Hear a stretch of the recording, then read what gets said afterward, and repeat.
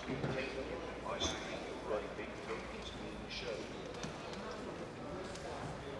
Sorry, could not show you the location of my screen. I am must be seen online. I will try to pick the big cook. Please take a look at my screen where the big cook is being shown. Sorry, could not show you the location of my screen. Must be seen online. I will try to pick a big cook. Please take a look at my screen where the big cook is being shown. Sorry, could not show you the location of my screen. Must be seen online. I will try to pick a big cook. Please take a look at my screen where the big cook is being shown. Sorry, could not show you the location of my screen. Must be seen online. I am trying to pick the sponges. Please take a look at my screen where the sponges is being shown. Sorry, I did not show you the location of my screen. Must be seen online. I will try to pick the sponges. Please take a look at my screen where the sponges is being shown. Sorry, could not show you the location of my screen. Must be seen things.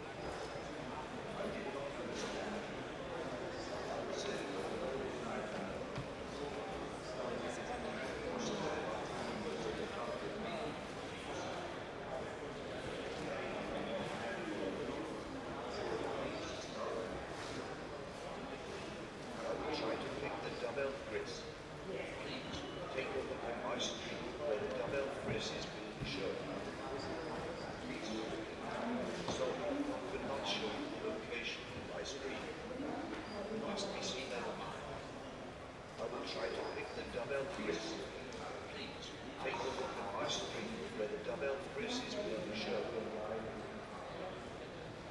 So he could not show his location by screen. Must be seen things.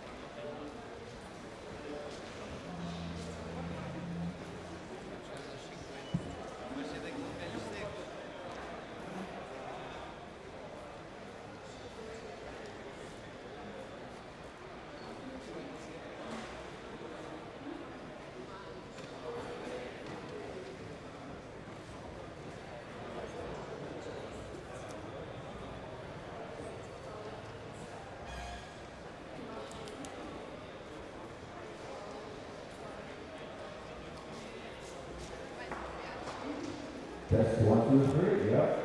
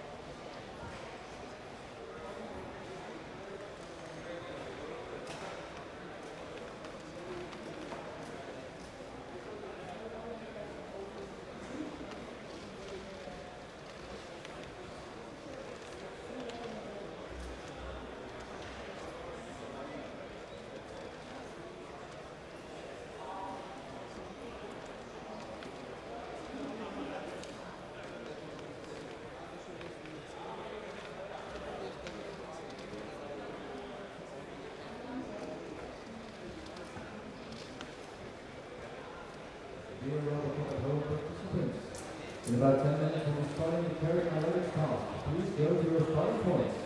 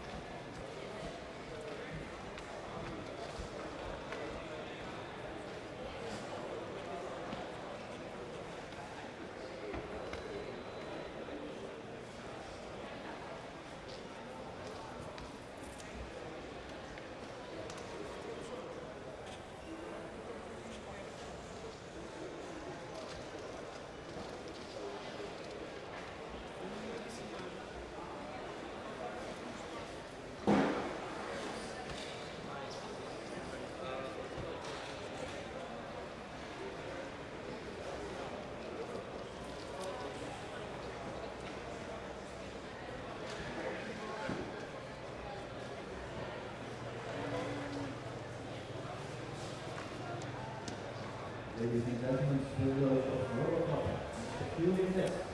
Here at Robo Erasers, we will start preparing my luggage challenge.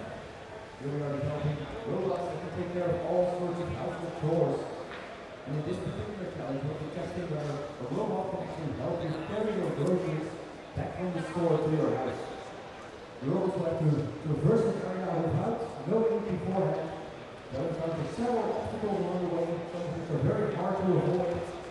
They'll have to follow an operator, ensure not to lose anything to them, don't know where they should go. So we'll see how our teams perform this morning. In the very early morning, we've seen teams test with all sorts of small objects here on the floor. Our referees are getting into position. The teams are anticipating a very stiff competition. So, here, come see.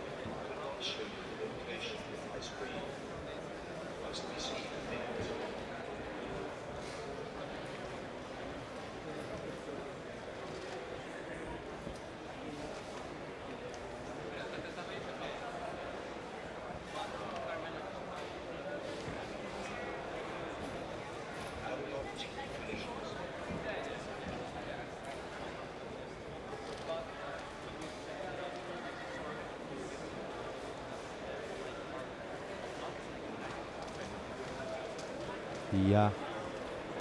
Ja. Ja. Ja.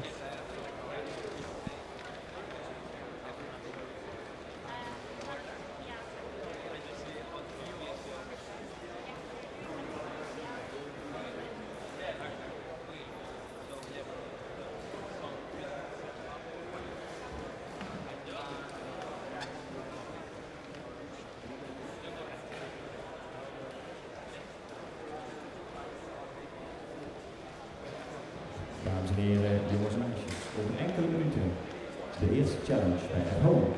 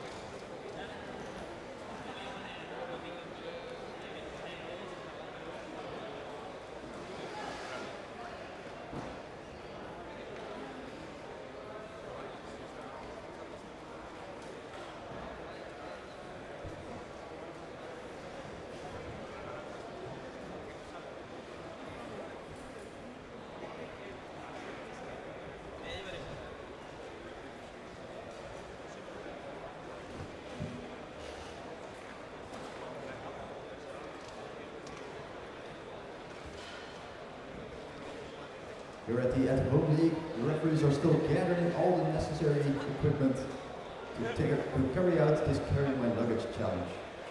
We'll have several small obstacles, some hard to see obstacles, and even some retractable barriers for the robots to avoid. We'll see which obstacles will prove the most difficult for our teams.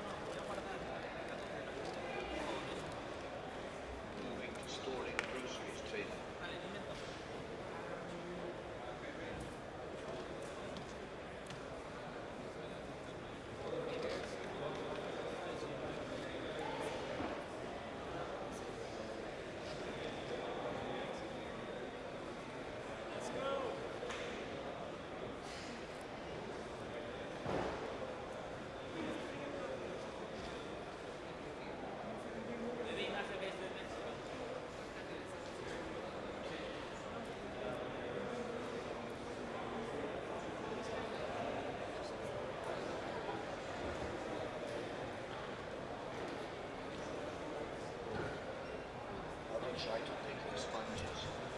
Please take a look at my screen where the sponges is being shown. So, do not show the location on my screen. You must be seeing things.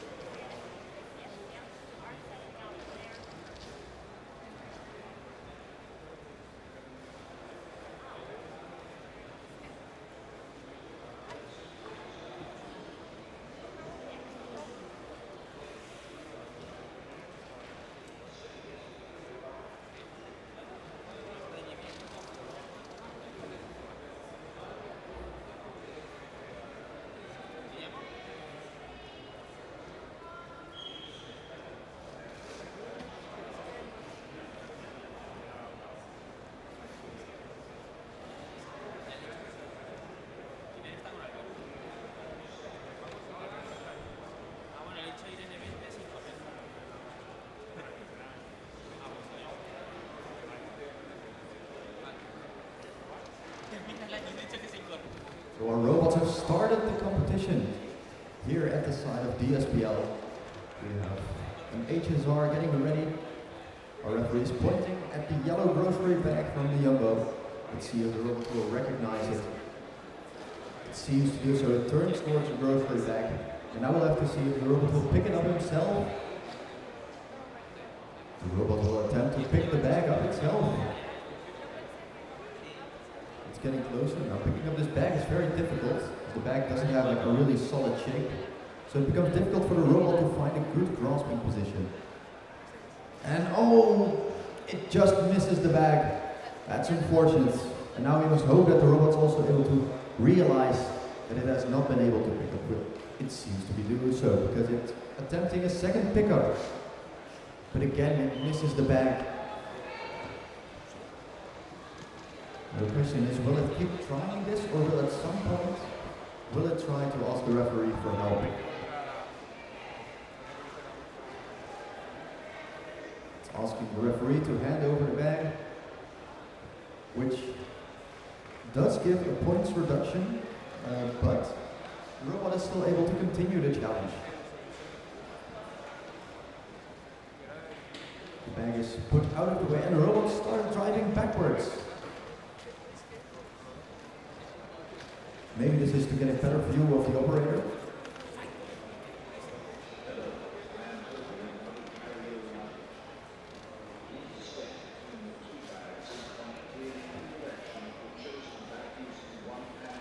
The robot has now learned the operator and started following them. So this team has already scored 15 points by perceiving the correct bag. Now we hope that they're able to follow the person to the car, which will give a total of 300 points, which is the main component of this challenge. And the operator has started walking, but the robot is still in the same place. It might not have seen the operator, it might think that it's stuck somewhere. We don't know entirely. 30 seconds have been called if the robot doesn't start following in 30 seconds, and that means that this trial is over. So we hope that the robot is able to realize its mistake, or in some way indicate that it's not able to follow the operator. Then the team still has a chance, but the referee has given the signal. 30 seconds are up, and this was the first attempt at our DSPL league. Now, let's have a look over at our OPL league, what's happening there. Now the difference between the OPL league and the DSPL league is that in OPL, they build their robots themselves.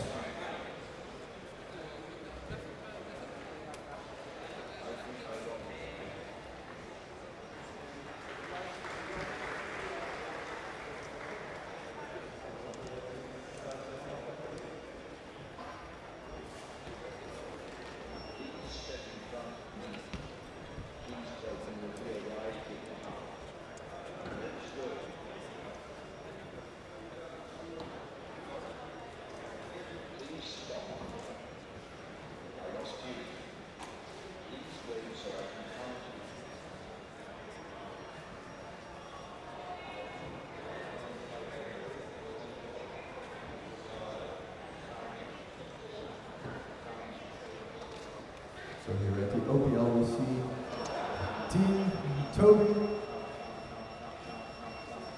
has found the operator, but it appears to be stuck in some sort of error. We get a big round of applause.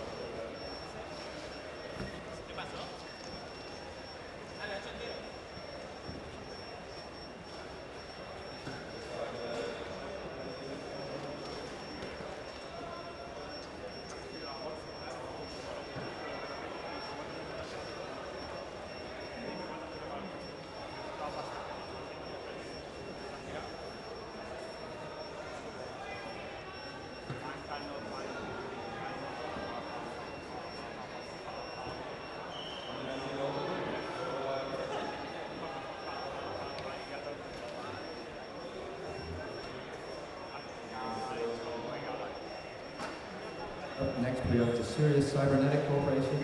They appear to have the same model robot, but the software will be different. So we'll see if they're able to get a little bit further than Team Toby before that. The referee is setting up with 2 grocery bags.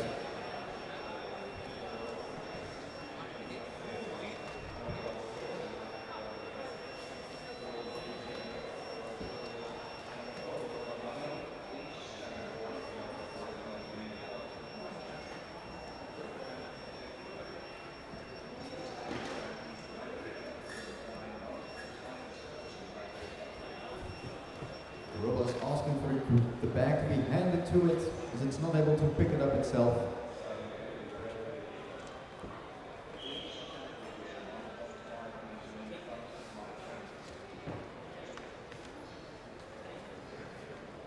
The robot is learning the operator.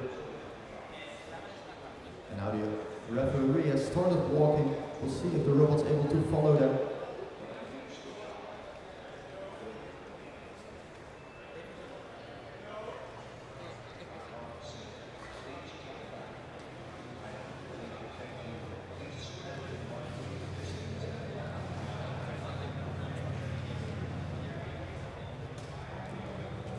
The robot has asked the referee to stand back in front of the robot so he's able to re-recognize them. This is a hard point deduction, but hopefully, yes, the robot has started moving and is following the operator. It's nearing the first obstacle, which is a tiny can of Coke on the floor. These are very hard to detect for the obstacles. But it has been detected. It's asked the operator to move slowly, giving the robot time to avoid the obstacle, which it does very nicely. Up next we have a hard to see obstacle. The hard to see obstacle is a chair in this case. And this as well has been detected.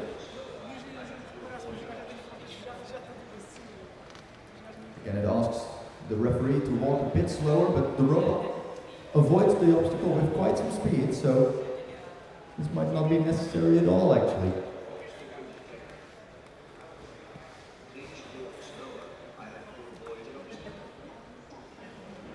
So it appears it has seen this chair as two separate obstacles and is trying to avoid them twice. But the end result is still that the obstacle has been avoided.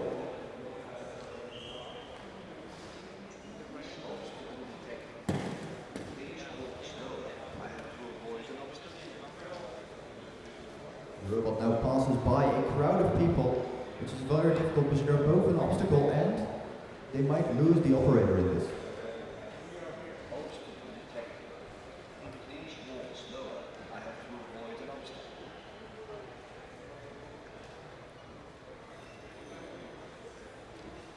The robot almost runs into the audience stands, but not quite there yet.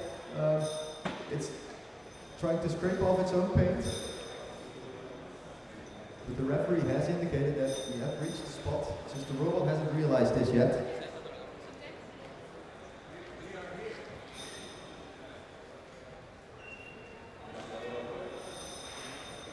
The robot seems to be stuck in this particular position next to the audience stand. It's kind of scraping up against the raised wooden platform. We're not sure what's going to happen after this.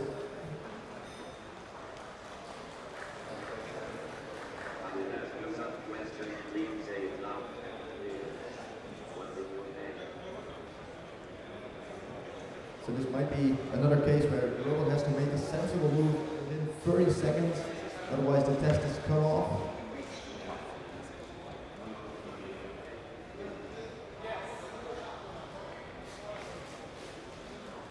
But luckily the robot asked, "Are we there yet?" The referee replied yes, and the robot seems to be responding differently now. So the robot's handing over the bag. Pick it from the table. So the robot has delivered the groceries, and now the robot will try to go back to where it came from. Though it appears to be going in the wrong direction.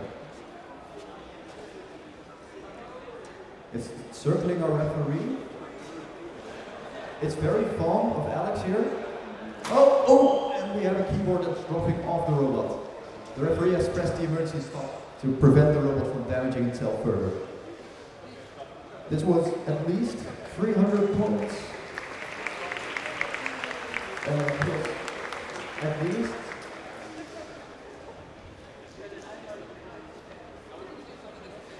So we've counted, and this was at least 450 points. 300 for reaching the end point, and at least 150 for avoiding 3 obstacles.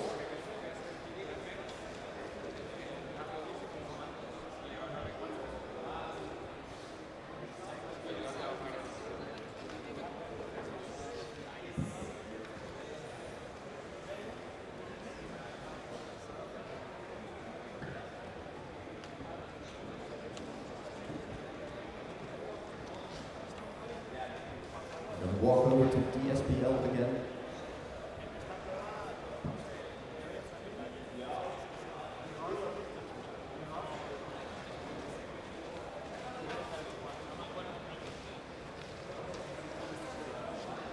Here at DSPL we can see UT Austin, Texas getting ready for their attempt.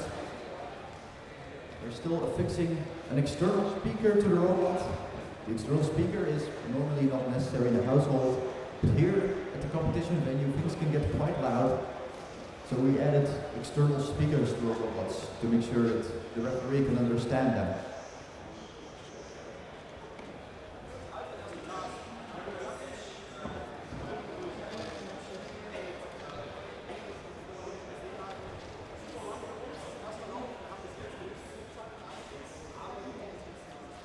The robot started looking for the bags. Our referee is already pointing at the yellow jumbo bag, which should be picked up by the robot.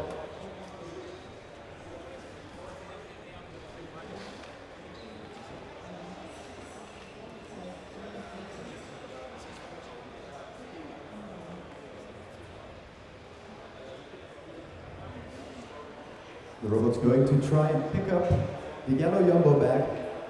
It's identified the correct bag, and now will it be able to grasp it? It's near the right spot, but it just misses it. The robot found the right position, but not the right orientation for this particular bag. That's a shame.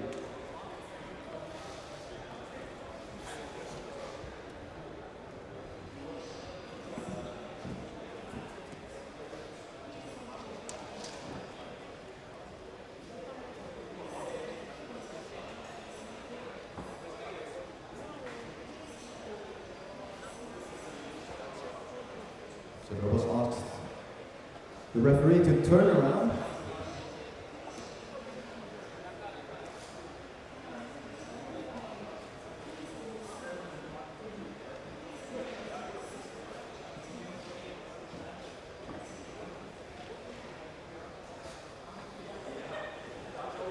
So the robot appears to think that it's already arrived at its destination.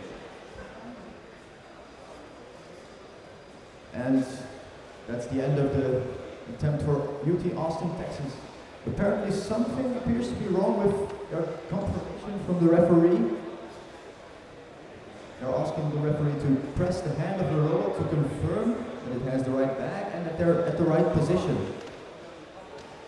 But the robot believes both to be true, while in reality the referee did not yet press the robot's hand.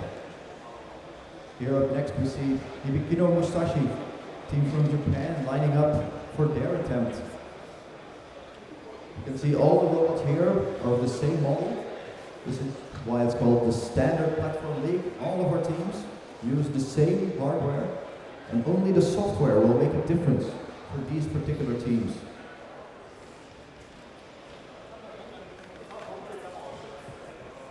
And last year, Hibikino Musashi earned second place.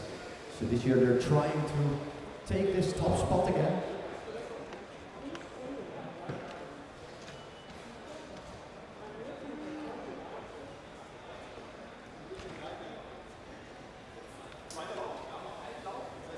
So the robots ask the referee to wait a moment. The robots turning in place. And usually when they do this, this is to sort of get a view of their environment and make a map. The robot will need this map if it wants to find its way back to the starting point after it's delivered the groceries.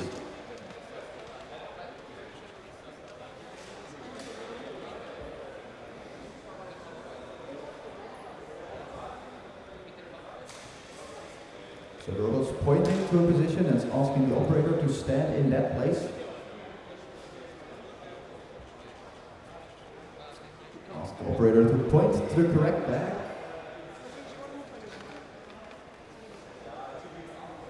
Ooh, but unfortunately the robot did not recognize it.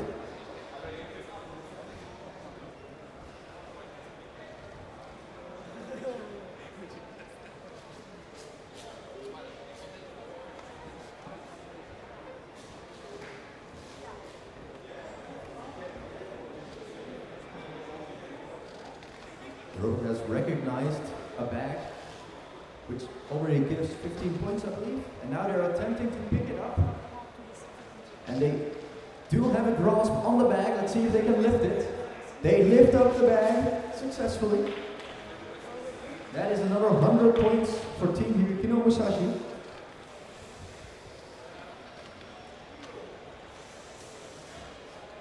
So they ask for confirmation by pressing the hand. This way the robot knows that it was successful in its attempt.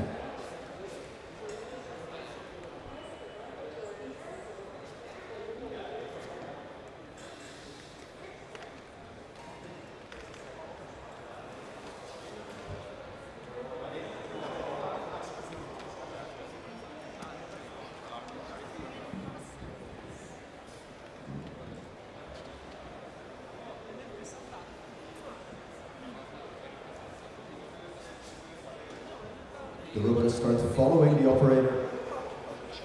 Our referee for this task is Johannes. Johannes has started off walking quite slowly. He's passing a little packet of double frizz. We'll have to see if the robot is able to avoid this obstacle. It does not. It pushes the double frizz along. It pushes it aside. That does not count as avoiding the obstacle, unfortunately. But luckily, the robot did not end up in a collision, so the test can continue. It also managed to avoid the chair, the hard-to-see object, and now we arrive at the group of people. So the robot will both have to avoid these people and not miss its operator. It's very easy for the robot to get distracted and sort of believe someone in this crowd of people is its operator. But this does not fool Team Hibikino Musashi. They are still following Johannes, our referee, who has now arrived at the goal location. Johannes presses the hand of the robot to confirm that they've arrived at the position.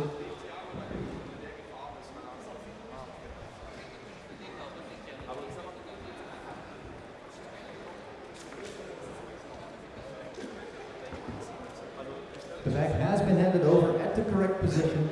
That is another 300 points, the main element of this particular challenge.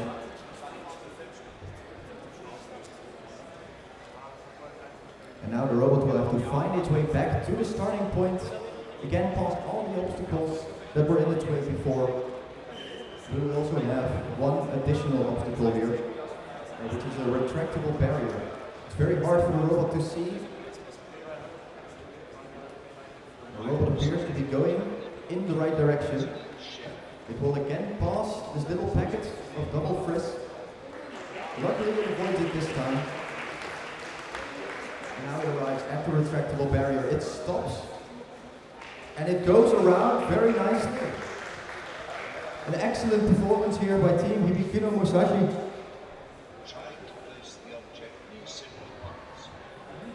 So the main goal has been achieved almost completely. Only the small object proved to be a challenge. But the robot is back at its initial position. A big round of applause for Team Hibikino Musashi.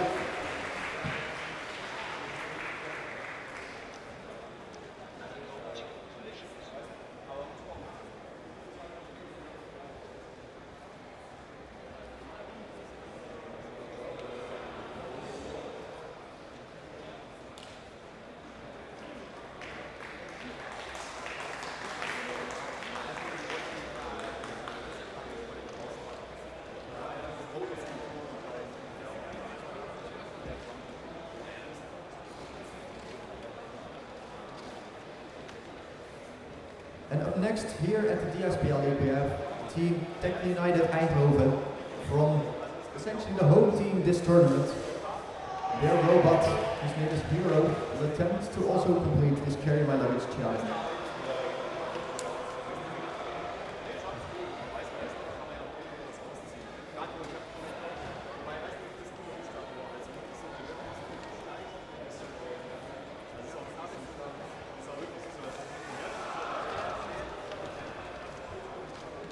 All the challenges here in the at-home arena will take place in front of the audience stand.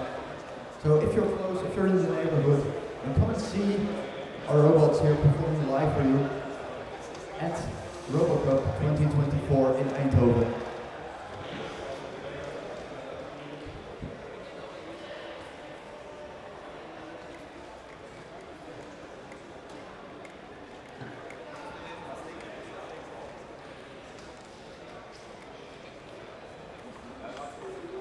Our referees are getting into position. When the teams are successful, it means the referee has to walk a long way to get the grocery bag back. In that sense, it's a lot easier to reset when the teams just start. The obstacles are placed, the bags are placed. They're sitting there.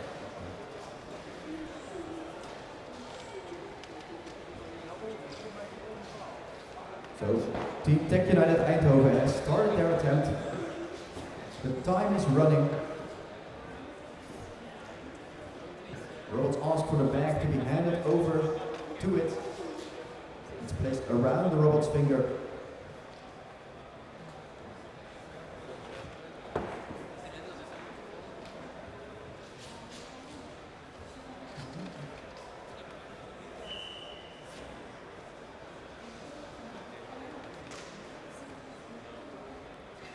Robot asks the referee to follow it, and it's asked him to walk slowly.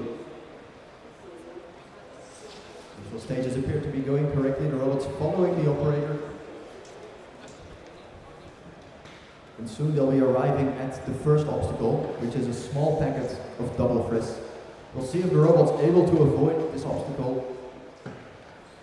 And it looks like this robot's also pushing the obstacle.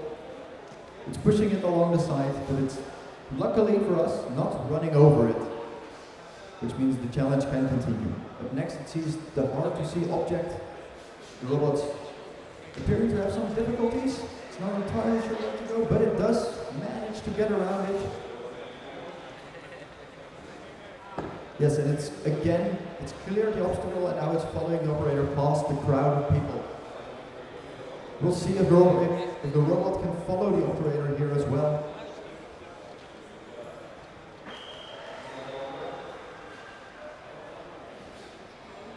The robot has stopped moving. It's looking in a few directions.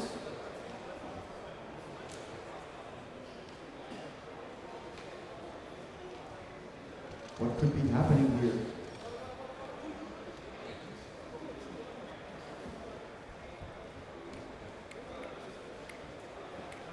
The robot made a request of the referee.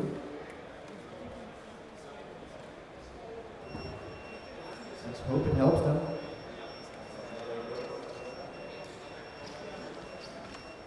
"30 seconds have been called. The robot's not able to start moving again at that time. And this attempt will also be ended prematurely.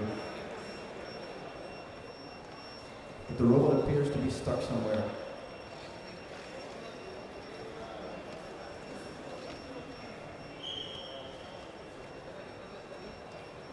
It sometimes makes slight movements to try and get out of this scenario, but it doesn't appear to be entirely successful.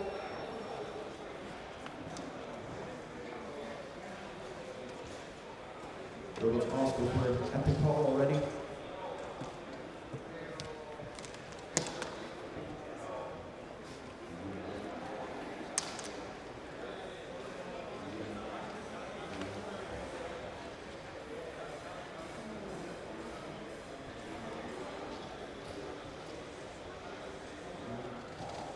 And the robot started moving again.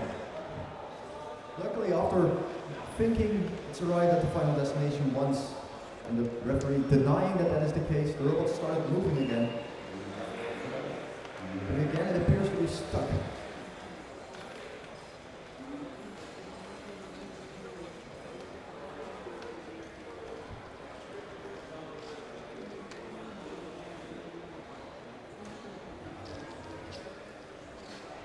There's only a few meters between the robot and the final destination of the referee, but the robot's not moving forward.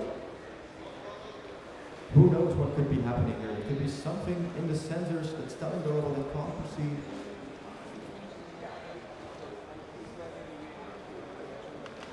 It is still attempting to get loose, but it doesn't appear to move anymore.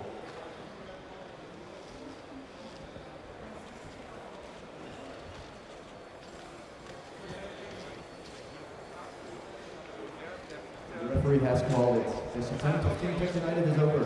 They've managed to avoid one, maybe two of the obstacles, depending on how the referees count this, but unfortunately did not reach the final destination. We'll move over to the OPL again and see how they are doing.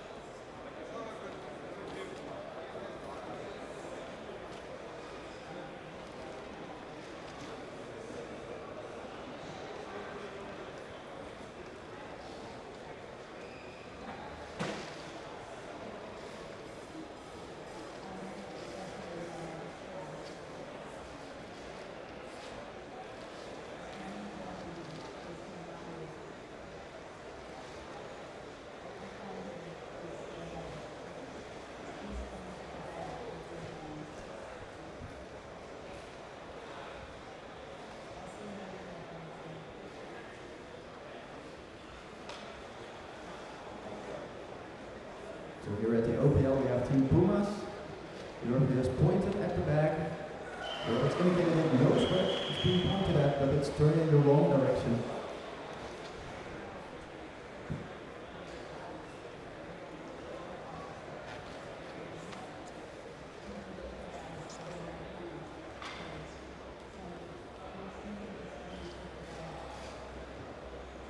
The robots ask the bag to be handed over to it.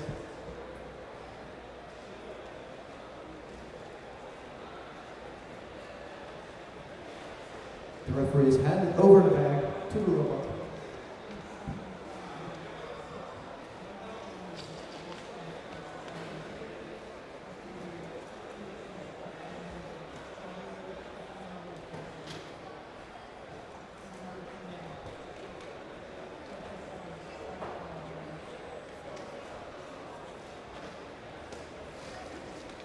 The robot started following the operator.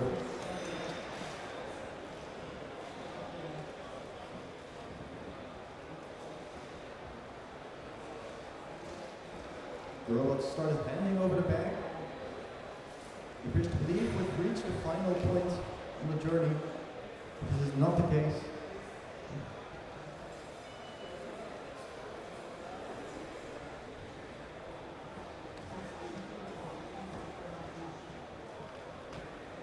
So the robot will now try to go back to where it came from. It started driving backwards as well. Excellent attempt from Team Pumas. A small issue, hopefully they can resolve it for their second try. Each team gets 2 trials for every challenge. So if the first one doesn't work out, they still have some time to work out the kinks in their program and try again the second round.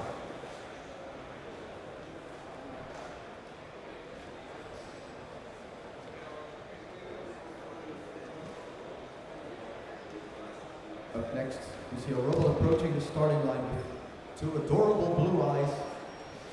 This, I believe, is Team Lion Tech.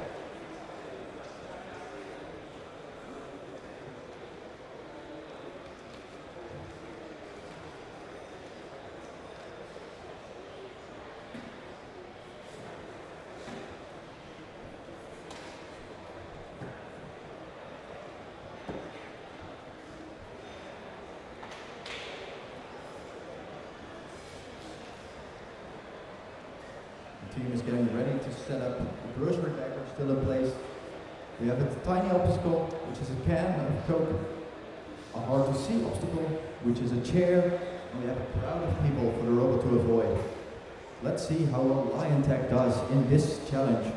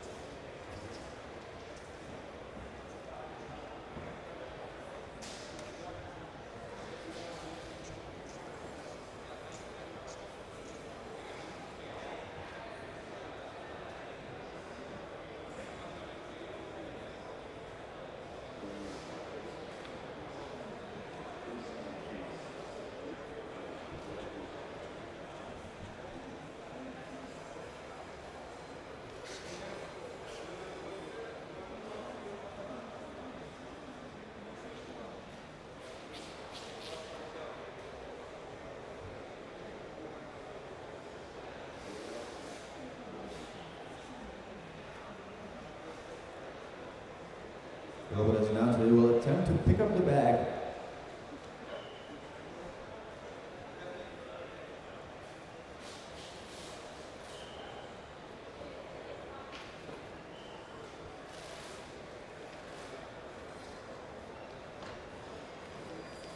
The robot has started moving.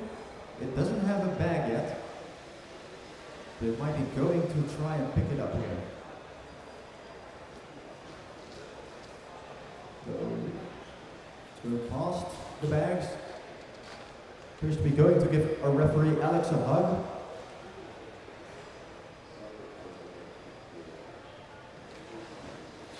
But the robot's asking for the bag to be handed over to it.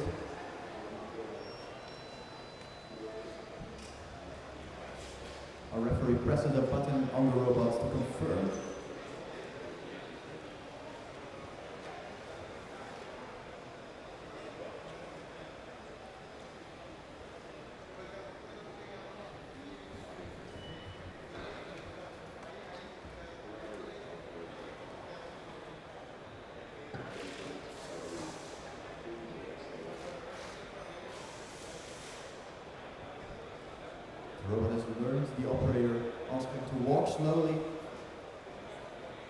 which Alex is doing very nicely. And the robot started moving. It's going forward, away from Alex, unfortunately.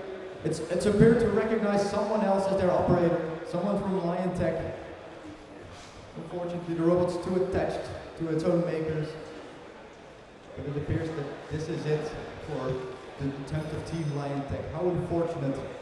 But again, hopefully they'll be able to work out these kinks and make it go better the second go around.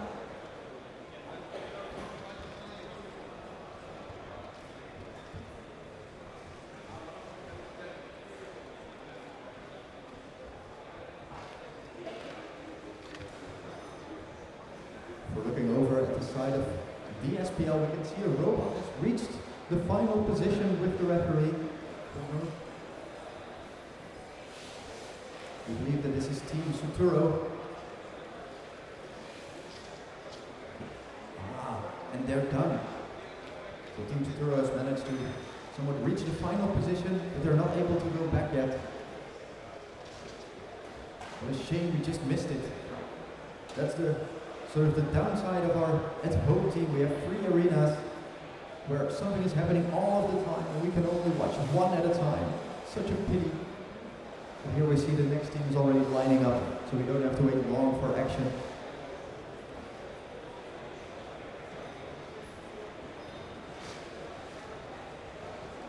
So we believe that this is Team Trail. Last year they came in at the 3rd place. I'm sure this year they're attempting to reach 2nd place or higher so they can participate in the finals for our league. We're looking forward to see their performance here as well. The grocery bag is being rushed over to us.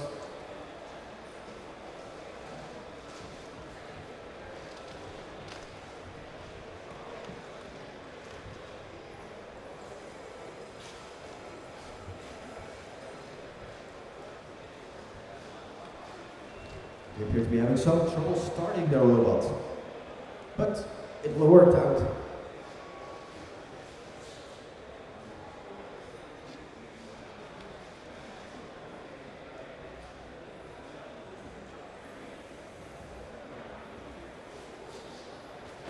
So the robot's asking the referee to point at the right bag.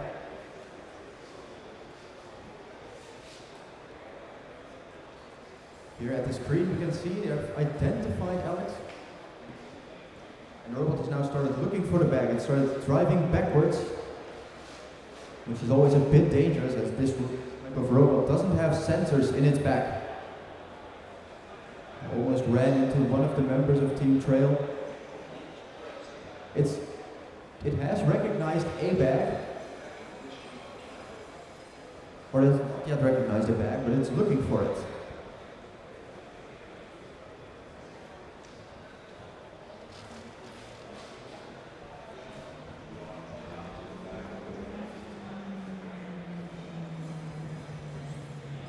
The robot's saying a lot of things, but it's remaining stationary.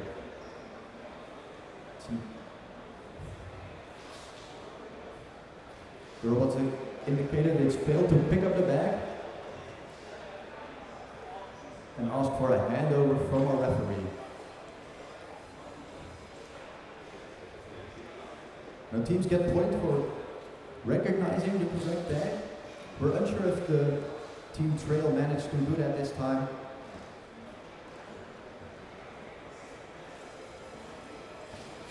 But the robot has recognized the operator.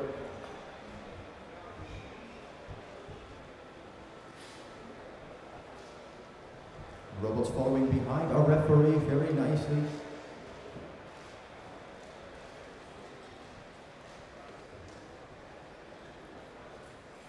You can see very nice following behavior here. They're approaching the first small obstacle, which is a small packet of double fizz. We're hoping this but this robot also runs into it. Hopefully it doesn't run over it, but it's taking the small packet with it. It's ran into the chair with its bag. The robot itself is avoiding the bag, the chair, but the bag it's holding is increasing the size of the robot. And now the robot has moving.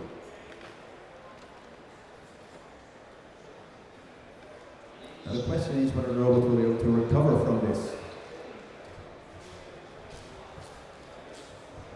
The referee has called for 30 seconds, so the robot has to find a way to get out of this within 30 seconds, or this trial for team trail will also be over. These are some difficult situations because once the robot believes that it is stuck, it's very hard to convince it that there's actually some room for it to drive. They're still making some movement, so there is a chance the robot will get out of this. We just have to wait in anticipation. But the referee has called it. It's taken too long for team trail. But still, and this was the end of the first run for DSPL. So now we're going to switch up the order of objects and type of objects.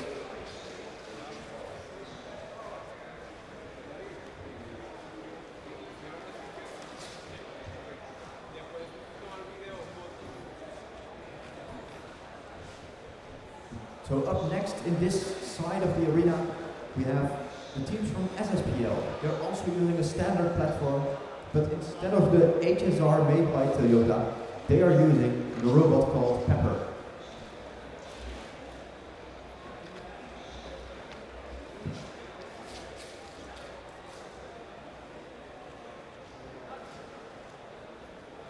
And up here we have Team Symphonia.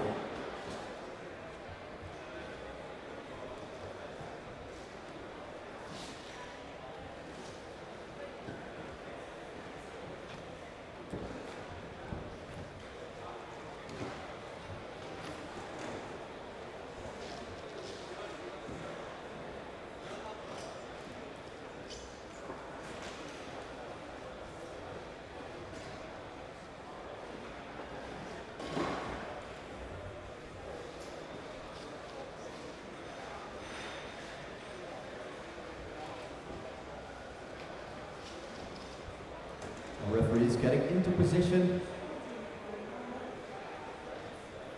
The team's been asked to start their robot.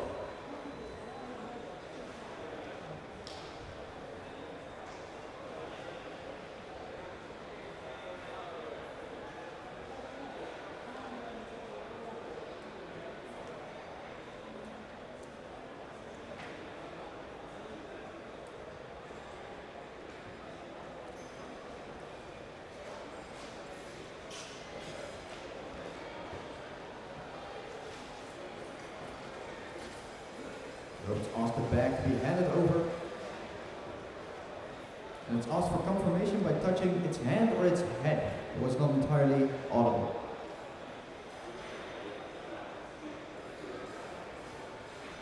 The robot's gripped the grocery bag. Oh, but it unfortunately dropped the bag.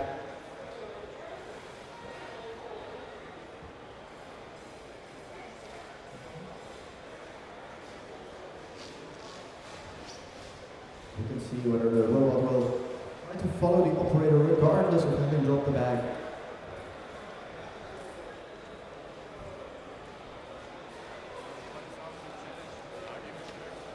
But unfortunately the robot has gotten stuck. And still 15 points for recognizing the correct bag. The robot clearly indicated that the bag is to the operator's right instead of their left.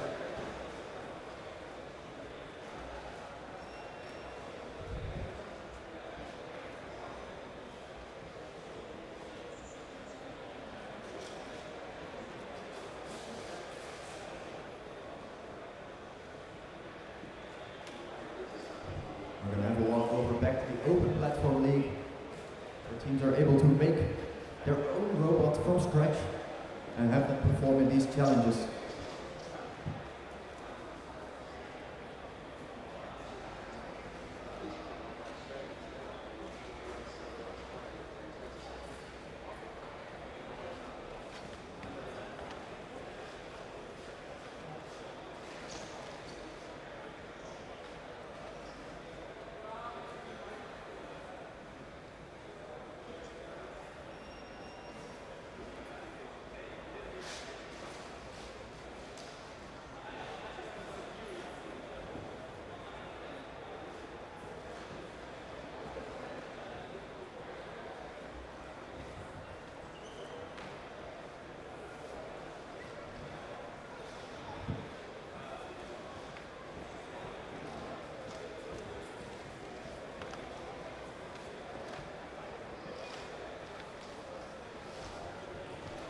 here at the Open Platform League.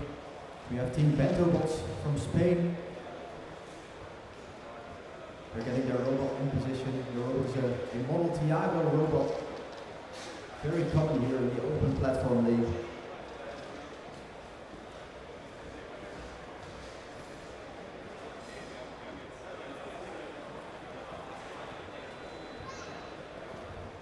These robots, for those of you who are just joining in, they need to pick up a grocery bag and follow the operator past 3 very difficult obstacles to reach essentially the home of the operator.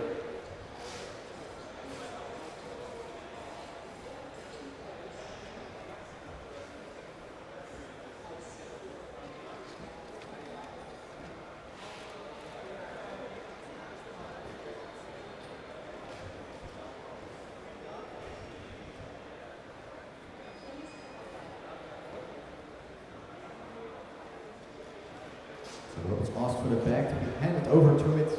It's not able to grab it itself.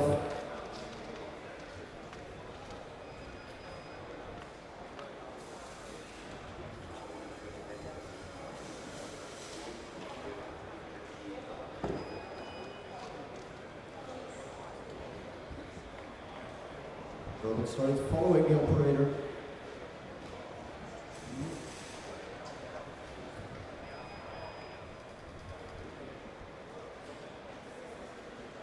Following the operator, and they're reaching the first obstacle, which is a tiny can of Coke.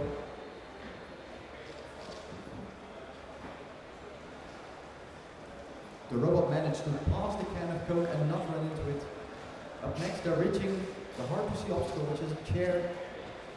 And the robot's driving past it very smoothly. It sort of grazes the chair with its bag, and now they're approaching a crowd of people.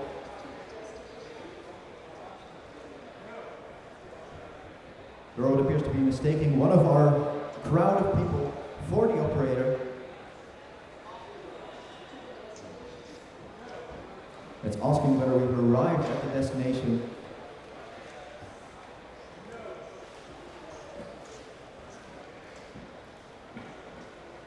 This can sometimes happen if the robot has mistaken one of our crowd of people for the operator, so it might no longer be following Alex. But it seems like it's managed to regain some form of control.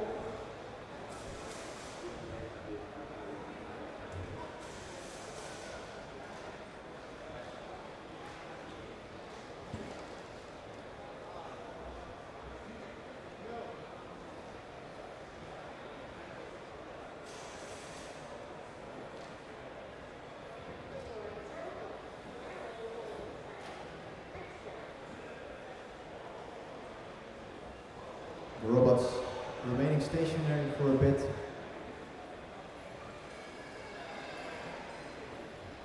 You can see the team starting to sweat, wondering whether their robot will recover.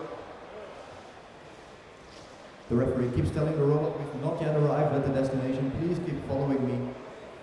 The robot started moving again.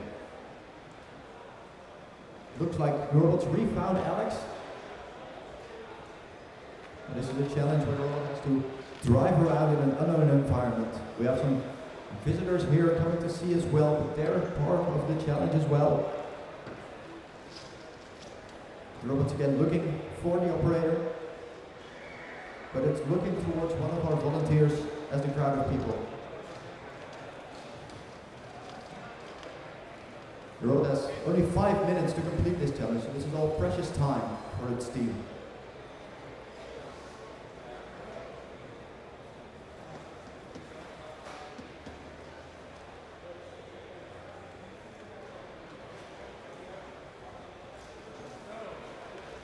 So we still have 1 minute left for this team to reach the final destination. It's not that far yet, but the robot needs to find Alex. It needs to recognize that Alex is the person he's supposed to be following.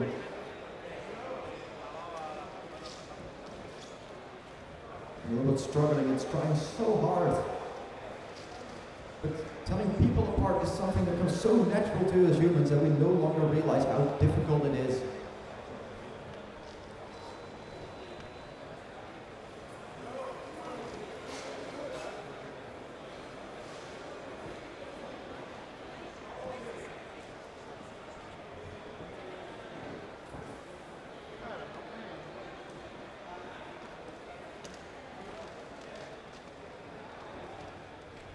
Only 20 seconds left for Team Gentlebots.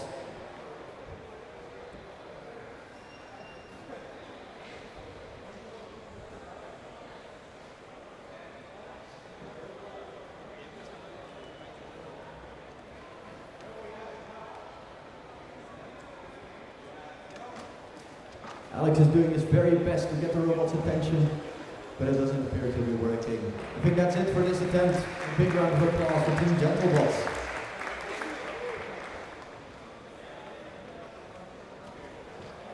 They still avoided 2 obstacles along their way, so that's still at least 100 points.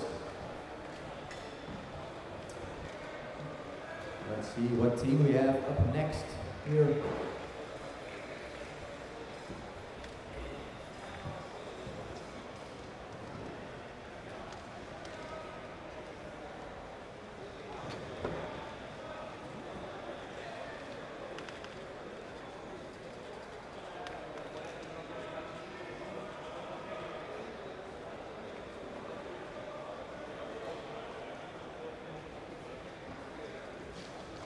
This was the last team of the OPL League, and now we're going ready for the second trials.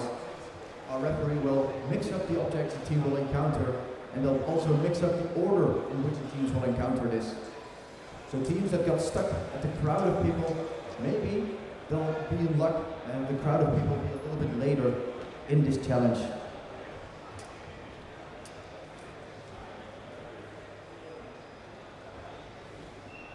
So here at the starting line for the second attempt, we have Team Robo Erasers, who are here for the first time this tournament.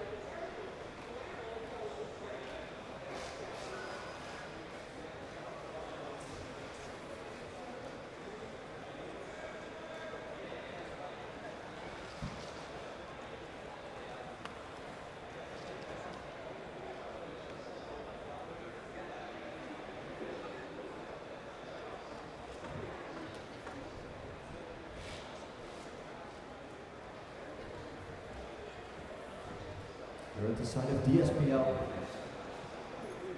We've started the second round.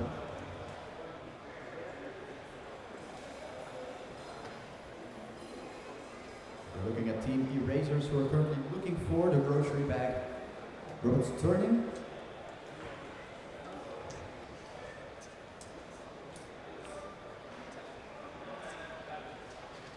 And the robot will attempt to pick up the bag.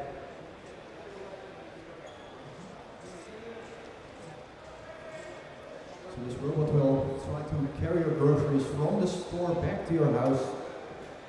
It's always all too heavy to pick up the groceries and carry them all the way. I get a sore arm from it, but the robots don't get tired that easily. And they've picked up the bag successfully. That is at least 115 points for both recognizing and picking up the bag. Now let's hope they can keep a hold of the bag for the entirety of the Carry My Luggage challenge.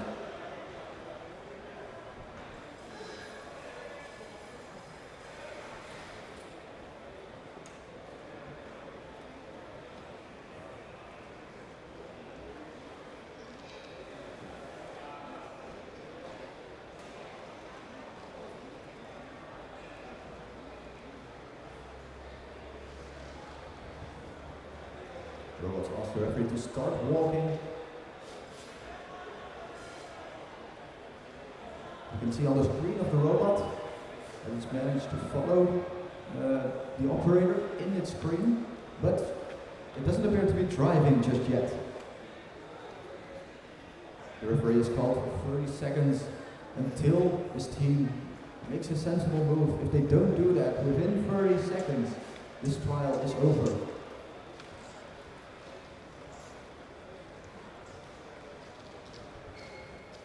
You can see Team Erasers already wondering why the robot is not moving. What might be happening? It might be all manner of things. The robot might believe that it's stuck, or it might have lost the operator. Only the robot knows at this point. But the referee has called it. Still 115 points for picking up the correct grocery bag.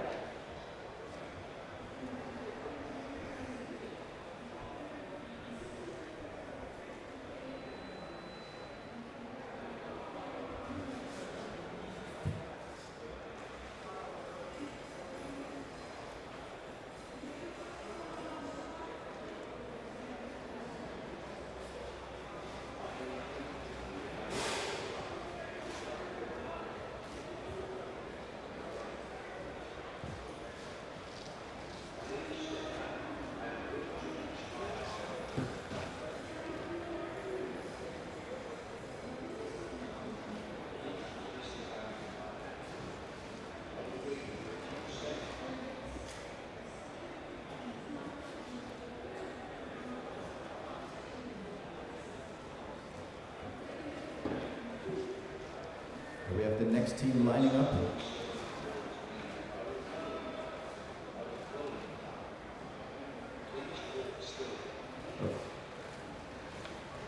This is Team Erasers from Japan.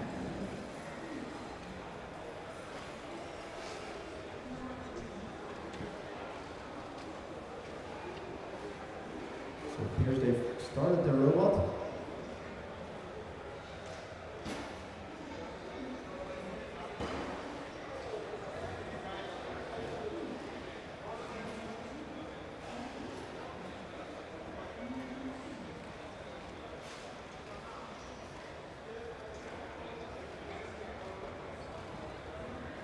Let's ask her if we can point to the correct bag.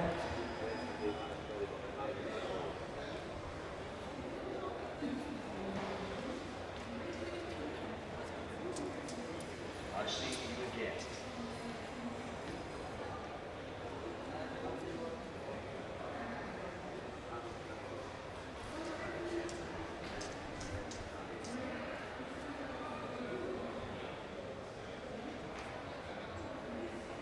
Have we arrived? Please say yes, we have arrived. The robots found the correct bag, and now the robot is going to try and pick it up.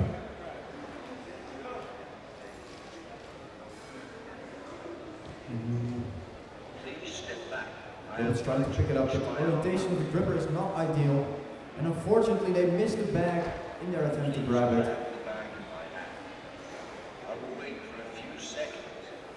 The robot's asking for confirmation from the referee, which is not given because the robot has missed the bag.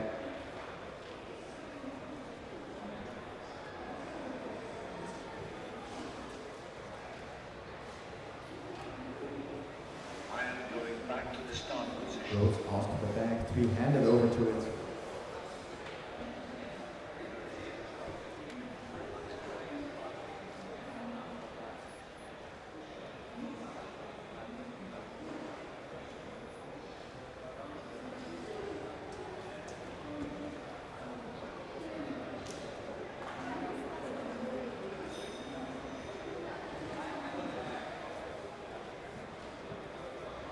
The robot started following the operator.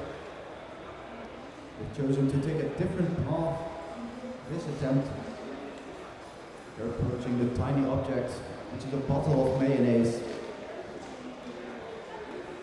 The robot just scrapes it. We'll have to see if the referees will call this avoiding the obstacle or not.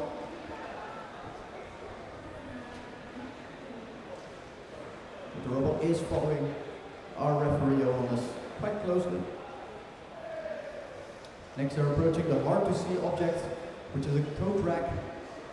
And the fact that this object is hard to see is because it contains a lot of small trusses. It takes up a large volume where the robot can't drive, but it's not that visible. It sort of scrapes the bottom of the coat rack, but it doesn't crash into it. And again, the robot starts following Johannes to the crowd of people.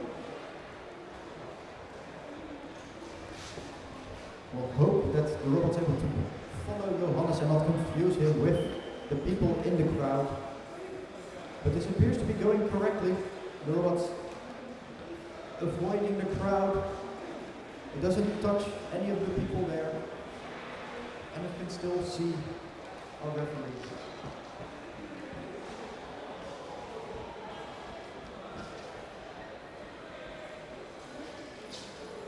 They've reached the final point.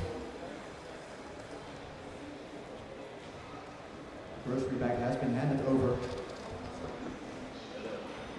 The robot will try to move back to the first location, past all the obstacles.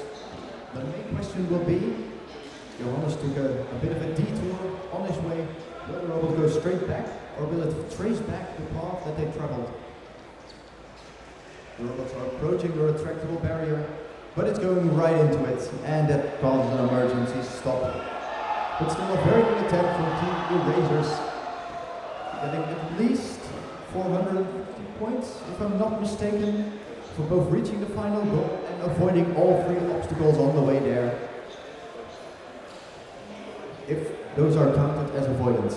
Like we said, might be a small discussion surrounding the tiny object, but only our referees can tell. Up next here, we have Team Robo Kanes, whose robot appears to be going for this attempt without its cover. Its cover has been blown.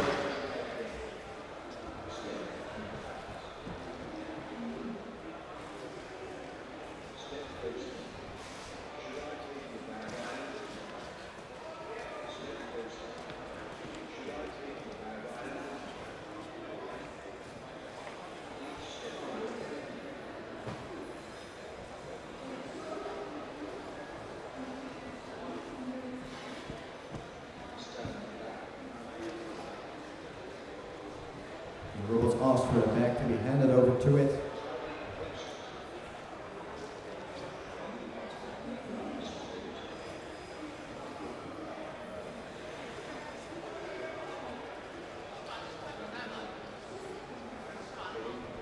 The robot's found the operator and started following.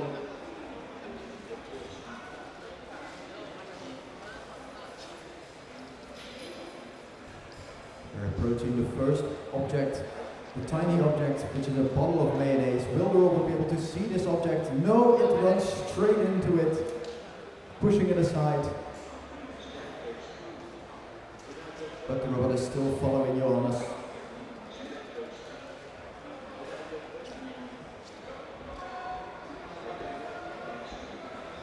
Up next, they're approaching the hard-to-see object, the coat rack.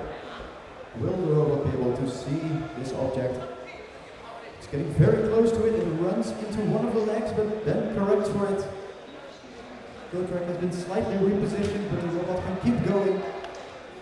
And finally, we're approaching our crowd of people. One of the more difficult obstacles, because the robot can also confuse the people in the crowd for the operator.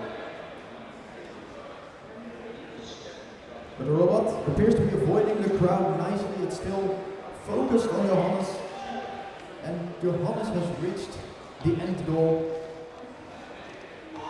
He confirms to the robot.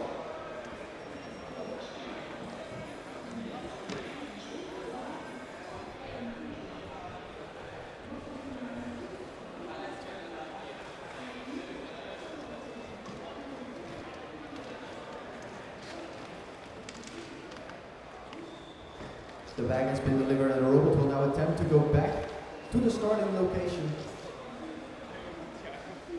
The robot comes face to face with the crowd of people again, but this time it can't really find its way around it. The question is whether it will be able to recover from this or whether it's stuck here until the referee calls it. The referee has called for a counting of 30 seconds. The robot does not make a sensible move in that time. The test will be called off. But this team has already scored at least 400 points for avoiding two of the obstacles and reaching the final location. Getting back to the start goal is bonus points. But the referees have called it. That is it for Team Robo Kanes. Still an excellent performance. A big round of applause.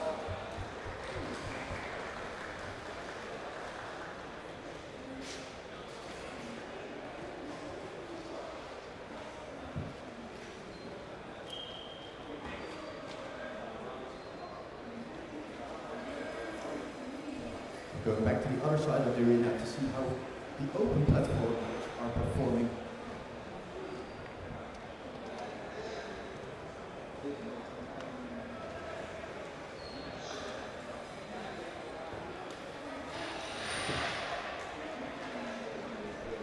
Here we see the tail end of Team Toby's attempt.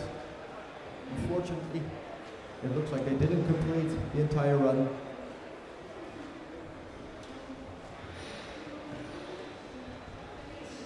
See which team is next. Looks like Syria Cybernetics Corporation is the team that's up next. They're getting their robot in position.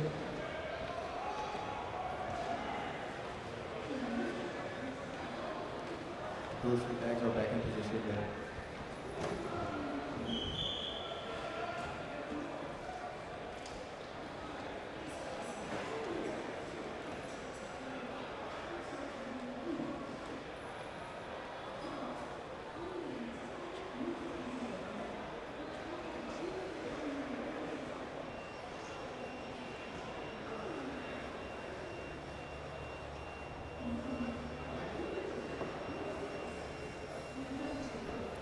And the team has started.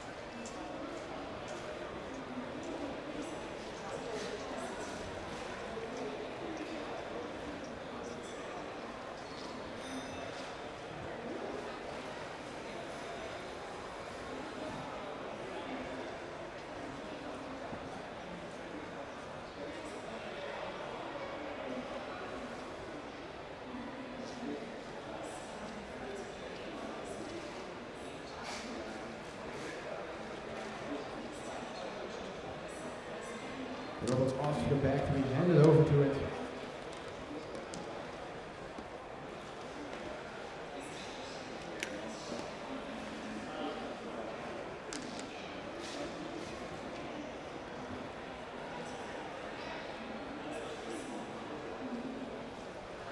The robots started following Alex. The robot's going quite slowly. The robot indicated they lost Alex for a bit, asked him to come back, but now they're back on track.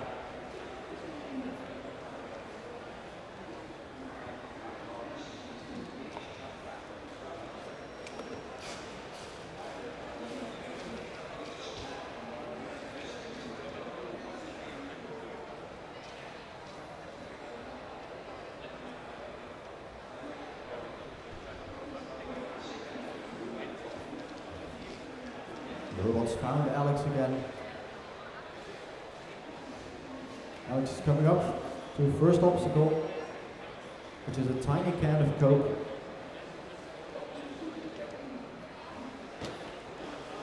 And the robots found the obstacle, drives nicely past it.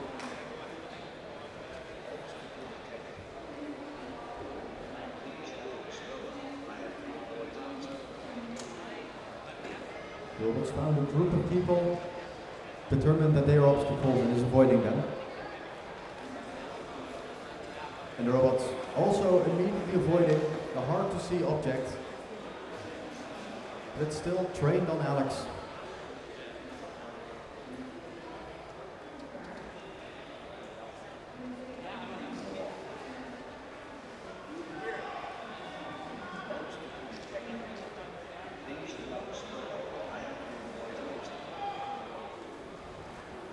So the referee is at the final position.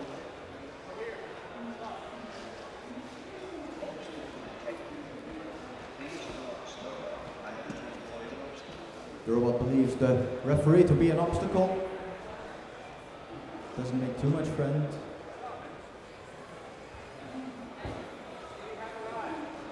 The referee is calling for the robot to stop as they have arrived, but the robot keeps going. I can't see you. Please come back. I can see you. You can move on. Obstacle detected. Please walk slower. I have to avoid an obstacle.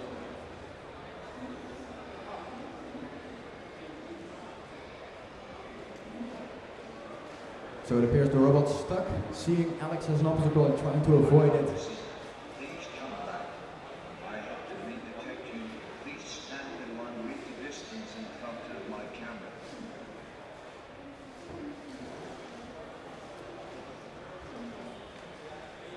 I can see you. You can move on.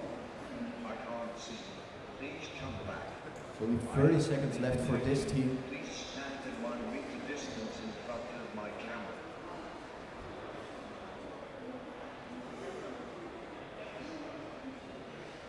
I can see you.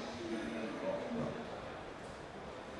And this run is over. Unfortunately, the robot did not recognize that the final position had been reached.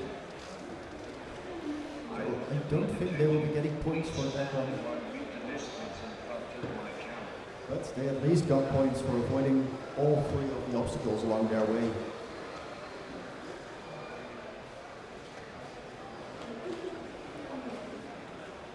Up next here we have Team Tidy Boy. Last year they were the winners of the OPL League, so they're here to defend their world champion title. Let's see how they'll perform during this Carry My Luggage challenge.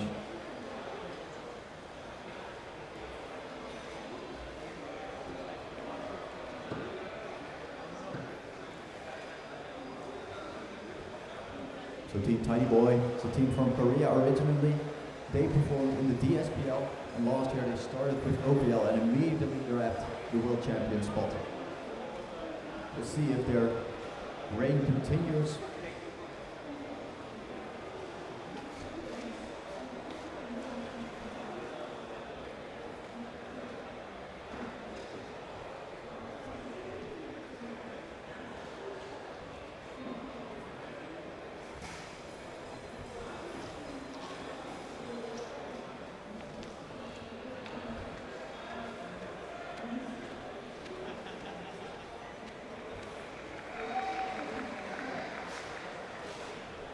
Robot has started.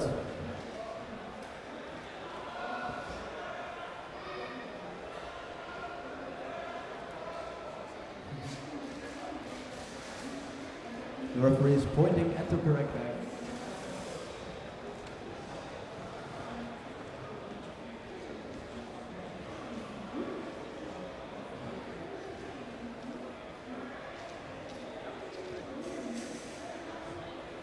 Robot's pointing in the right direction.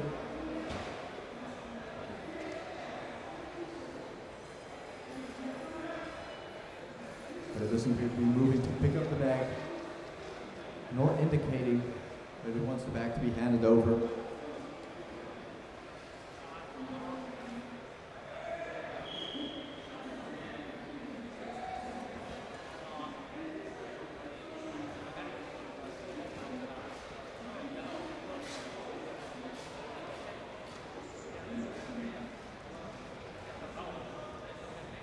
The robot's still not moving.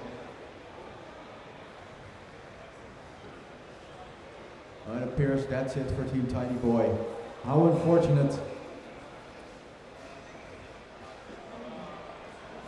So we did not see the first attempt of Team Tidy Boy, but hopefully they were able to score points there.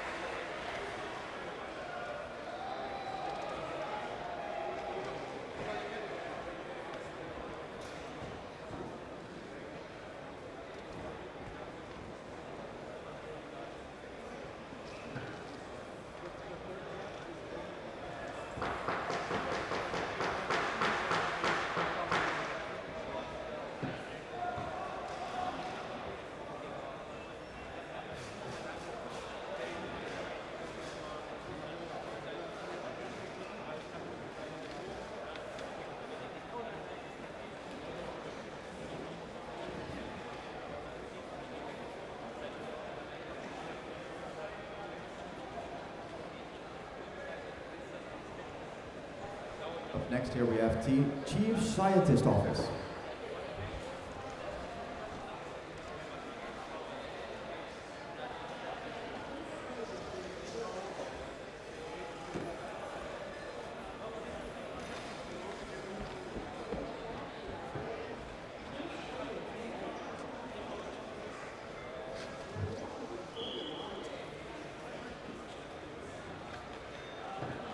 Looking for the object, made a little movement, but it's not indicating a direction yet.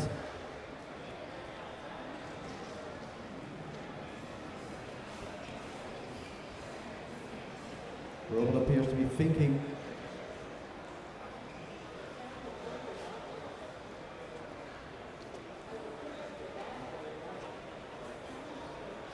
He's going to pick up the bag on the right, but it starts driving to Alex's left.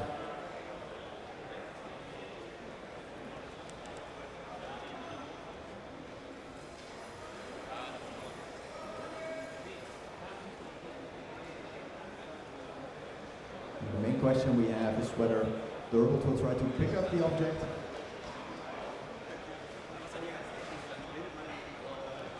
or whether it will ask for the bag to be handed over.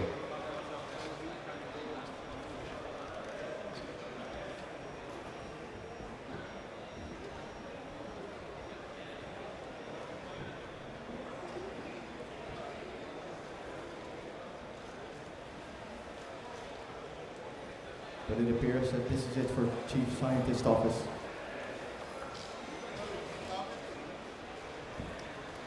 Now over on the DSPL side, I can see that our home team is going for their second run. So we're going to walk over there and see how our team from Eindhoven itself is performing in this second run. They have the bag. They've passed the tiny obstacle.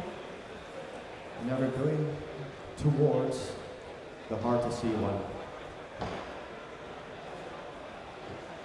Ooh, it's getting very close. It's stopped just before. It's only slightly scraping the bottom of the coat rack. Well, the referees will have to decide whether this will count as avoiding the obstacle or not. And up next, the robot's approaching our crowd of people.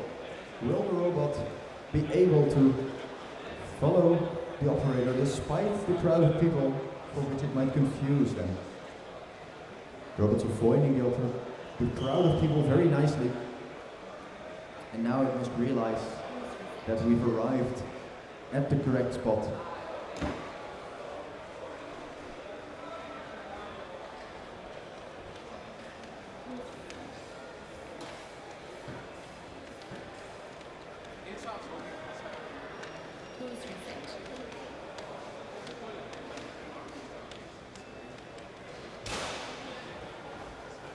The robot's handed over the bag at the final position.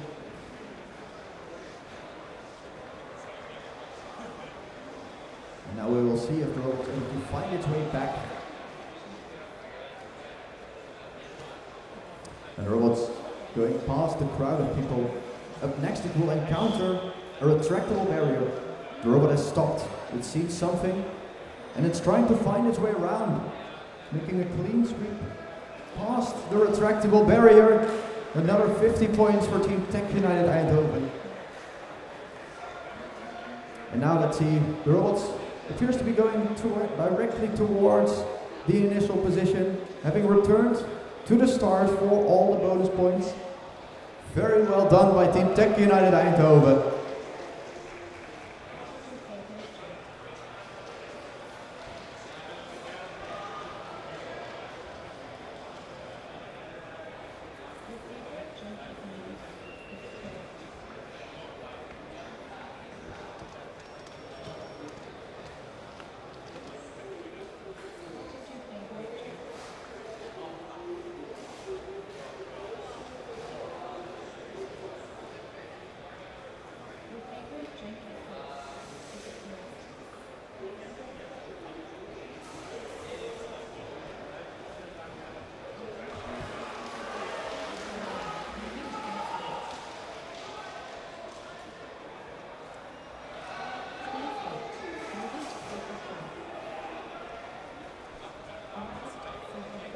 Next, queuing here for the standard platform league is Team Run Sweep.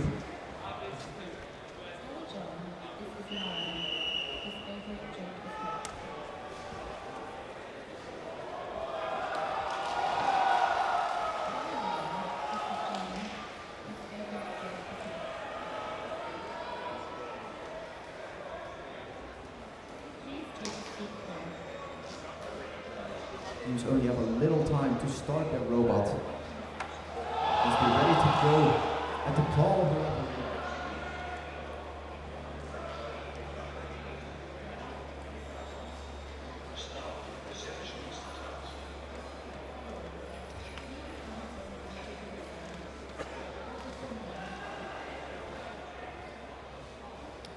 And the challenge has started for Team Run Sweep.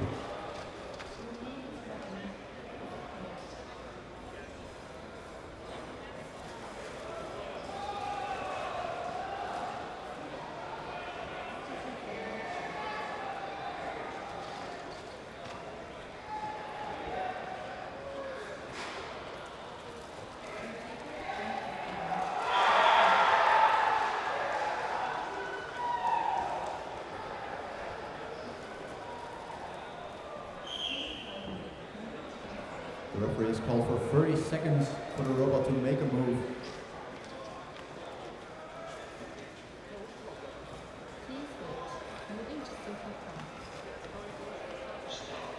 We are not sure what the robot's currently doing or what it's waiting for.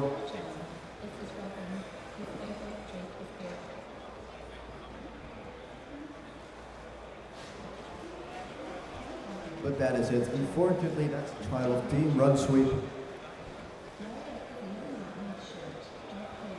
Unfortunately, this is often the case with robotics. One small error can halt the progress of an entire challenge. But luckily, we always have a next team queuing up. In this case, Team Suturo.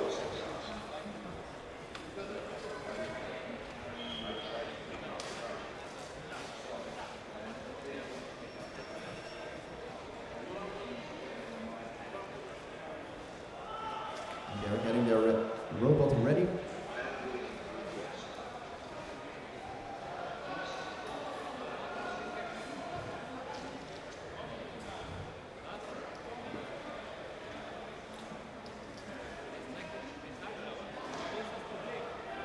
So let's ask for the bag to be handed over to the robot of Team Suturo.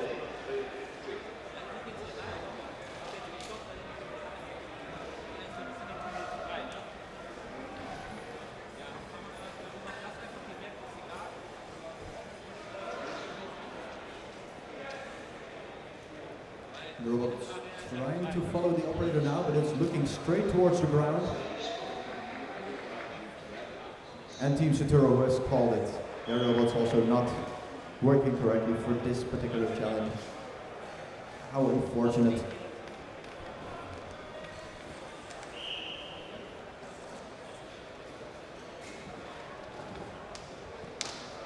Next we have Team Trail. This is the last team for DSPL. Take 2 of the Carry My Luggage challenge.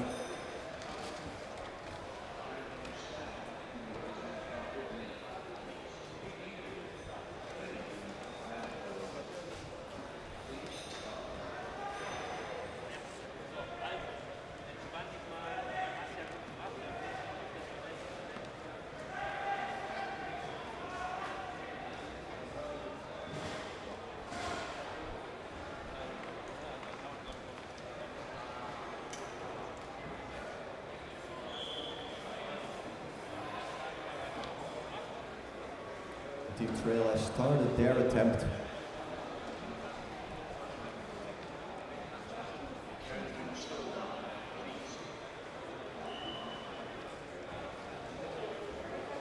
Referee's pointing to the correct bag. The robot's trying to recognize which bag it should pick up. You can see they've seen Johannes. And the robot started looking for the bag. It's going backwards quite a bit. Maybe this will give it a better view of the bags themselves.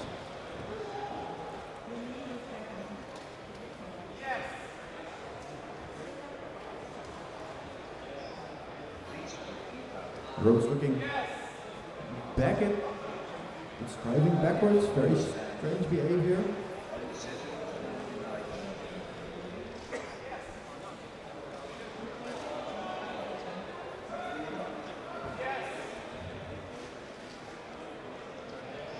The robot's announcing that it's going to the bag repeatedly, but it's not moving. Very strange behavior from the robot of Team Trail. The referee's called for 30 seconds for the robot to make a move, which it does. It's indicating that it's failed to pick up the bag and asking for a referee handover.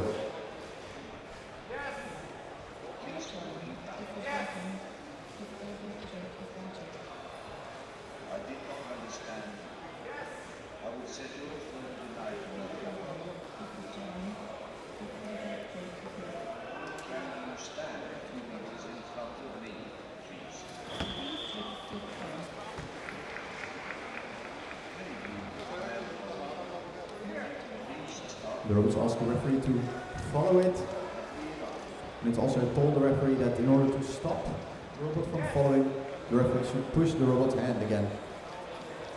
And they're approaching the first obstacle, which is a tiny bottle of mayonnaise. Will the robot see it? No, it runs right into it.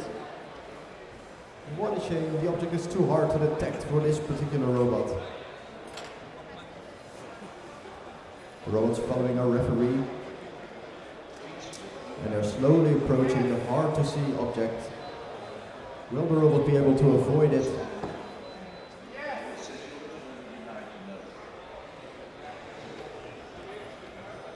The robot takes a wide berth of the object, avoiding it completely.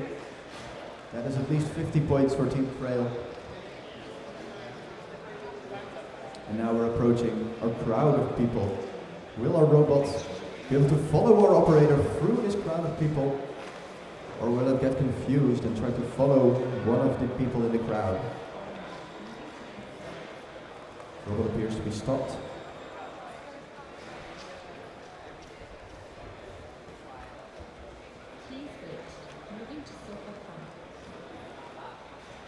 The referee's called for 30 seconds for the robot to recover from this.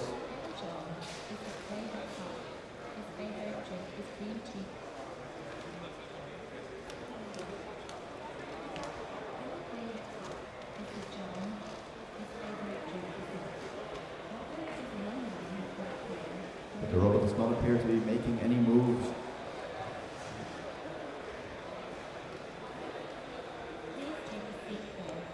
It's a very tense situation, but the referee has called it. That is it for Team Trail. Still managed to avoid at least one obstacle. Maybe indicated the correct bag. That's what the referees will have to decide. And up next, on this side of the arena, we have the Social Standard Platform League going for their attempts. We're going over to the Open Platform League to see how the teams are performing there.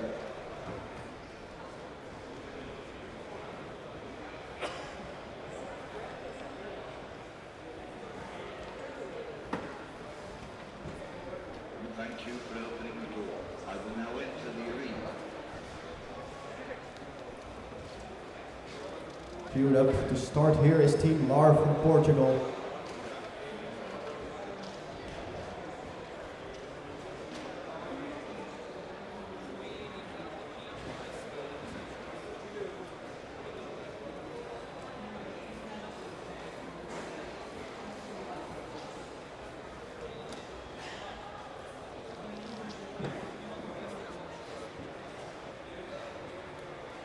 Robots identify the correct bag that the referee has pointed at. I could not open the door. Please open it for me.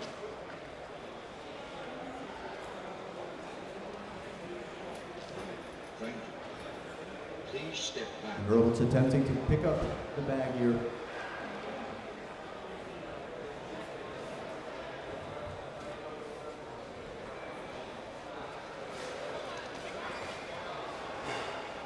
It's getting very close, but unfortunately it looks like it's going to the side of the bag. Oh, what a shame. These bags are very hard to pick up. They're very non-rigid objects, and they're very slim when it all comes down to it.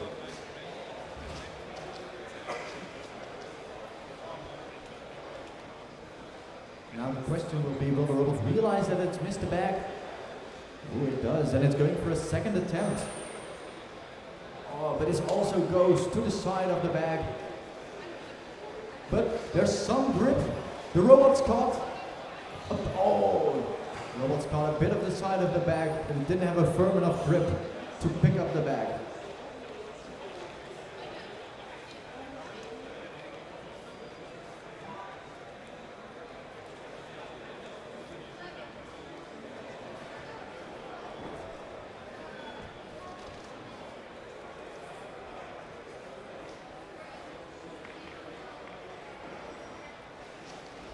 The robot's getting quite close to the audience stand. It's quite dangerous, as the audience stand might also be hard to detect.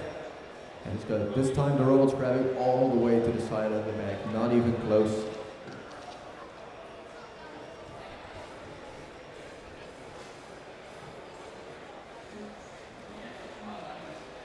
But the robot's determined. It keeps trying to pick up the bag. From what I can see from this robot, there appears to be a camera near the gripper as well, which it appears to be using to pick up the bag. This time it's right over the bag. Hopefully they'll be able to get a good grip this time. They've pinched the bag, but unfortunately it's not enough to lift it up. Getting a good grip on such a flexible object is very difficult.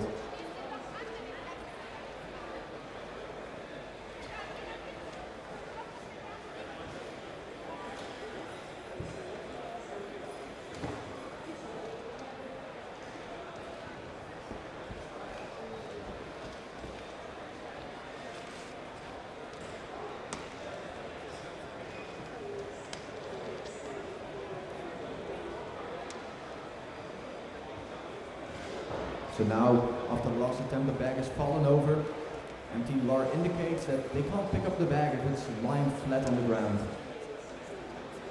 Because then it becomes a very different object to the robot. And again, they're going for a pickup. But unfortunately, they don't drop down low enough to actually get a grip on this grocery bag.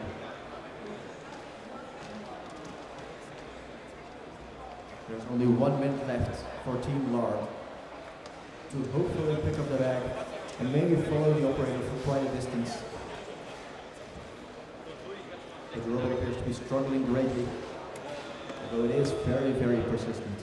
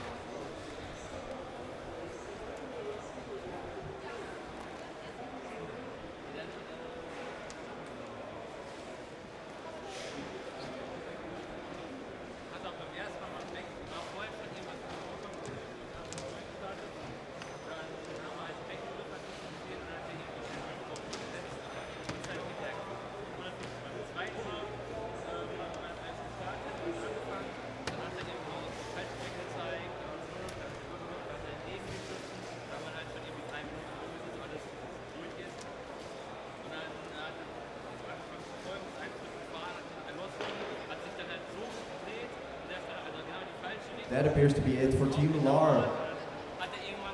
Still quite a good attempt to actually pick up the bag. There's a lot of teams that are asking for handovers directly. And indeed, Alex, I think a small round of applause is warranted.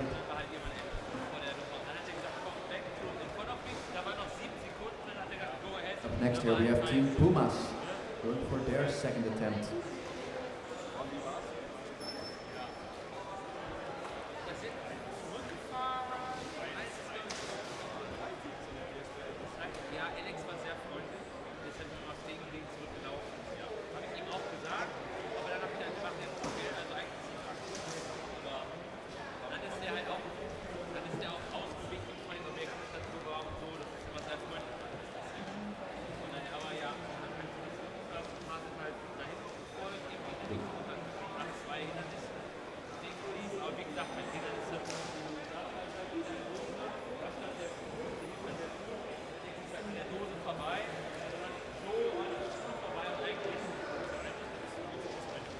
So the robots inform the referee that it's seen where they're pointing, but they've turned their back on the operator. Whether this is a detection error or the robot started to protest, we do not know.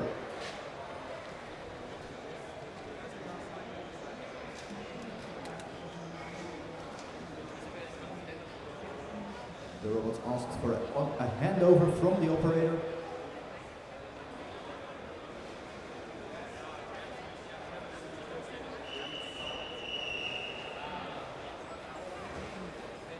Oh, but unfortunately the robot dropped the bag.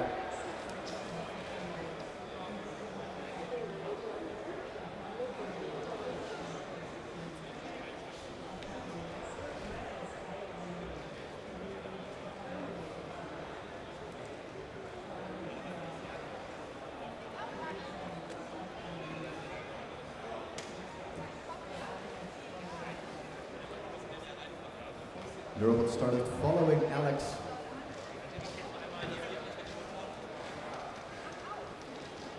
But it believes we've reached the final point, and it started handing over a bag which it no longer has.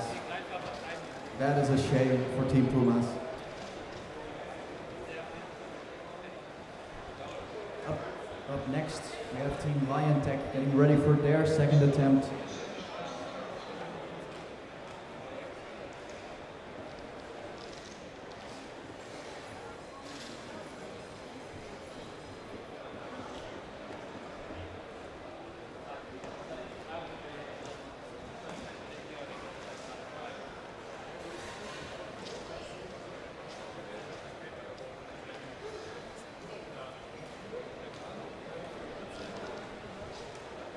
What we've already seen a few times is that visitors here come and walk through the actual challenge area.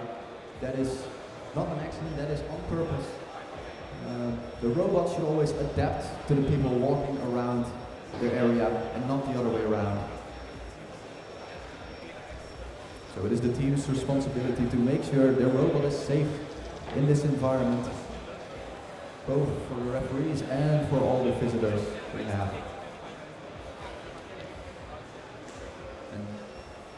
Yesterday we had a robot inspection where we verified that all the teams that we are letting participate in this challenge can actually be safe around humans. And here we have a team which has brought 2 carts with a keyboard. Maybe the robot will carry this as sort of a trailer, or this is just needed to start their robot. In any case, the robots or the teams are not allowed to control their robot during the challenges. They're only allowed to start, and from then on, only the robot itself can actually provide instructions to the referee.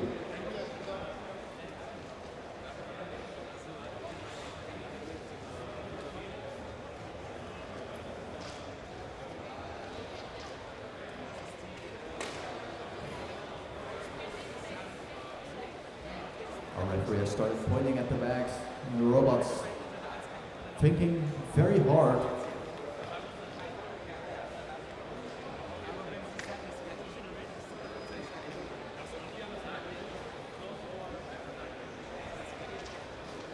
The robot's trying to determine which of the 2 bags it should pick up.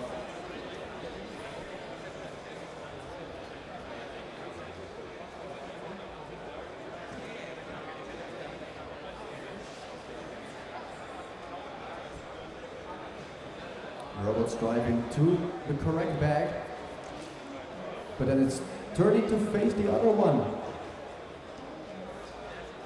It's turning around.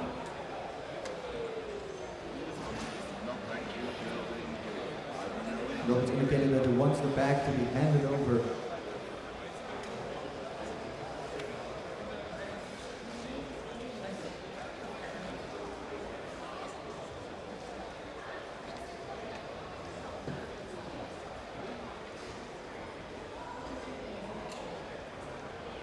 The robot's taking a moment to sort of learn what Alex looks like.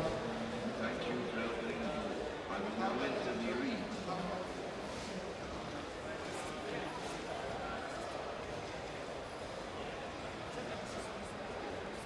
Alex has started walking, but the robot's remaining stationary.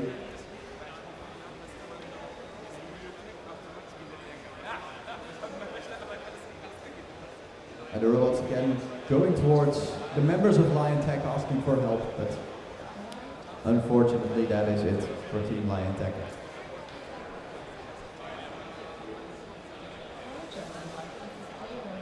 I recognize the following items together, please. Apple, candy, sponge, Coke, cornflakes, cup. Next it looks like we have Team Sokrop here, positioning their robot for their second trial in the Carry My Luggage Challenge. They were last year's runner-ups, so we have high expectations of them. Let's hope they can make it through.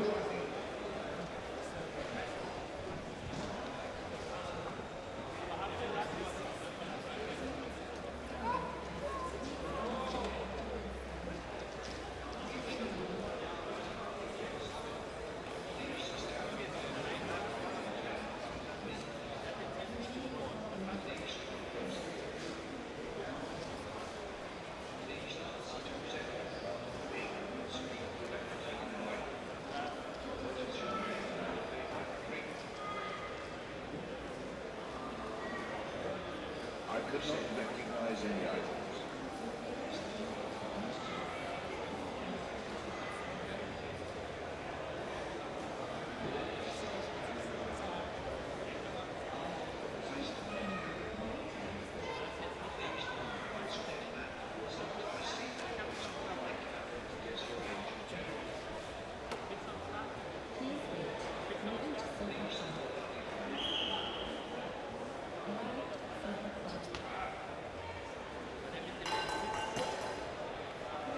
Some teams are asking for the bag to be knotted shut. That way it's a little bit easier for the robot to pick up, but still it's quite a challenge, even if there's a knot in the bag.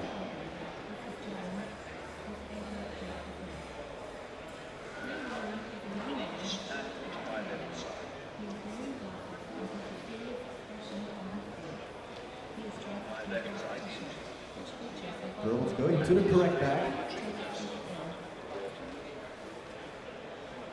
It's looking at the bag with its head. And his favorite drink is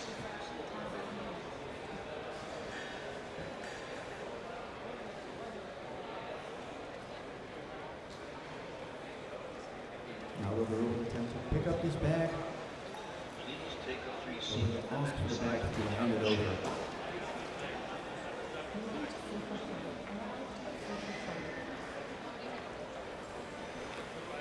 The robot appears to be standing still.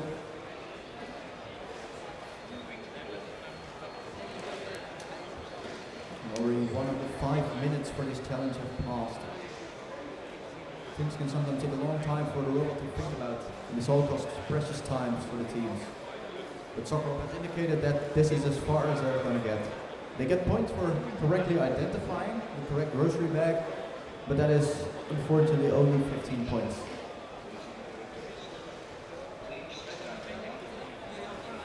Hopefully we can see more of Team Sokrop in the following challenges of our competition.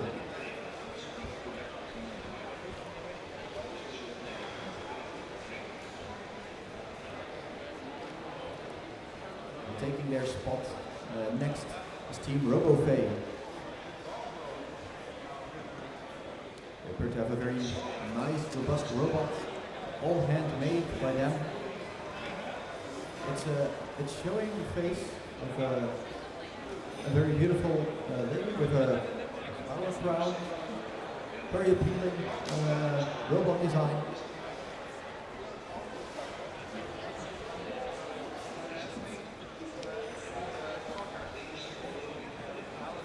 They are getting ready to start this Carry My Luggage challenge.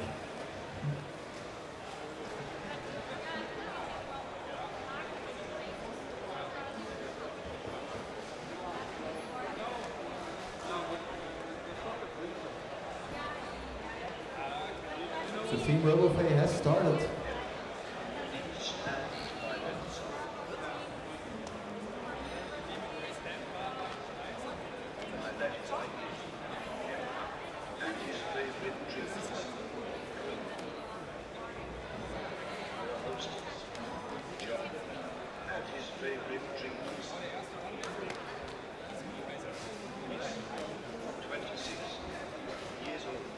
Robot's going to attempt to pick up the grocery bag, but it's turned around and appears to be going backwards.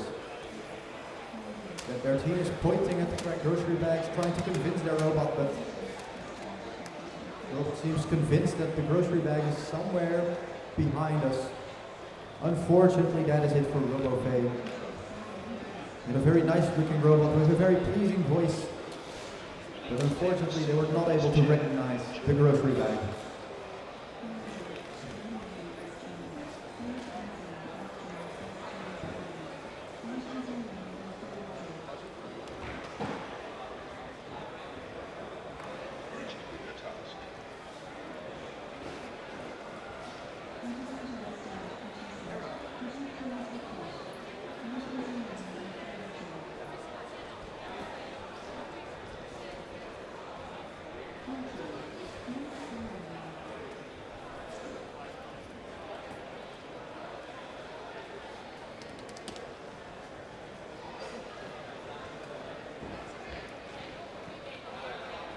So next we have Team Nimro. They're getting their robot ready.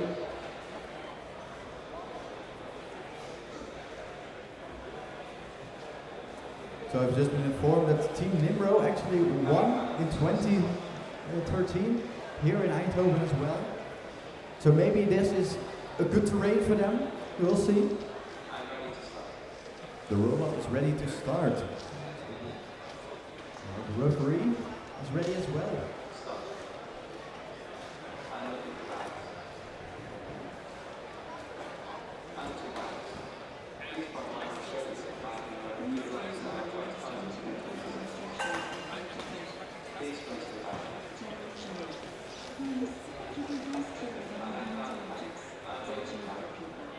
The robot's found the bag and it's going to the bag.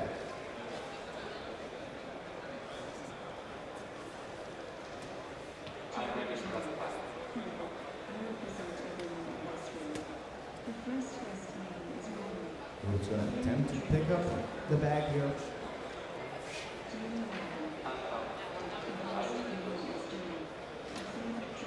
The robot's moving closer.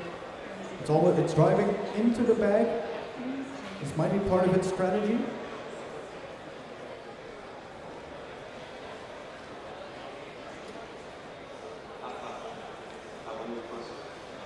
It's saying it will move closer, but it's moving away.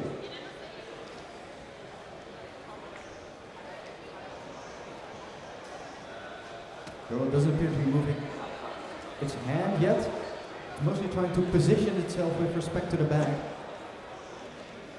We're unsure what the robot's doing exactly.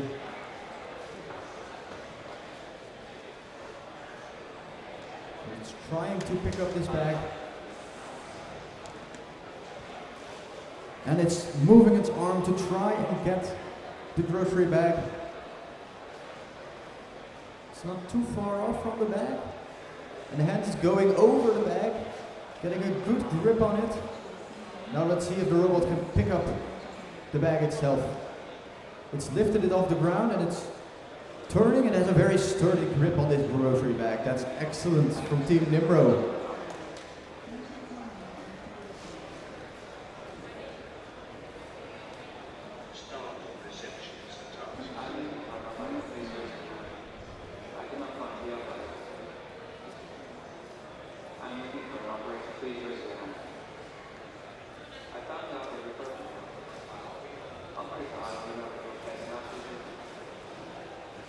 The robot's looking for the operator, taking a picture of Alex's face so they'll be able to recognize him later.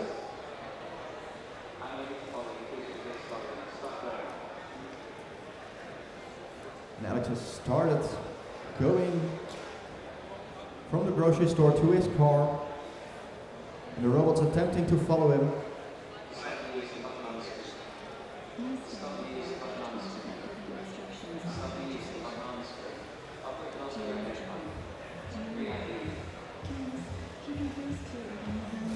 So the robot's trying to find the operator back. And it's found the operator because it has learned Alex's face. So even though there's a crowd of people, it knows which one of them is Alex. Robot's struggling a bit with the tiny obstacle here. Just be getting stuck, and that's already quite far away. Will the robot be able to recover from this? The robot's moving back and forth.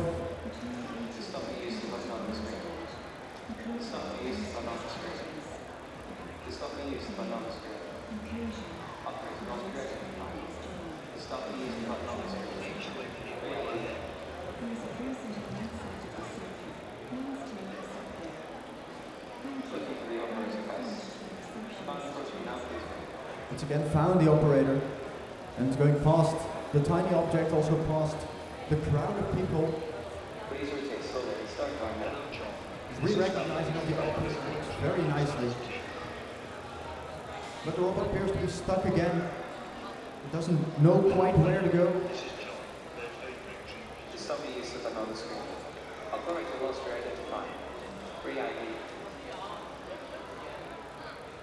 So robot's again looking for the operator, trying to see if they can find them.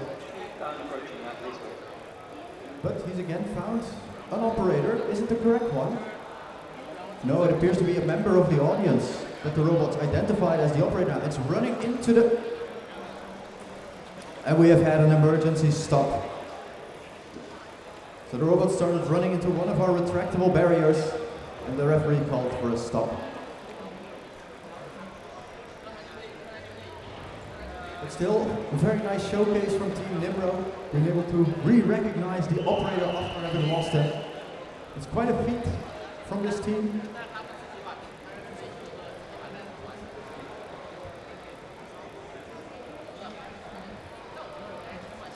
And now, we are already at our last team for this particular challenge in the at-home competition.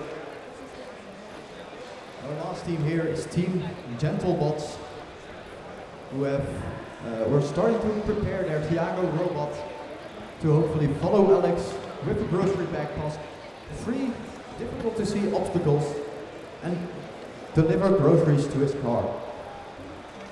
The final run of this particular challenge.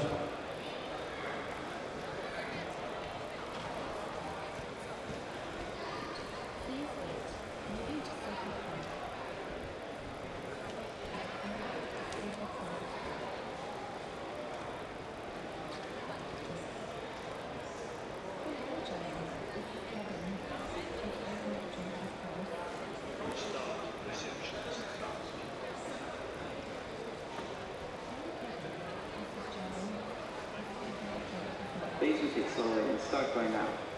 Just stop and use the button on the screen. Told the operator that the bag is to his left. The robot asking for the bag to be handed over. You guys put down the bag.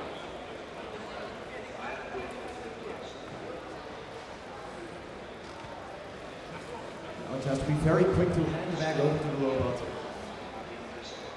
Probably the robot can't detect when the bag is handed over.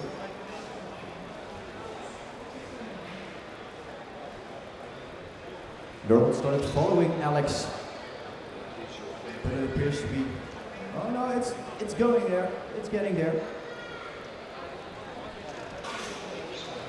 And the robot's following Alex past the hard to see object. We have a tiny can of Coke here on the floor, and we want the robot to avoid this obstacle, which it appears to do with its base. It avoids it quite nicely. These obstacles are very hard to see since they're so close to the ground. And up next we have a crowd of people. And maybe the robot has confused one of the people in the crowd with its operator.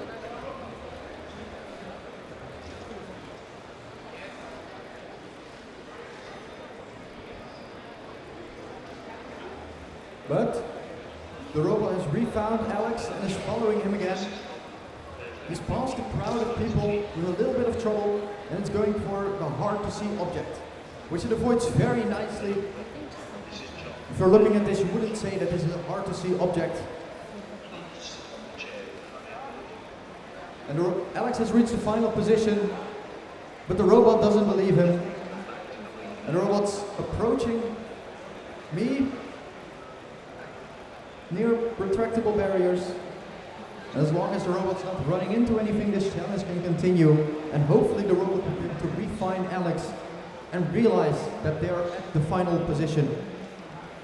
Doing so would net this team 300 points, the biggest chunk of this particular challenge. But to do that, they must realize that Alex has stopped and they've arrived at their destination.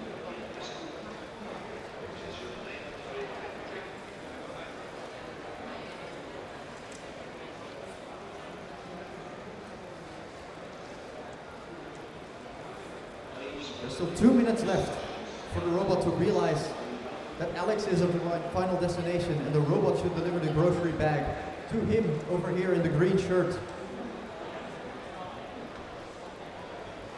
So the robot's standing still for a bit, appears to be looking around, trying very hard to find Alex.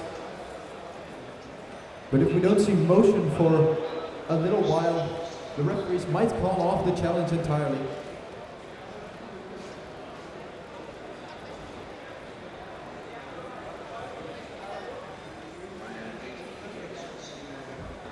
Still 1 minute 30 left. The robot needs to move in order to continue the challenge.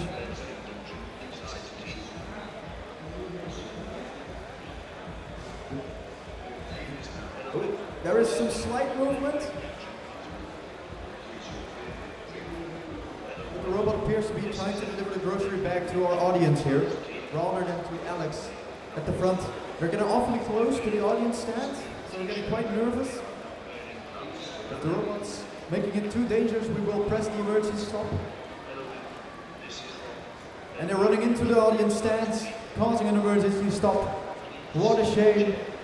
That was it for Team Gentlebots. This was the final run of our Carry Groceries challenge. So let's see, these are the scores for the Carry My Luggage challenge. For the standard platforms, the DSPL, we have at first place right now Hibikino Musashi, followed tightly by Tech United Eindhoven, our home team, and in third place we have Erasers. Now, this has been it in our arena. We will be back at 1 o'clock today with the Receptionist challenge, where we will see our robots invite people into your home and sort of help you host a party. Thank you all very much for watching, and again, we'll see you back hopefully at 1 o'clock.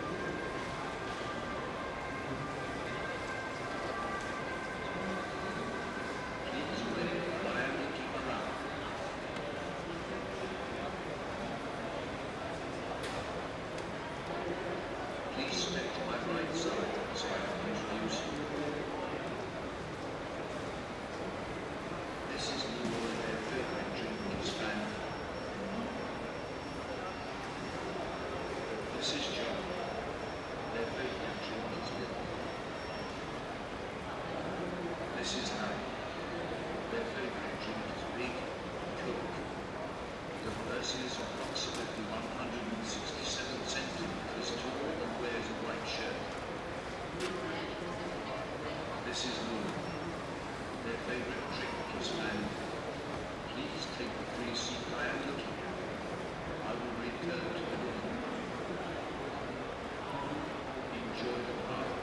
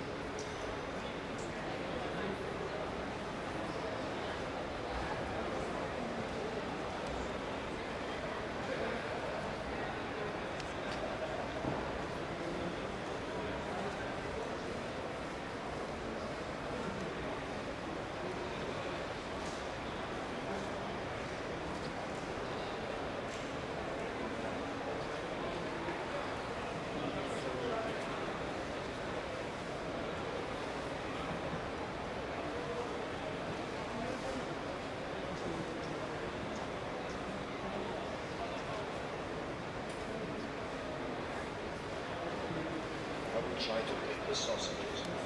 Please take a look at my screen where the sausages is being shown. Sorry, could not show you the location on my screen. Must be seeing things.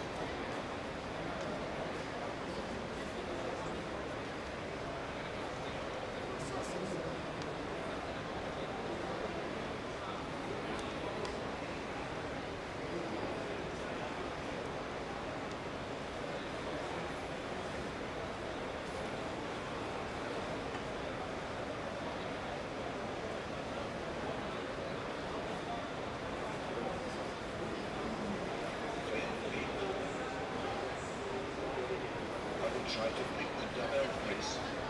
Please take a look at my screen where the double press is being shown. Sorry, I could not show you the location of my screen. You must be seeing things.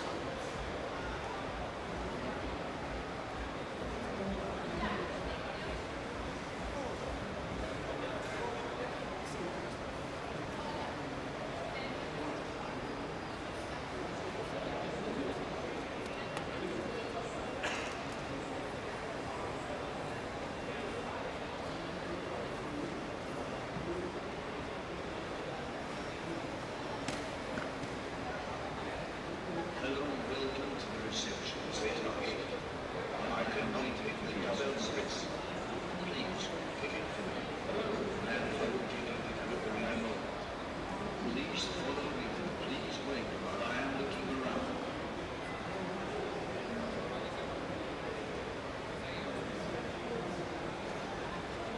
Please step to my right side so I can introduce you.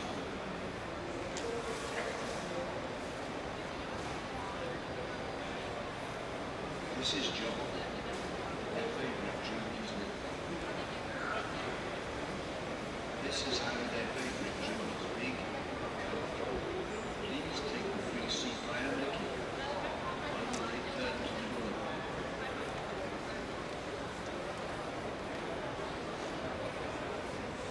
I am waiting for guests. I am full. Please step from my door. Please follow me to the living room. Please wait while I am looking around.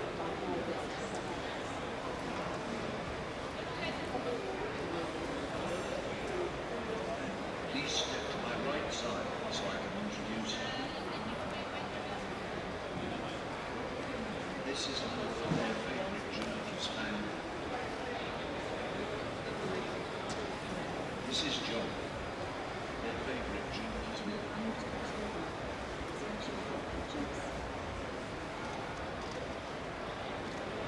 This is Harry. Their favorite drink is big Coke. The person is approximately 129 centimeters tall and wears a white shirt.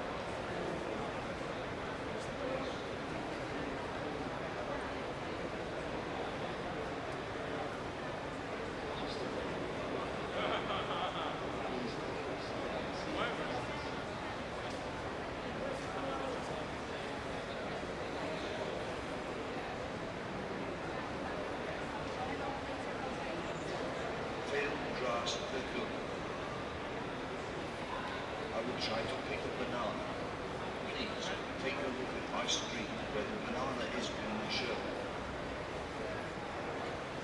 So who cannot show you the location by screen must be seeing things.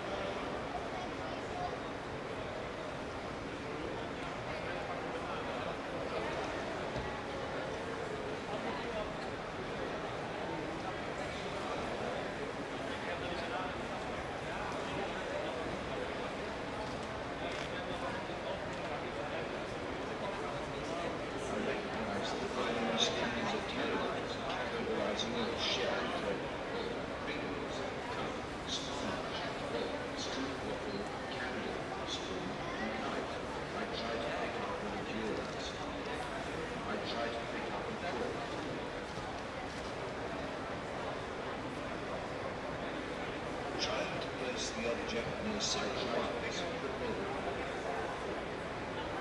could not find a space to place. I tried to pick up the approach.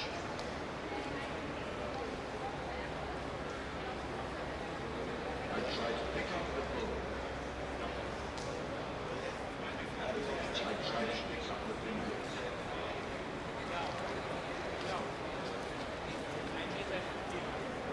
I tried to pick up the cup.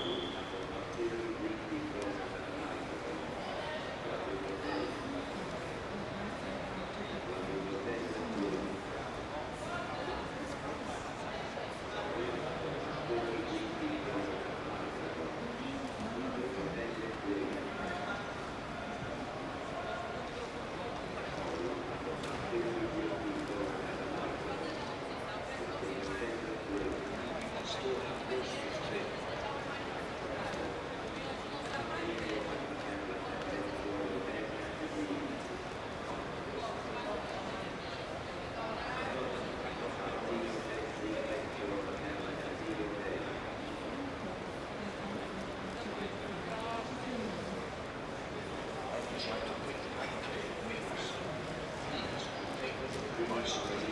Pancake mix is culture. So, cannot show location in my screen. Must we see things?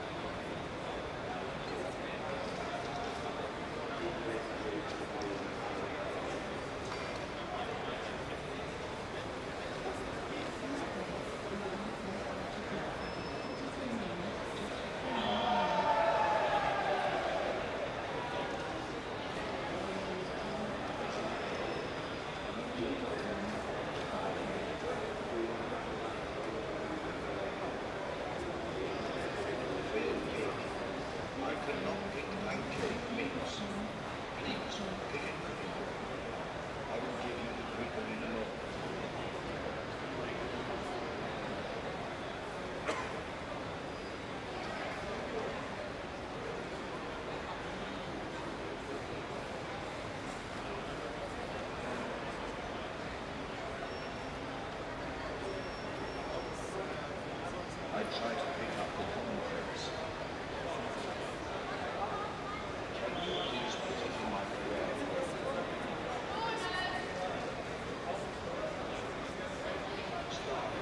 Thank you.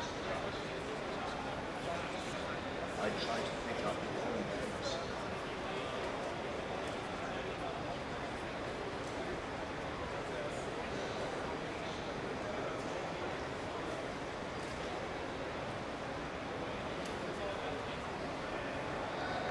I try to pick up the common things. I am scanning the camera. Utilizing the ship.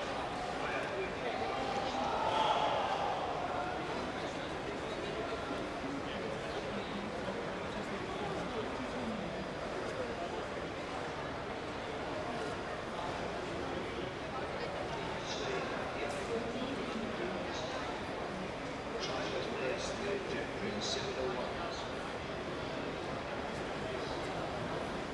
I could not find a nice place. This place is probably a little shelter of prominent. I will now open my concerns.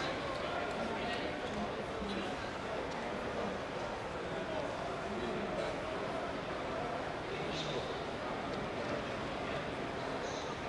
We'll be installing groceries table.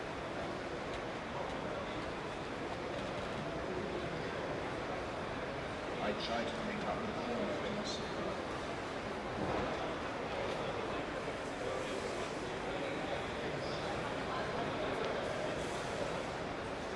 Please wait on my left.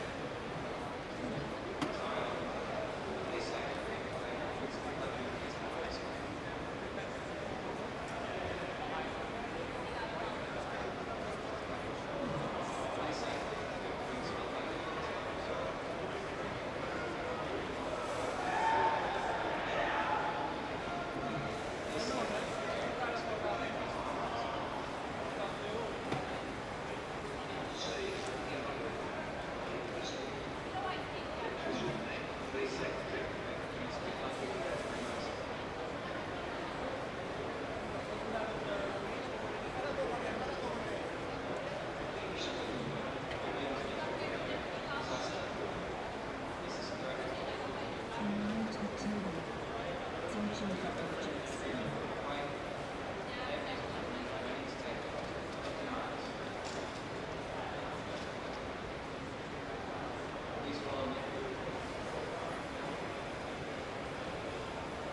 Please wait for you on my left. Searching for objects.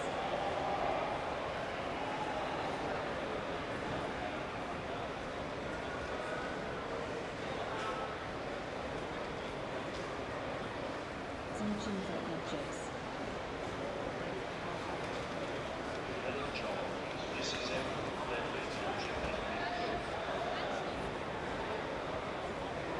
Hello, this is John. Hello. Just a moment. This is I'm Evan. not certain to reach the planet. However, this is intended since I have to position myself as close as possible to the planet. T-shirt. They are not wearing glasses or a hat.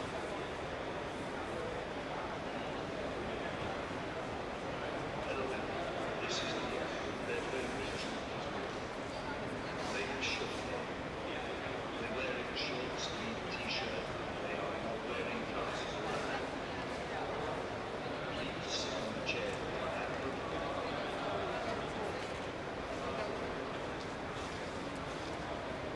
Enjoy the party. Searching for objects.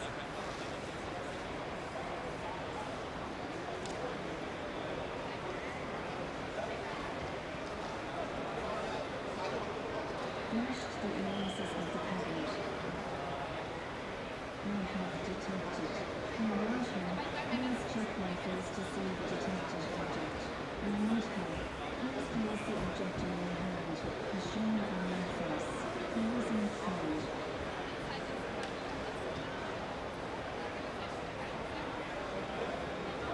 Can you place the object at the right side of the cloth shown from the bottom? Please stand left. Address. Please stand left. This is identity. Device taken afterwards. Roughly 1.75 meters long. Please check my face to see the detected object.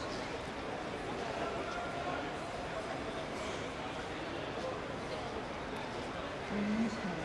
Please place the object in my hand, as shown on my face. Please include. Oops, I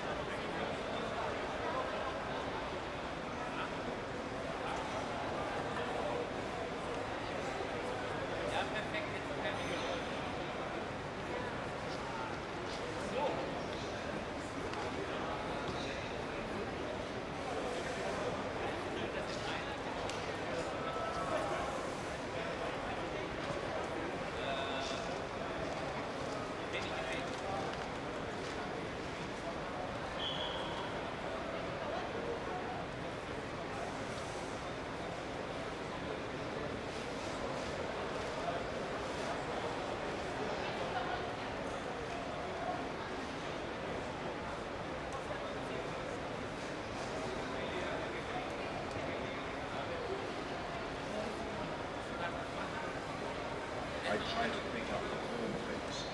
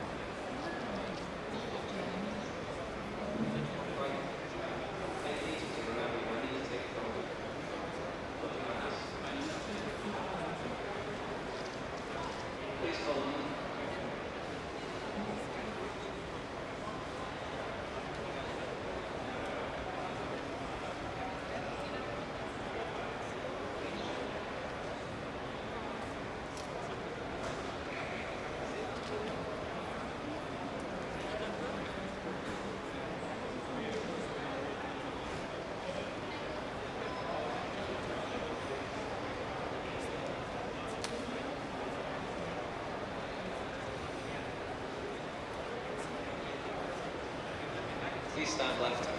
Please stand left to me. Please stand left to me. Please stand left to me. Please stand left to me. Please stand left to me. Please stand left to me. Please stand left to me. This is our guest meeting for favorite drink iced tea. Roughly 1.82 meters tall. I pass it. My Iced tea is commercial. So, could not show you the location of the ice cream. Must be seen things.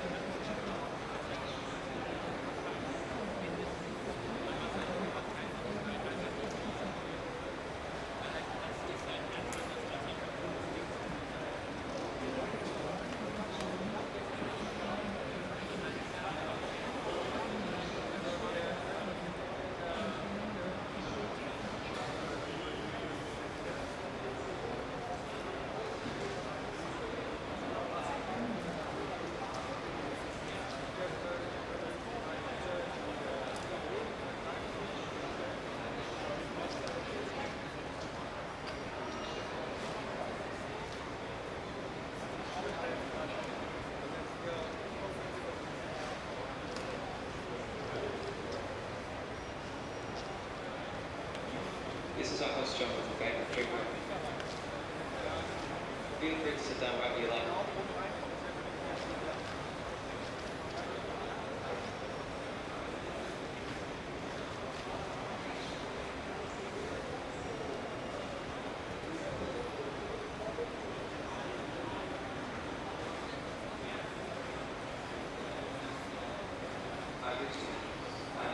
I am scanning the cabinet, categorizing each shelf.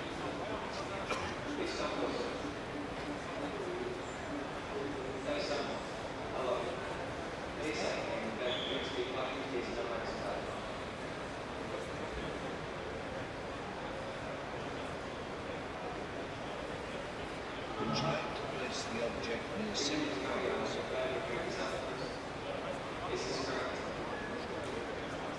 Could not find a space to place. Trying a different approach.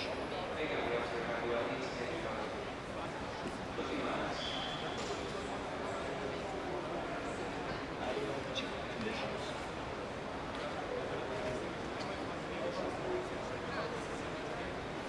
Please follow me.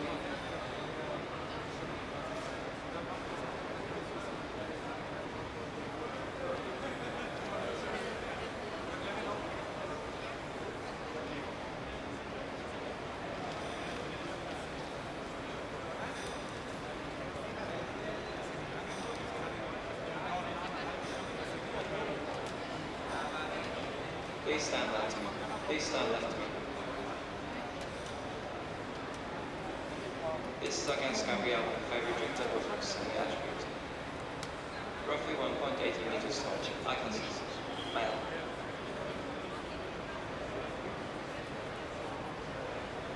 This is Peter, favorite drink iced tea and the attributes. Roughly 1.82 meters tall. I can see. Male.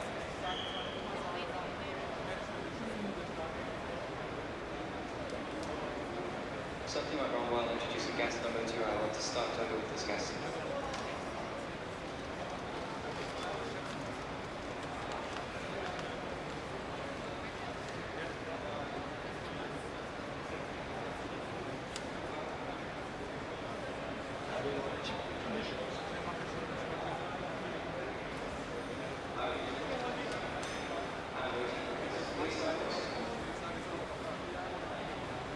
Please come closer.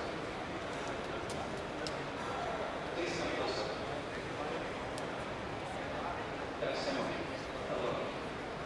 Please say anything if you're lucky you just don't answer.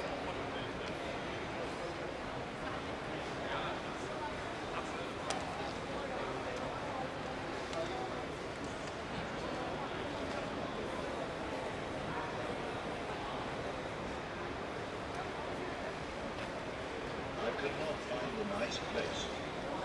These placing from the upper middle shelf next to the drinks on the center. I will now open the good hand 3 seconds. 3, 2, 1. Moving back. I try to pick up the phone. Moving to storing groceries table.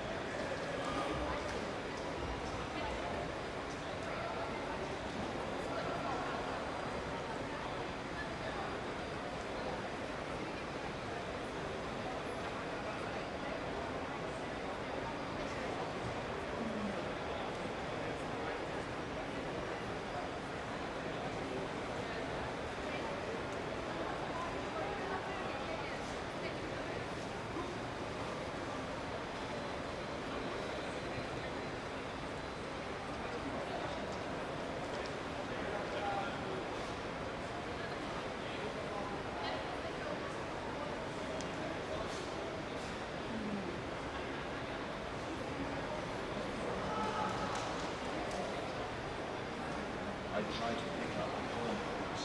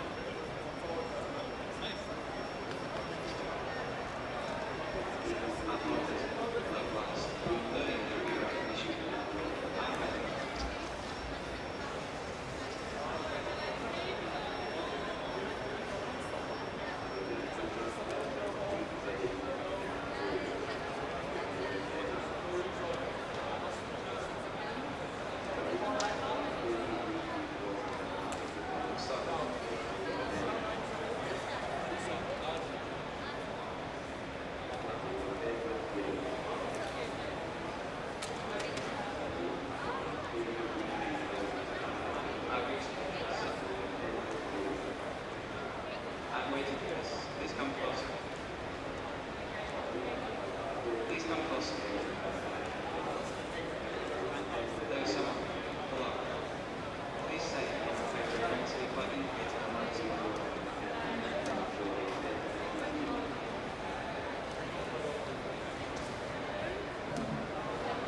Your name is Rob. Your favorite drink is iced tea. Is this correct? Right. Hey Robin, to remember you, I need to take a photo. Looking like this. Please follow me.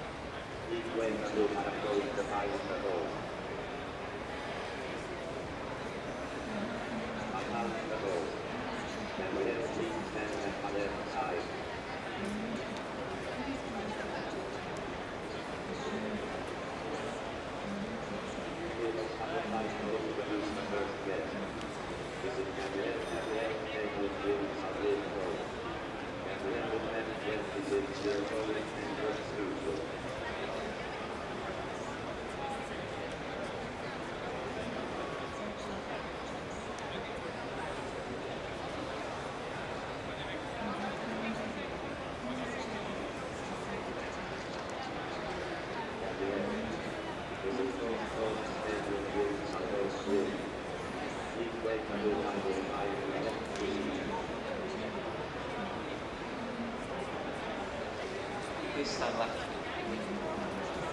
This is our guest room. Average drink has tea and attributes. Roughly 1.7 to 1 meters tall. Eyeglasses. Miami.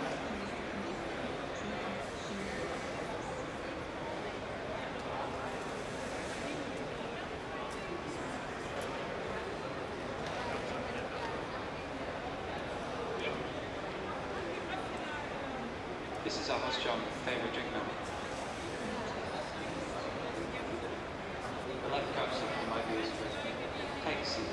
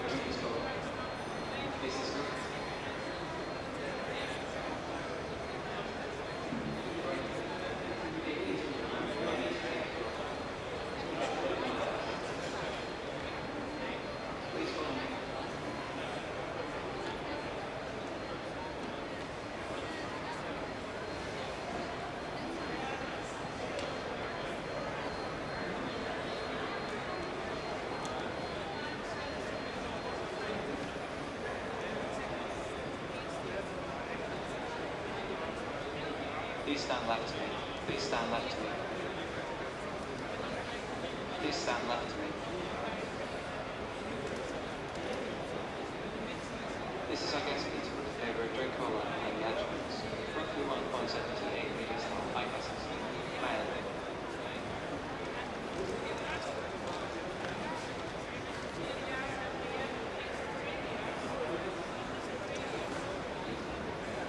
This is our host John with a favorite drink number. This is our guest meeting with a favorite drink cola and the attributes. Roughly 1.78 meters long. Eyeglasses.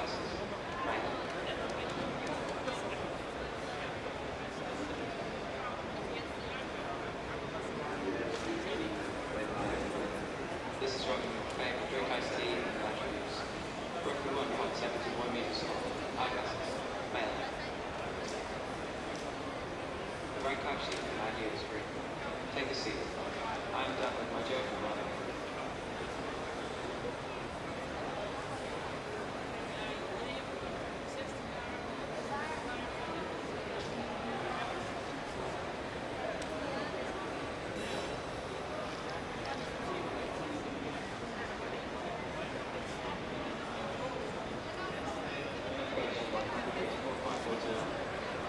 Speech 83.65. Speech rate 22.43.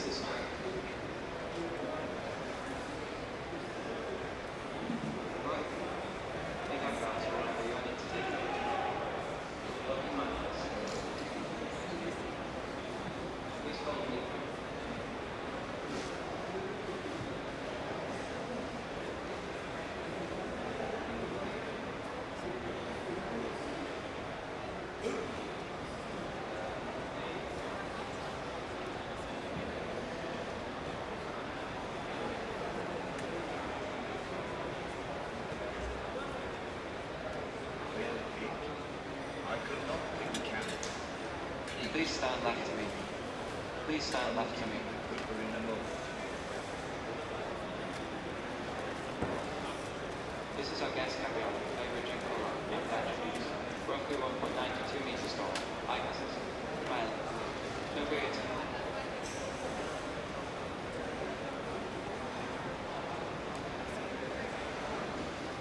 This is our host John with favorite drink milk. Please stand left to me. The left cab seat for my view screen. Take a seat.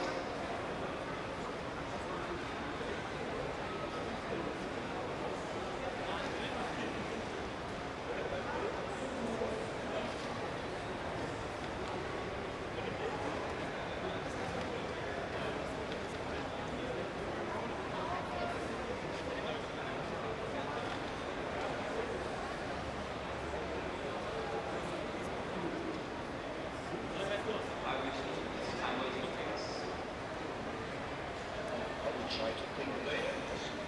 Please take a look at my screen where the label is being shown. Please come closer. So, could not Please show come the closer. location of my screen. Must be Please seen come there. closer. Please come closer. Please come closer. There is someone. Hello. Please say your name and favorite drink speak like indicated on my display. Please say your name and favorite drink speak like indicated on my display.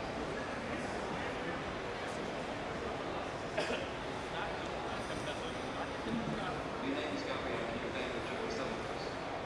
This is correct. Sorry, I didn't get it. Please say your name and favorite drink speak like indicated on my display.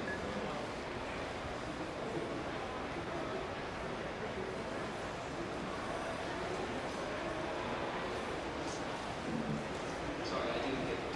Please say your name and favorite drink speak like indicated on my display.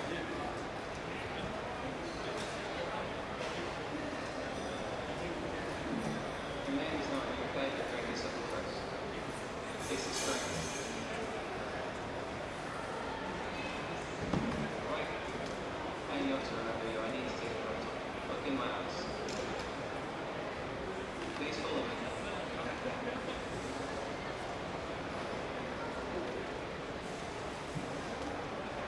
Very good. I will try to pick the sausages. Please take a look at my screen where the sausages is being shown. So, could not show the Please stand left to me. location of my screen. Please stand left to me. Must be seen things. This is our gas note favorite drink double crust and the attributes. Roughly 1.87 meters tall. Eyeglasses. Male. Legs.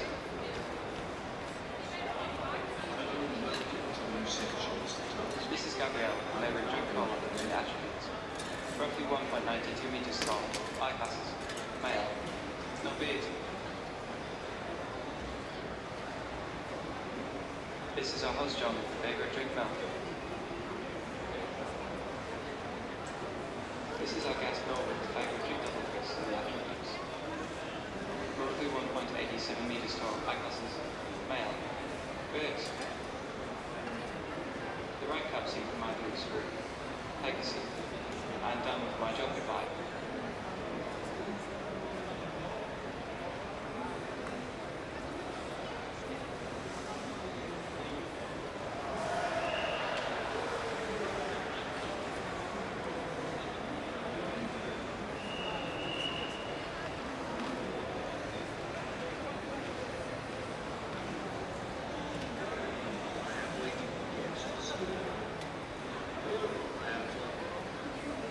Please step in front of me.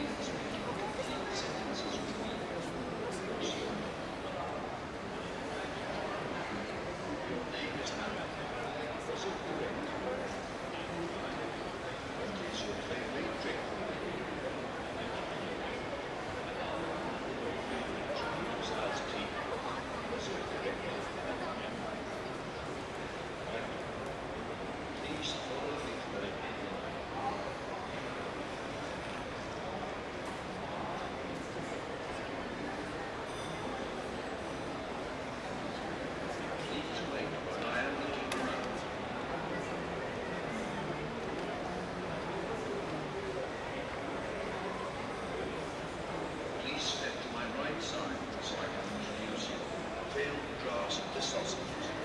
I could not pick the sausages. Please, pick it for me. This is John. I will keep picking and chocolate. This is having their favorite drink is iced tea. Please take any seats I have in my program. I will return to it.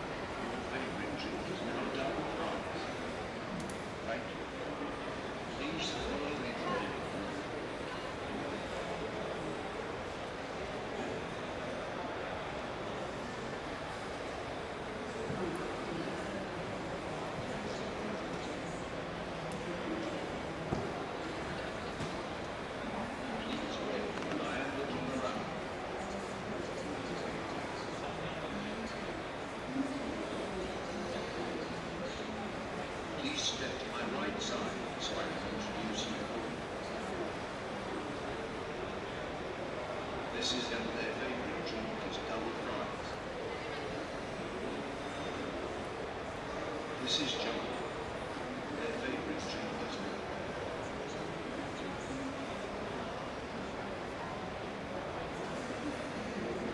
This is how try to pick where their favorite drink is iced tea. Watch the person made an example showing 7 centimeters. This is the Sheffield location of these drink is double fries. Must be seen the east and free soup I am looking for. I will return to the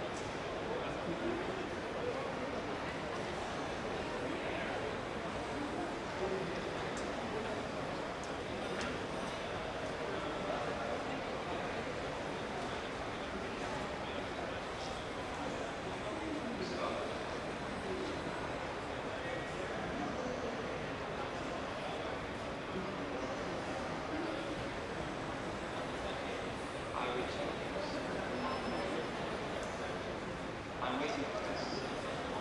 Please come closer. There is someone really good fellow. Please, sir, I would speak like an occasion of others.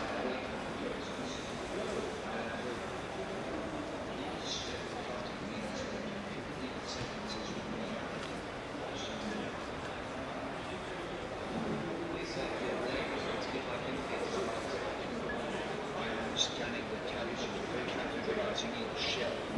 Please, sir, speak like an occasion of others.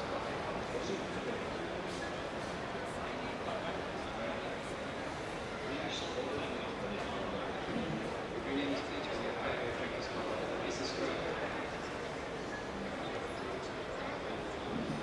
Trying to place the object in the same place. Please wait while I am looking around. Please I hold will on. not find the space to place. Trying to be able to put these step to my right side so I can introduce you. This is John. favorite drink as well. This is when their favorite drink is Coke. Please take a free Please seat. stand left to me. Please stand left to I me. will return to the door. Please stand left to me. This is our guest Peter with a favorite drink cola and the entries. I am waiting for Roughly 1.89 meters long. Alexander, eyes. Big nose. Right hand. Male. No VAT. Receding hairline. Your name is Nimro. Was it correct? This is our host John with a favorite drink novel. What is your favorite drink? The right cover sheet from my view is free. Take a seat. Your favorite drink is milk. Was it correct?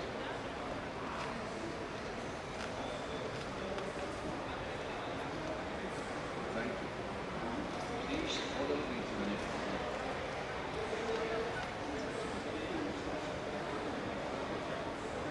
Please wait while I am looking around.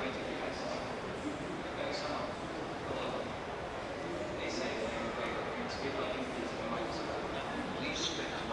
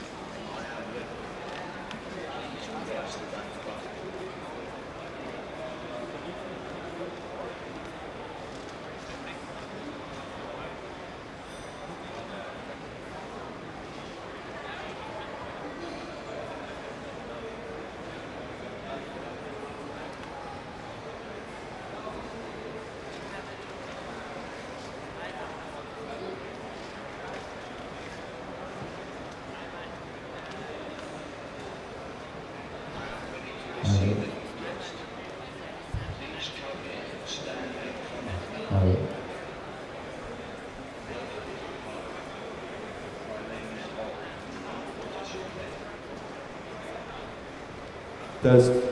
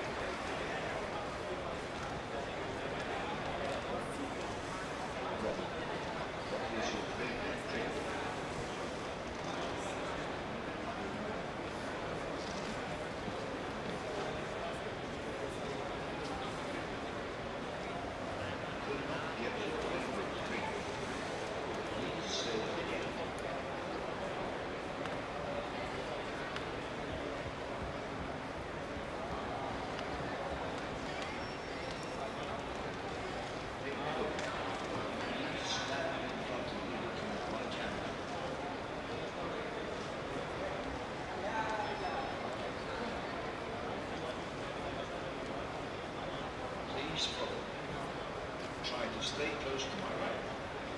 I repeat, try to stay close to my right.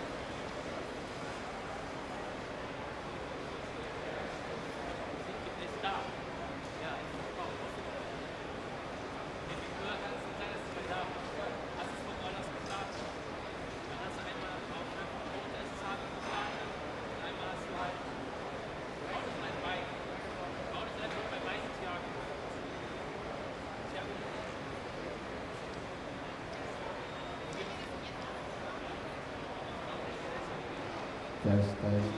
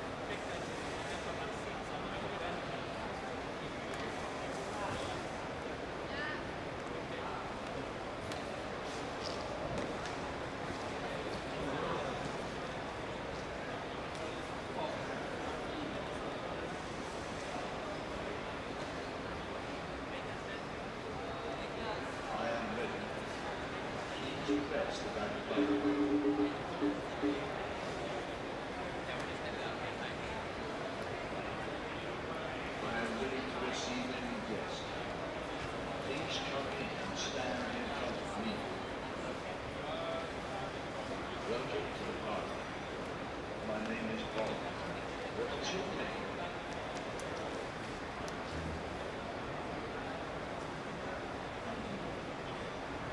Could not get your name. Please say it again.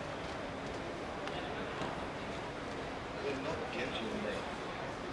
Please say it again.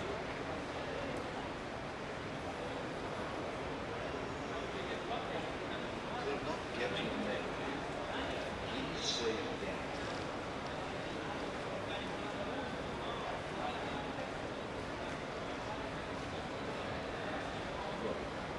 What is your favorite drink? Hello, welcome to the receptionist task. I will now go to the door. And please stand in front of me with my hand presence. I am home. Please step in front of me and speak in complete sentences with me. Soon. Name is Nimro. Was it correct? What is your favorite drink?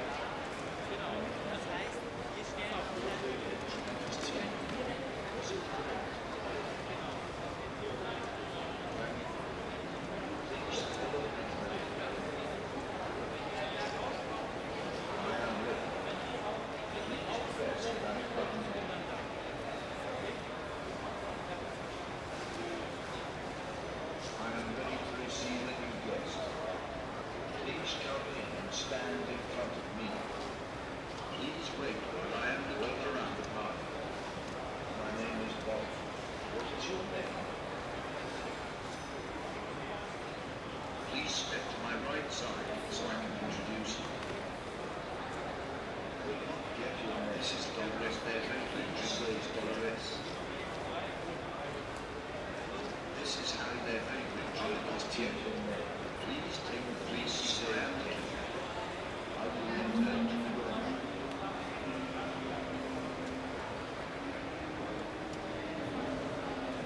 Could not get your name.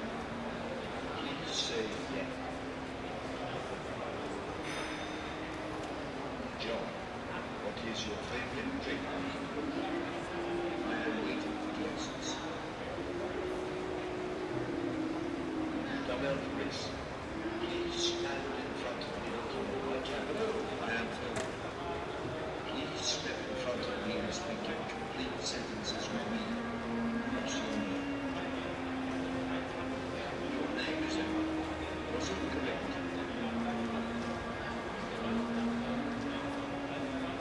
What is your favorite drink?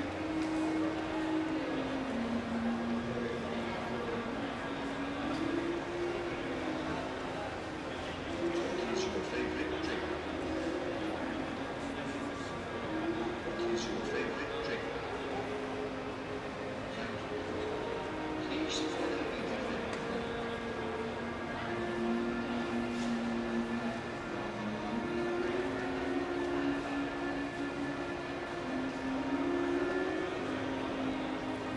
Please wait while I am looking around.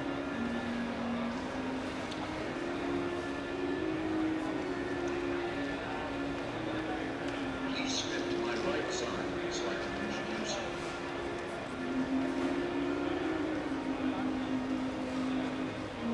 This is their favorite drink. It's Dolores. This is Dolores, their favorite drink. It's Dolores.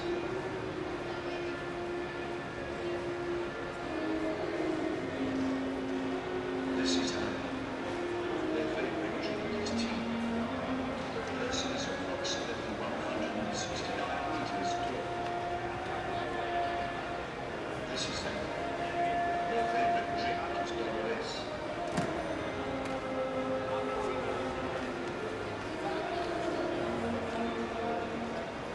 Hello and welcome to the receptionist task.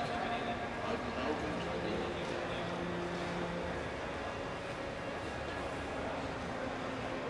I am waiting for guests. Hello, I am Phil. Please step in front of me and speak in complete sentences with me.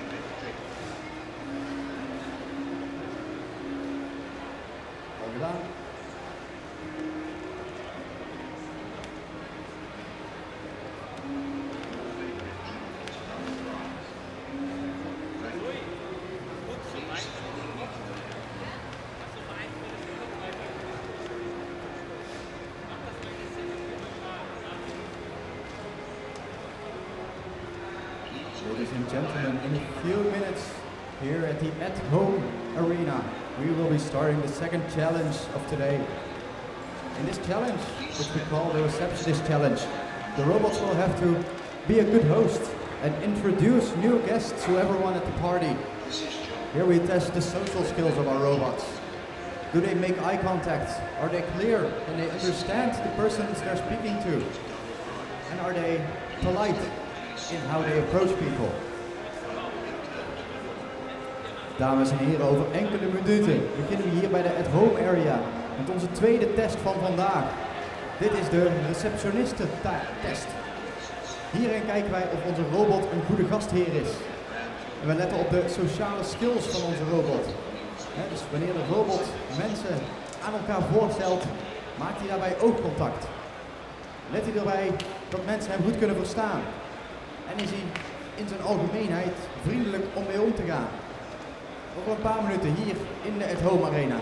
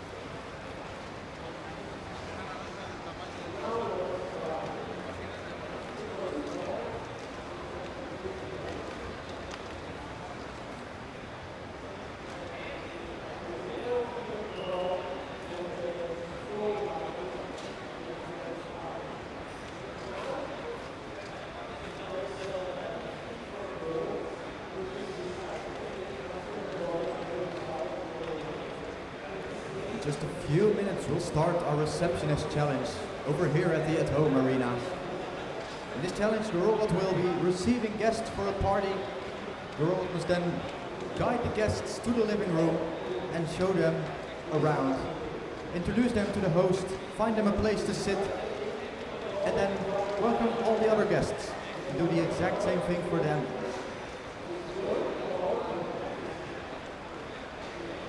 Challenges will be happening in parallel in all 3 arenas.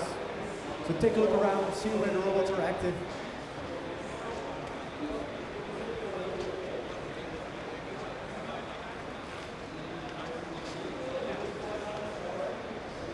Our referees are currently getting ready. We have 30 teams here in the at-home competition. So our referees have a lot of grading to do here.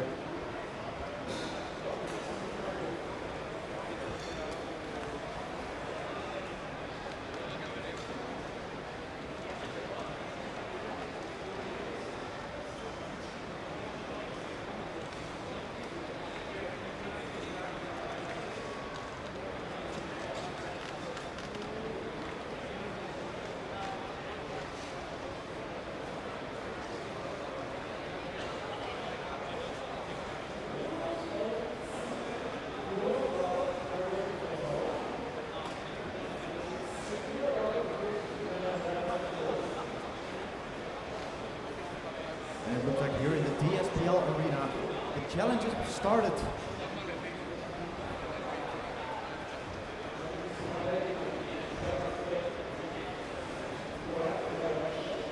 we have a guest who's talking to the robot. She is telling the robot what her name is.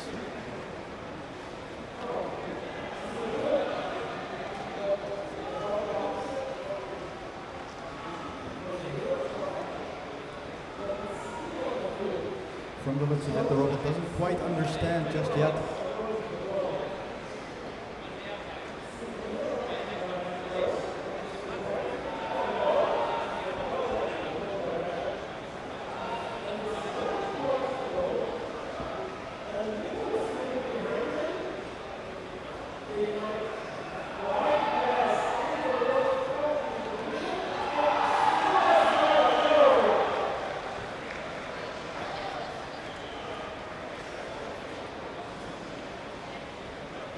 And it seems the robot here in the DSPL arena was not able to understand the guests. How unfortunate. Hopefully they'll be able to fix their problems for their second attempt in just an hour or so. Here in the other arenas we see the referees still preparing.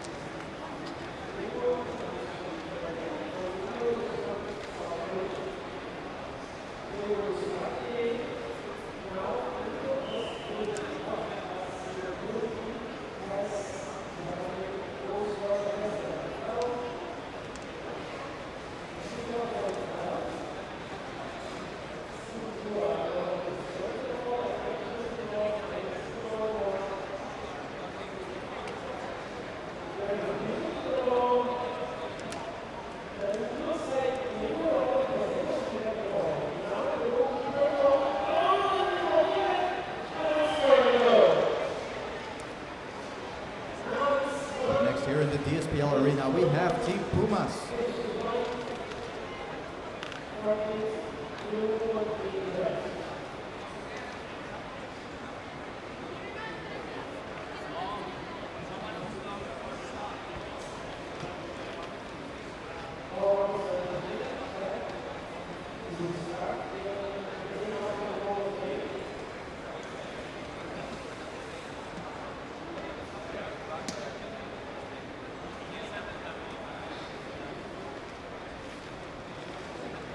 Pumas is ready to start.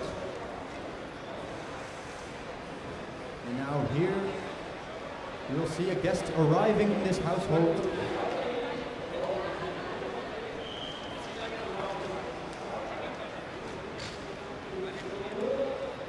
The guest will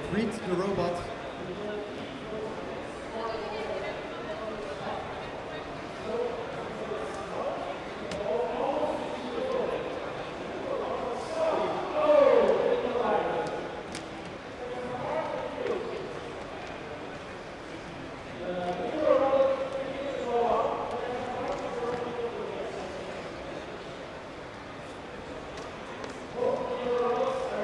the robot is trying to learn the guest's name. In this challenge, robots have to learn the guest's name and then introduce them to the host who's already at the party.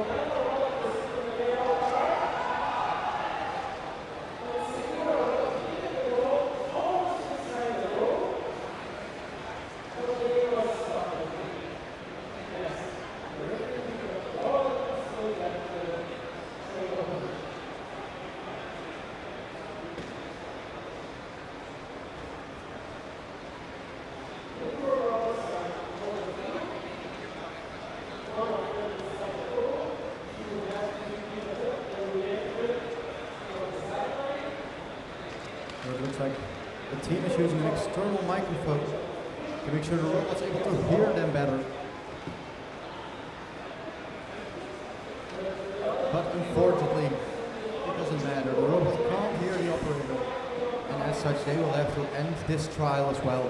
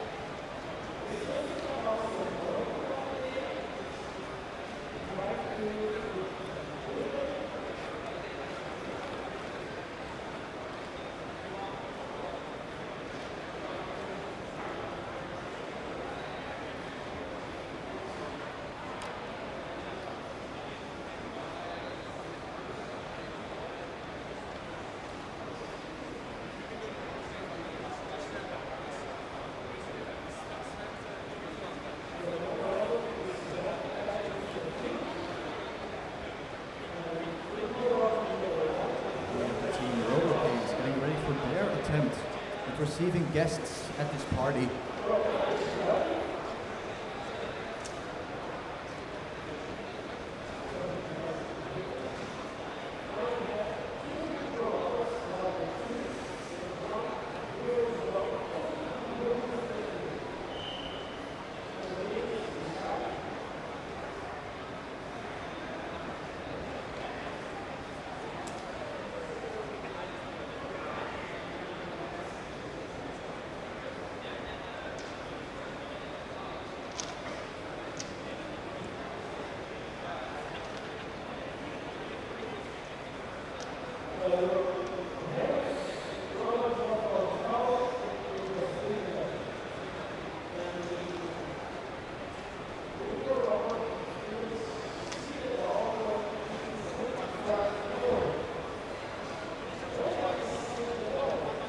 Unfortunately, this robot as well is not able to hear the guests in this quite noisy environment.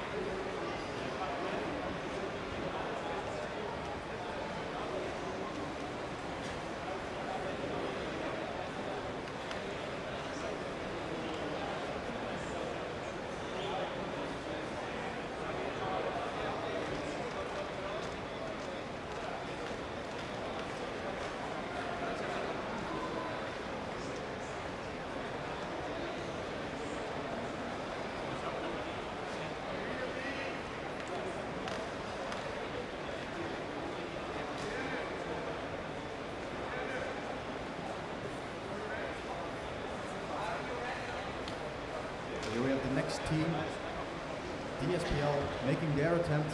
The first guest is approaching the robot.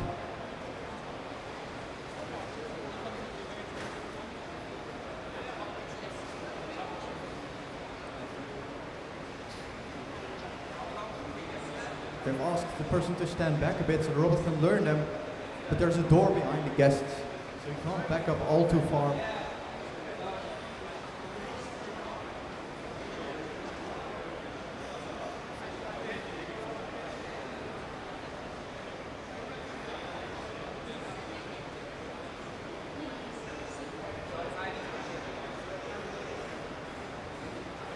The guest is telling the robot its name, but it appears the robot cannot hear them.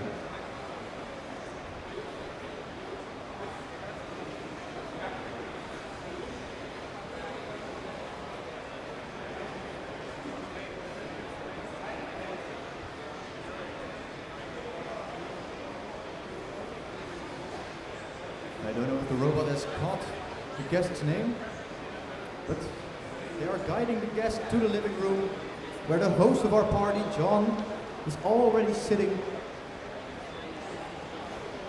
Now we will see if the robot can introduce our new guest, Robin, to the host.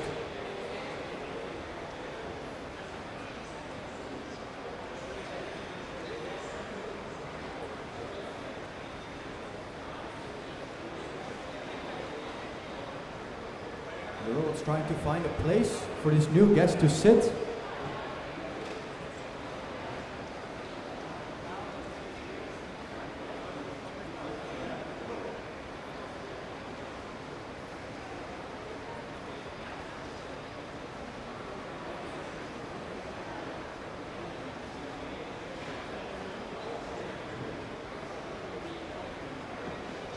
The robot's looking around, trying to find a place for our new guest to sit.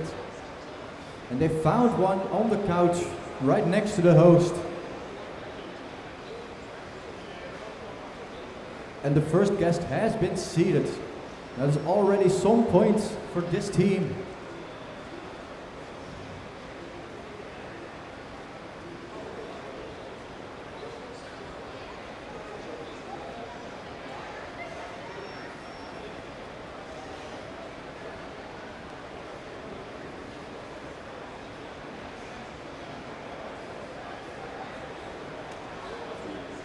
I can see our referee nodding. It looks like the robot has properly introduced the guests to one another.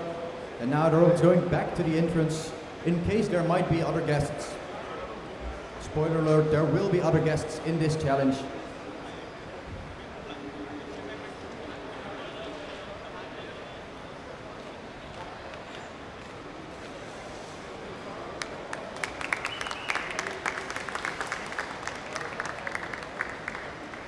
Here we have our second guest.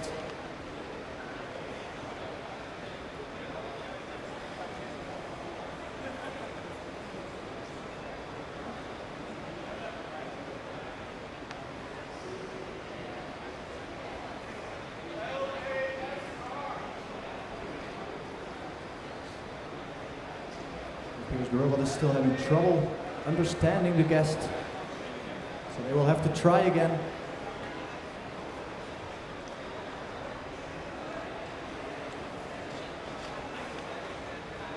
But again, the guest tells them, no, that is not my name.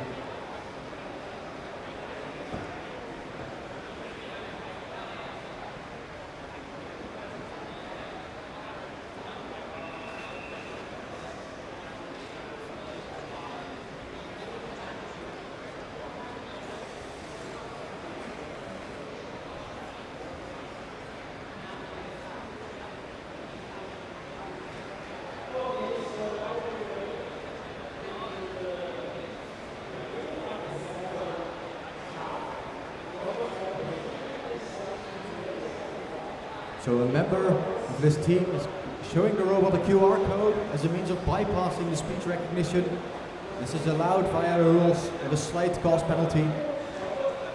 The robot will get back to the party area, except now the guests have switched seats. We will see if the robot is able to re-recognize these people and introduce them to the correct guests.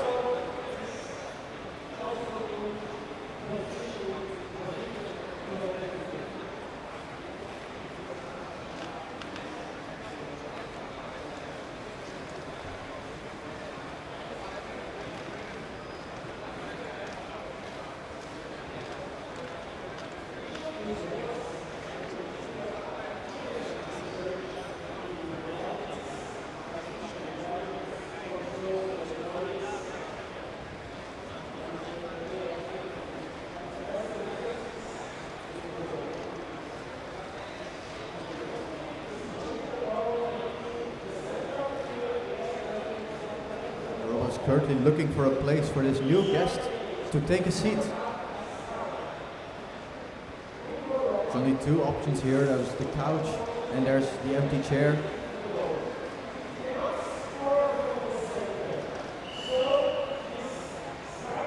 But the robot should still be able to recognize these spots.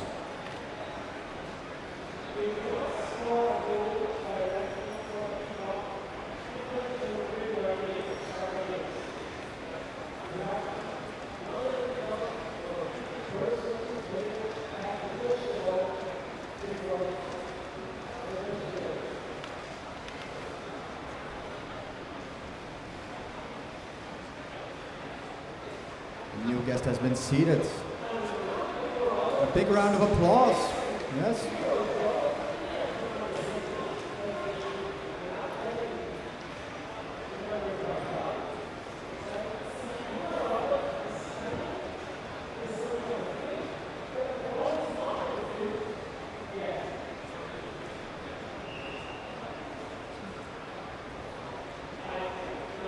And here in our rightmost arena, you can see Team Tidy Boy preparing for their attempt at the Receptionist Challenge.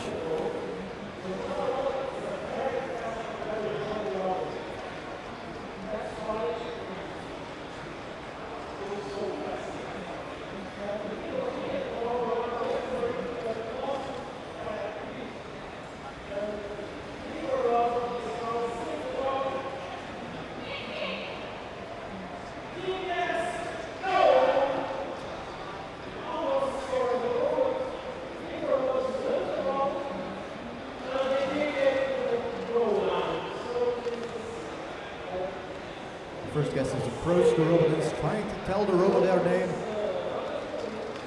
But from here we cannot hear if the robot has heard them correctly.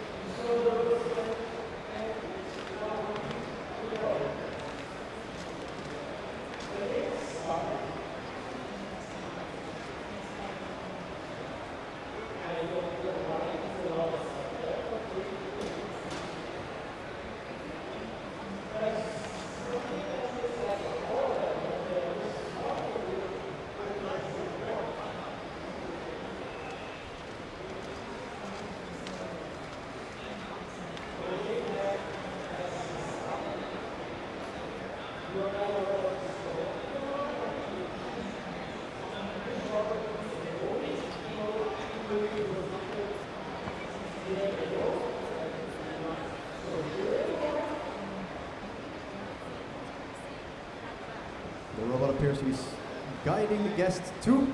Ooh, but they've run into the wall and caused an emergency stop for Team Tidy Boy. How unfortunate. Hopefully their second attempt will go a lot smoother than this. If we look one arena over, we can see the robot of Team Pumas has guided the guest towards the living room.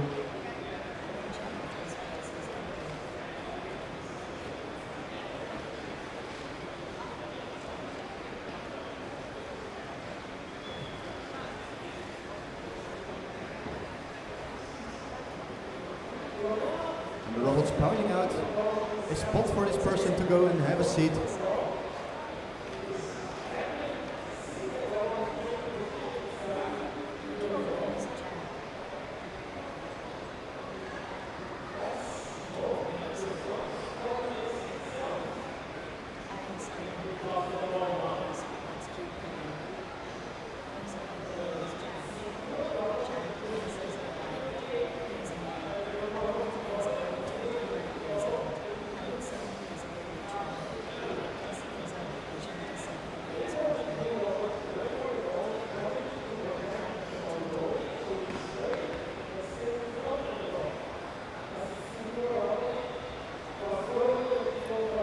Going back to the entrance door to hopefully guide a new guest.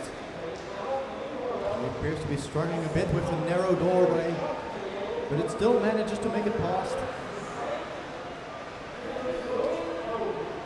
And here at the doorway we have another second guest.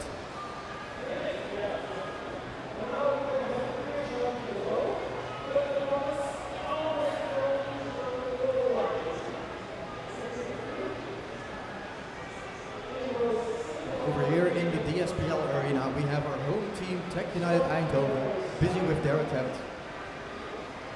Looks like they're currently guiding the first guest towards the living room area to have a seat.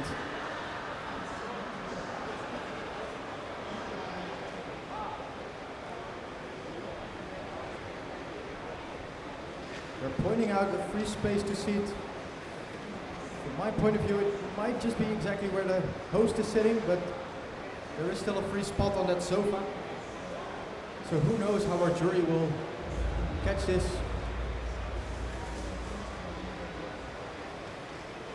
And the robot's going back towards the entrance to hopefully guide its second guest.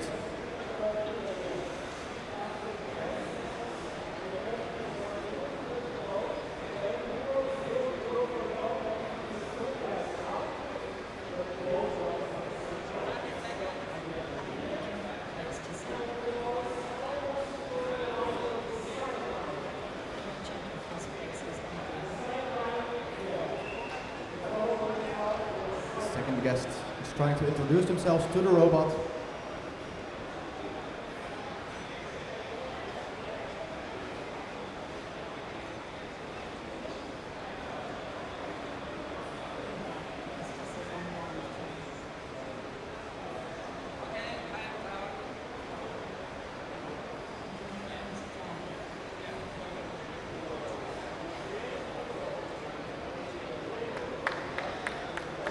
At the party have switched seats, so hopefully the robot will be able to re-recognize the people at the party. The robot is currently guiding our new guest to the living room and will find a place for them to sit and then introduce them to everyone at the party already.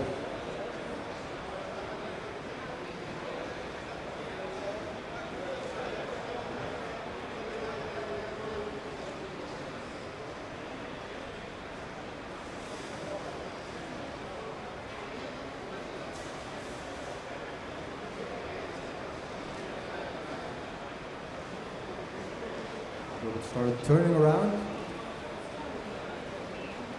And our guest is not entirely sure where to look for the robot. It appears that the robot doesn't exactly know where our guest is standing with respect to him.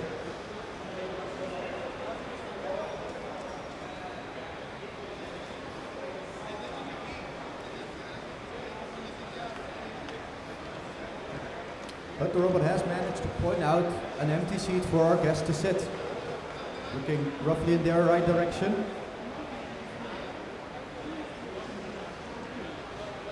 That is still quite a success for Team Tech United Eindhoven. Well done.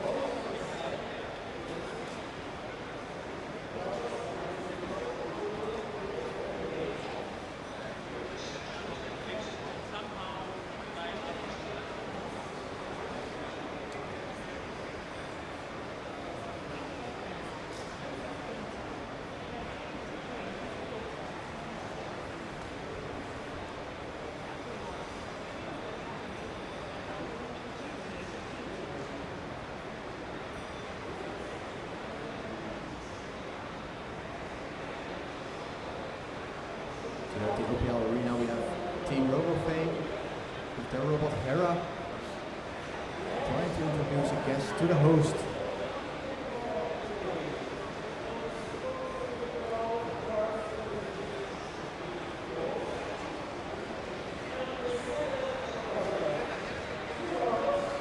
We appear to be looking for a place to sit for our host, for our new.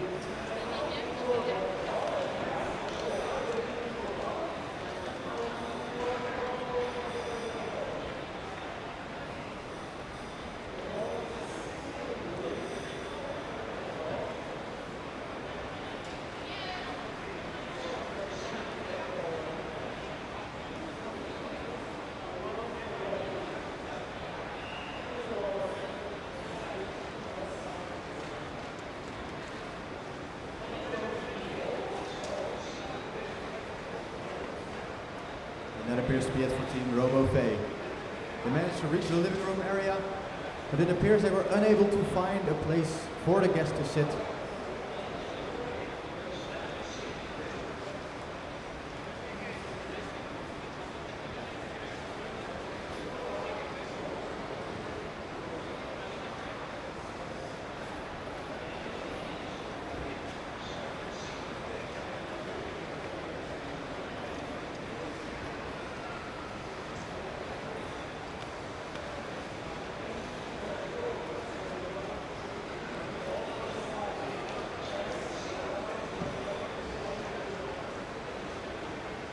Meanwhile, here in our middle arena, we have a guest approaching the robot in the middle of the doorway.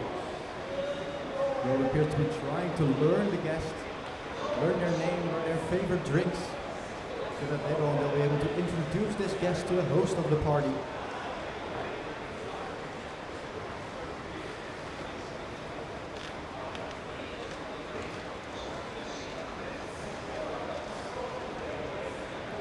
Appears not to be going very smoothly.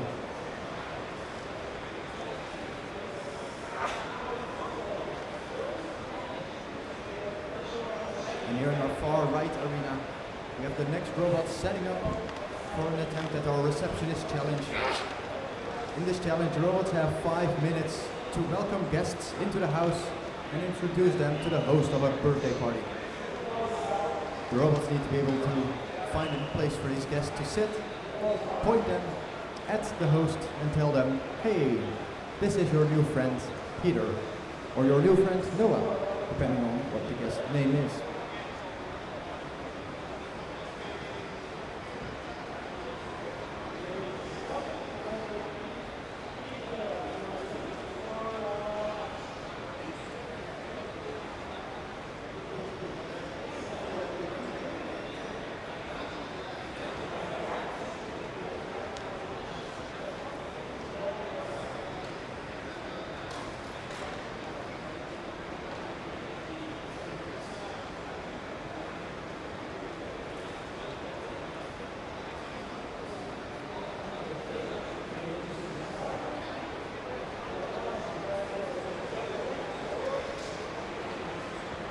Here at the DSPL arena, it looks like Team Hibikino Musashi is getting ready to start their attempt.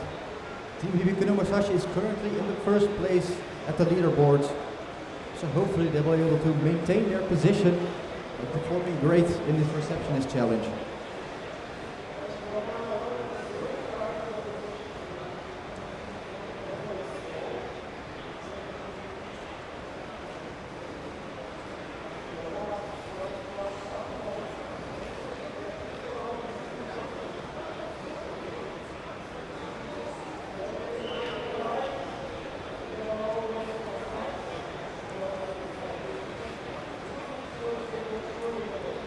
The referee has started the test.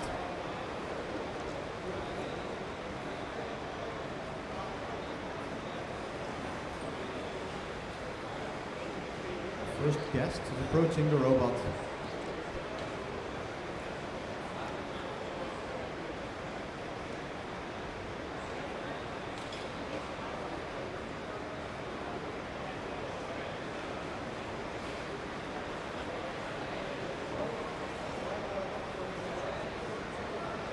The robot appears to be raising itself up.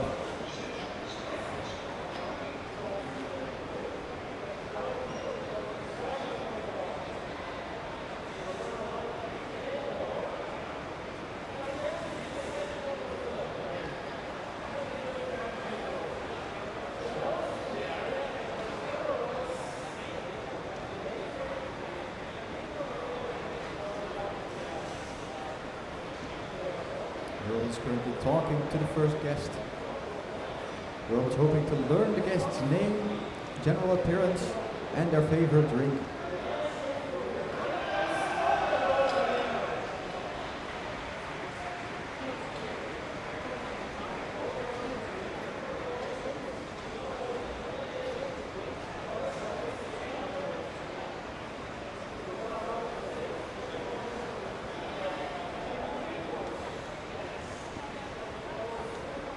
Robot appears to have enough information. He has learned the guest, and now they're going to the living room area where our host is already sitting. And the robot must now introduce this new guest to the host.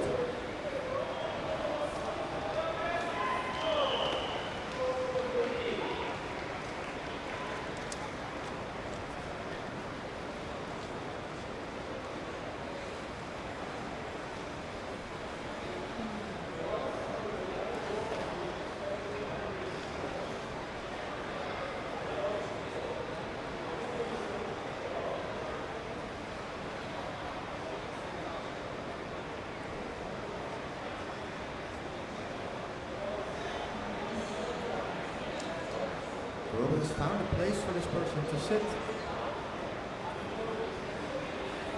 Now the host and the guest must be introduced to one another.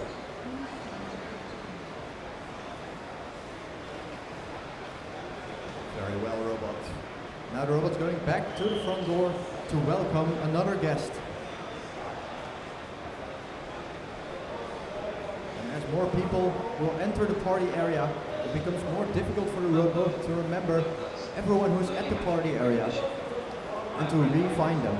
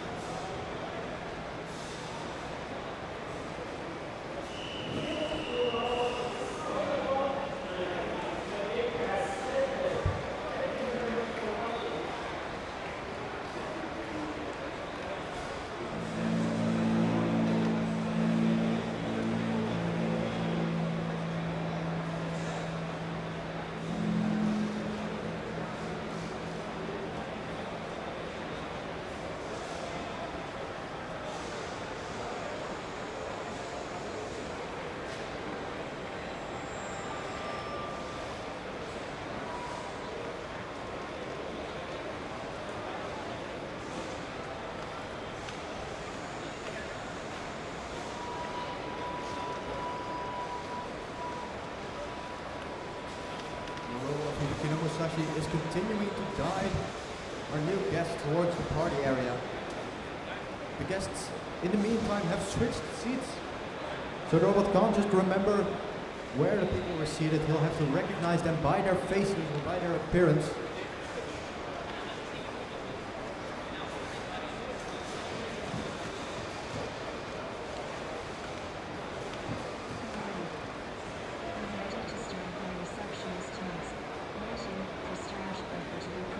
But the robot has found a place for our new guest to sit. Looks like over in the lounge chair. It's an excellent spot for this person to sit.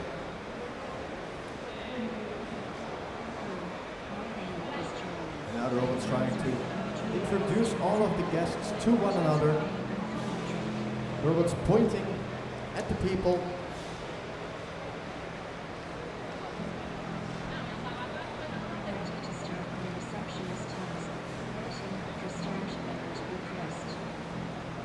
And the robot is done with its task. A very clean run from Team Hibikino Musashi.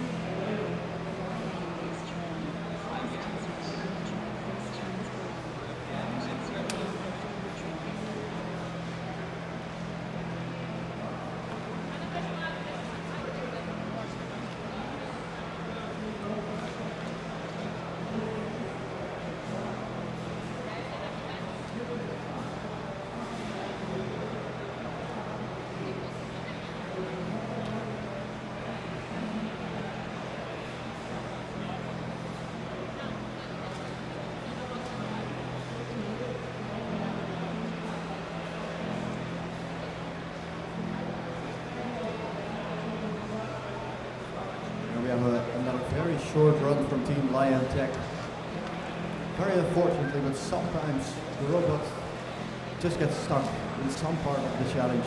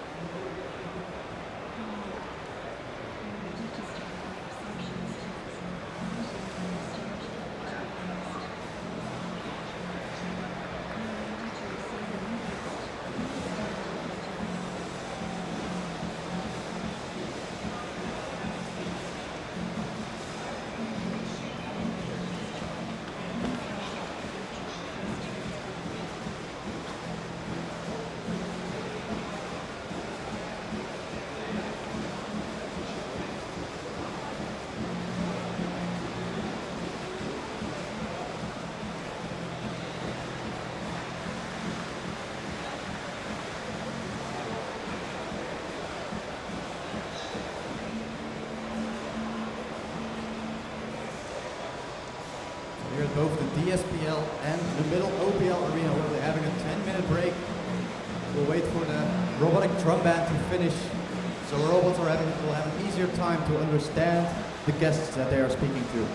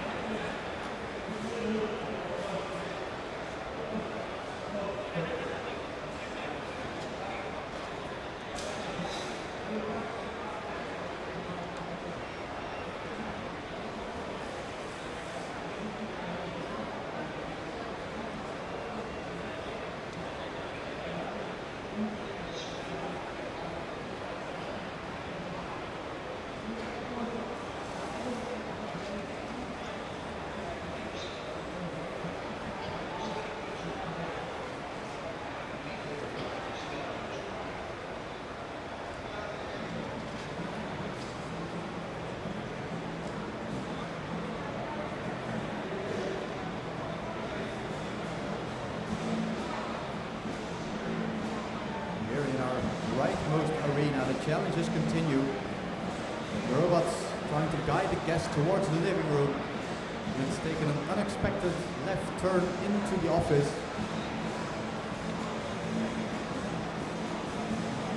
The robot's appears to be going through the kitchen towards the living room. A bit of an alternate route.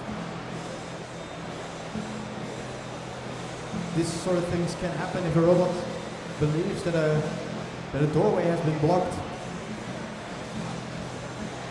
But the robot was able to find an alternate path to the living room where it can guide the guests and find them a place to sit.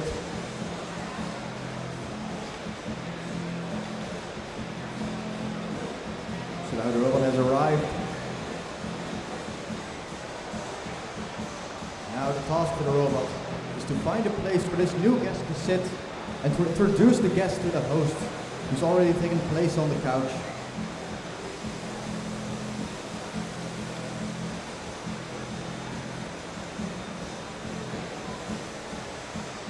The robots pointed out a chair for the new guest to take a seat.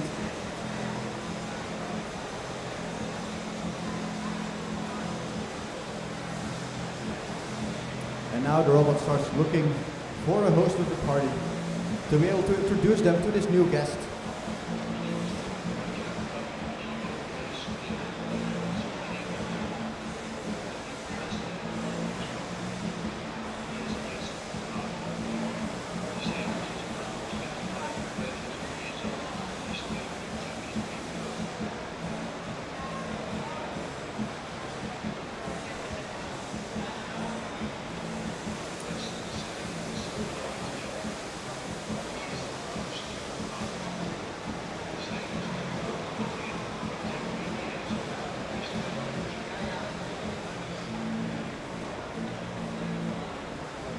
The robot has successfully introduced the first guest to the host. Now the robot's going back to the entrance to receive the second guest of this evening.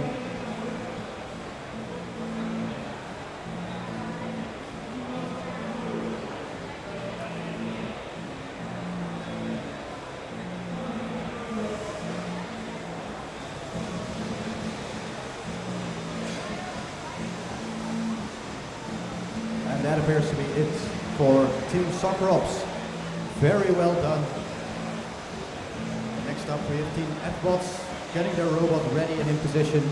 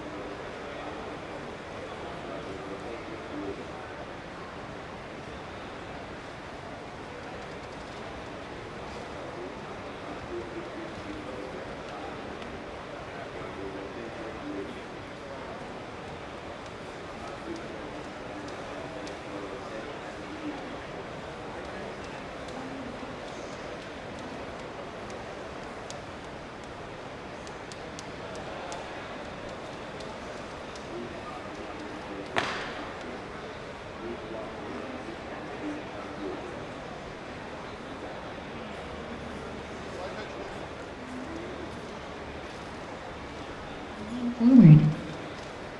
Hello, I am Toy and my favorite drink is oil. What is your name and favorite drink? Please answer me after the beep sound.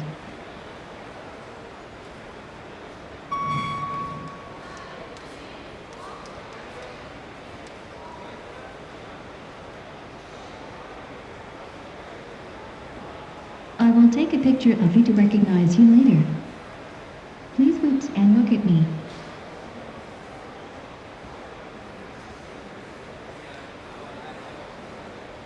Follow me from the hallway to the living room. Please step out of my way and stay behind me.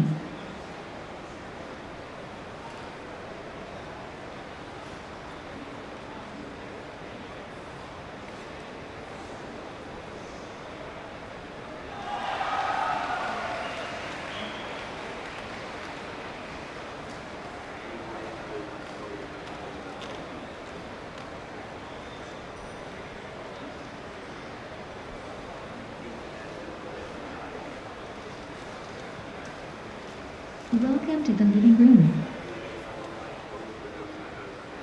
Sitting people, please look at me. Sitting people, please look at me.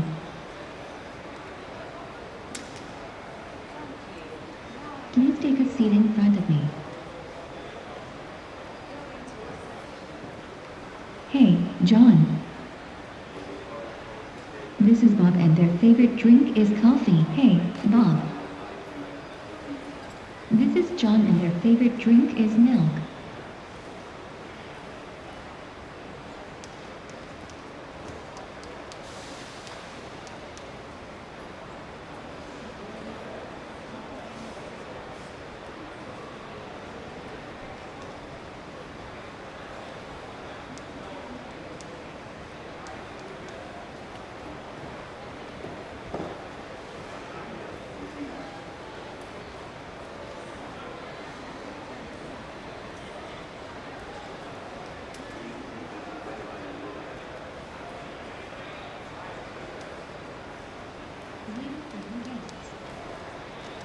Please step in front of me. Welcome. Please step in front of me and come close. Come closer and lean forward. Hello, I am Toy and my favorite drink is oil. What is your name and favorite drink? Please answer me after the beep sound.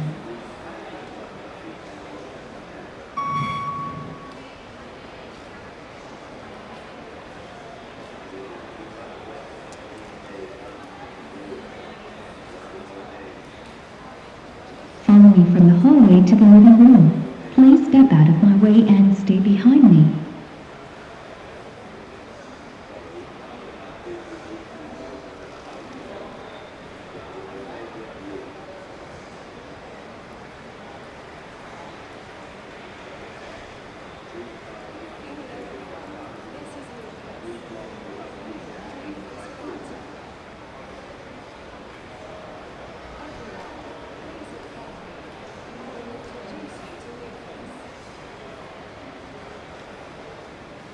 Welcome to the living room.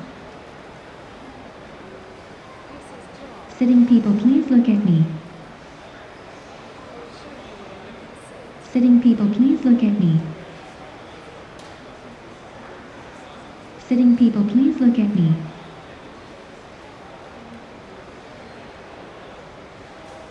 Sitting people, please look at me.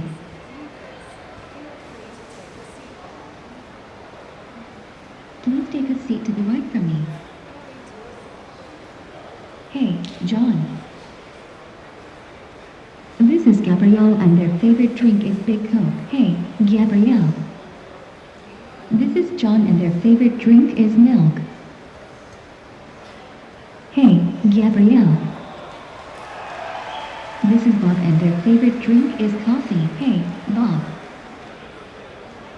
This is Gabrielle and their favorite drink is Big Coke.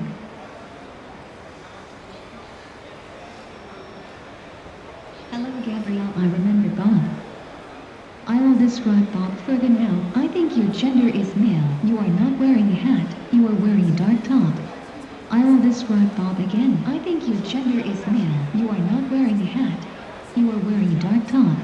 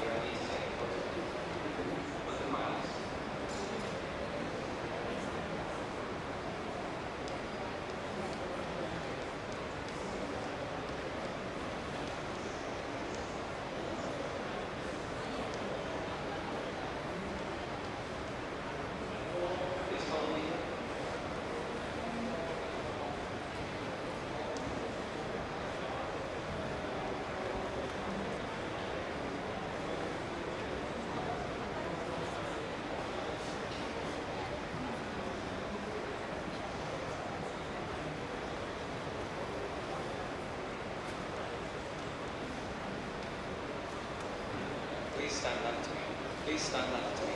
Please stand left to me. Please stand left to me. Please stand left to me. This is our guest limited favourite drink flat on the edge of it. Roughly 1.76 metres tall. Eyeglasses. Male. No beard.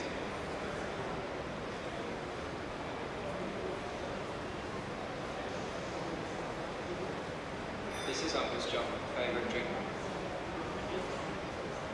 The left couch seat on my viewer screen. Take a seat.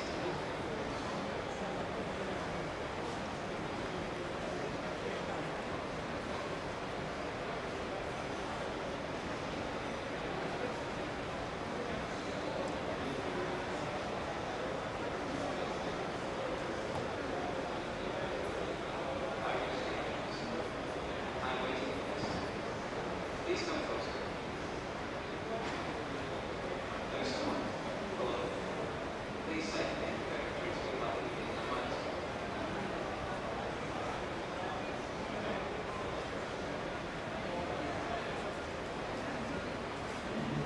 Your name is Rob. Is this correct?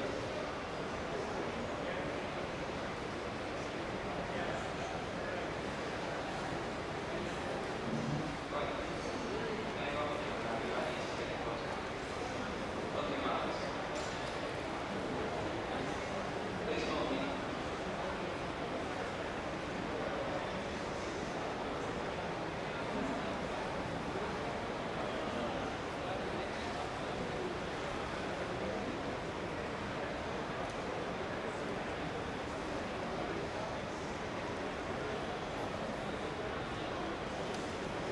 Please stand left to me. This is our guest room, drink water from measurements. Roughly 1.77 metres tall. Hippies. Male. No beard. This is Lucas with the favourite drink Fanta from the attributes. Roughly 1.76 metres tall. Eyeglasses. Male. No beard.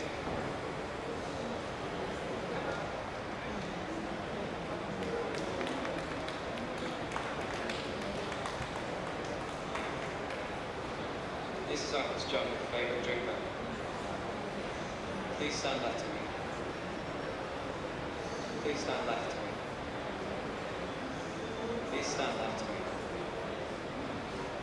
Please stand left to me. This is our guest Robin with the favourite drink water and the attributes. Roughly 1.77 metres long. Big nose. Male. No beard. Please stand left to me.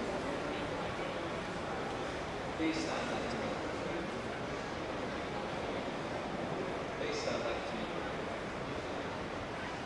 Please stand left to me.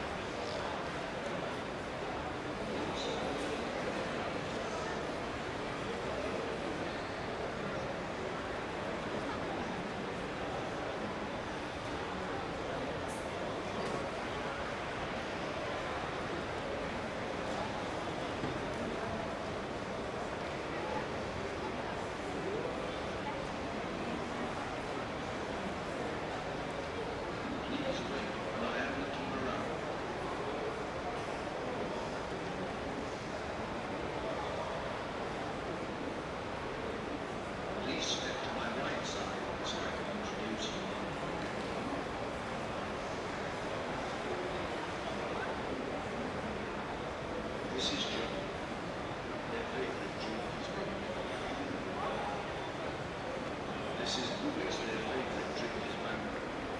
Please keep the receipt I have the key. I will return to the room.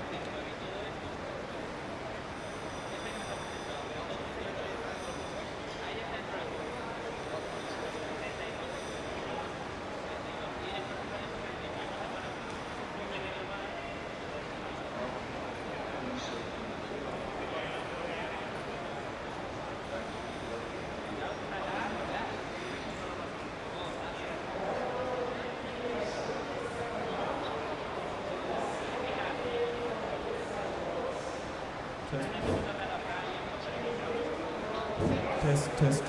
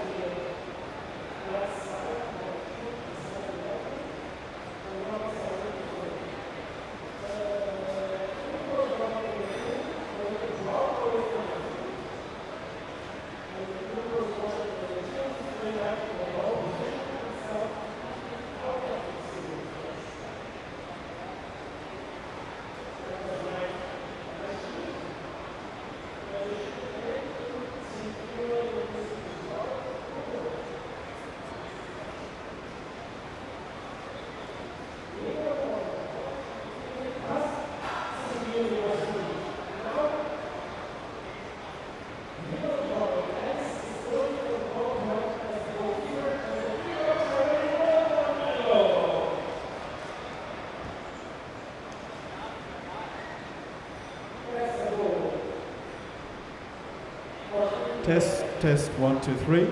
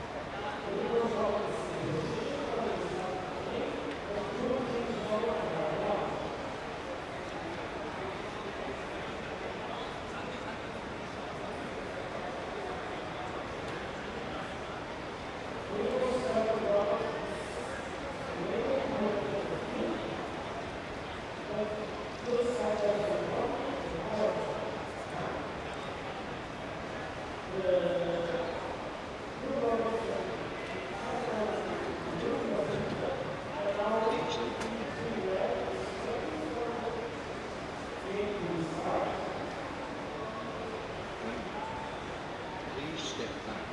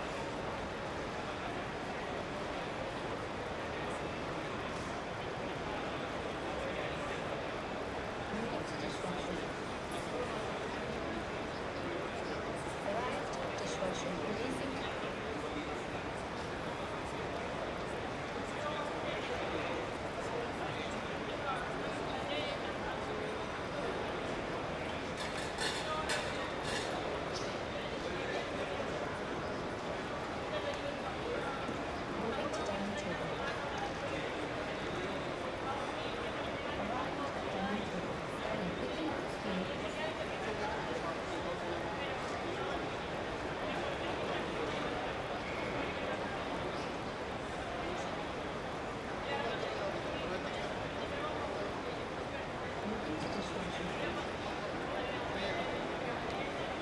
Arrived dishwasher. Basic skill.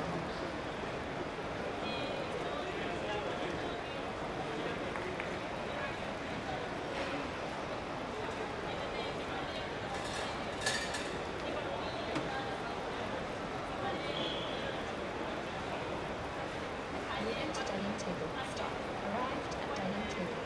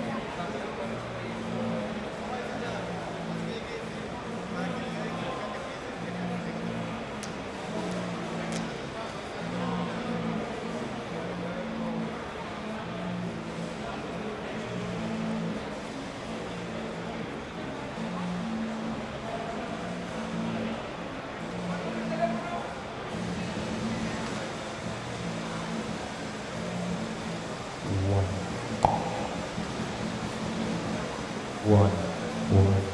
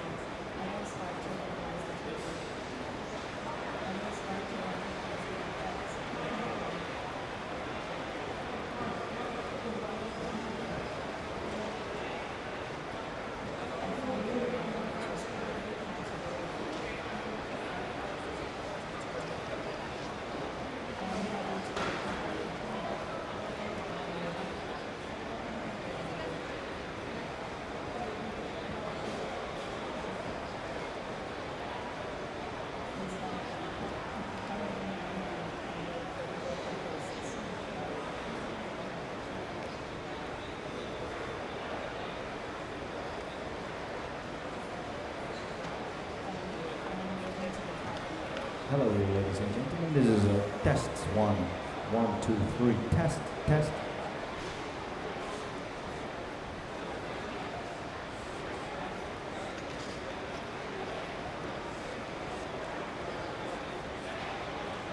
Ja, is daar.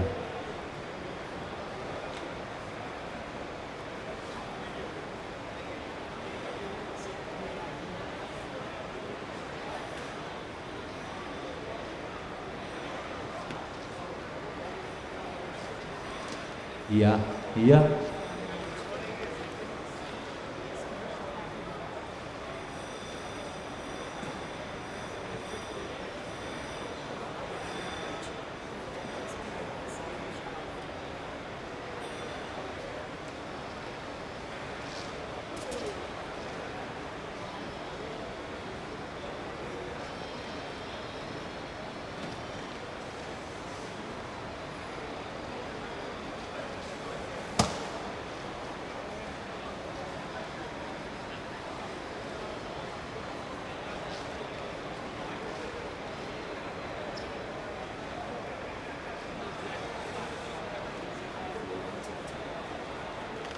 Kijk, ja, ja.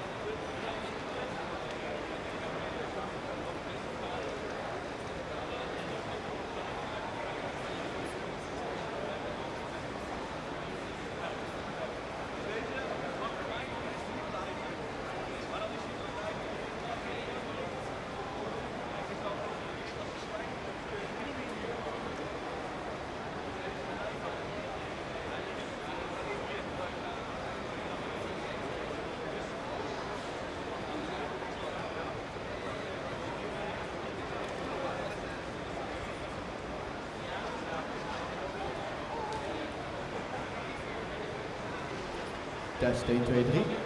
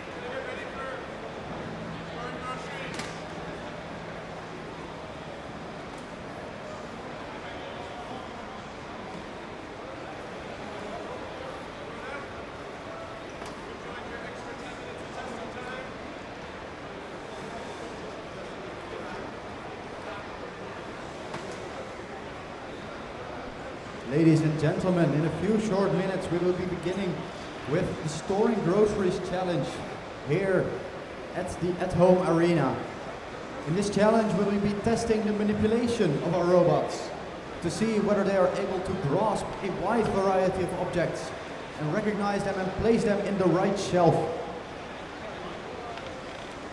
Dames en heren, over een paar minuten beginnen wij hier bij de at-home arena met onze boodschappen inladen challenge.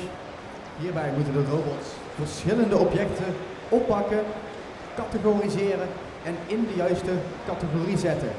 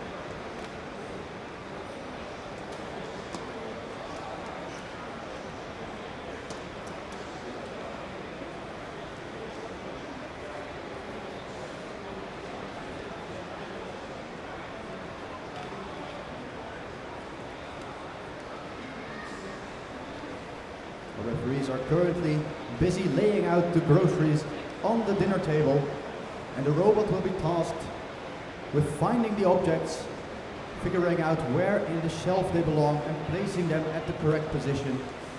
It sounds so easy when I say it, but there's a lot of aspects coming into this for the robots.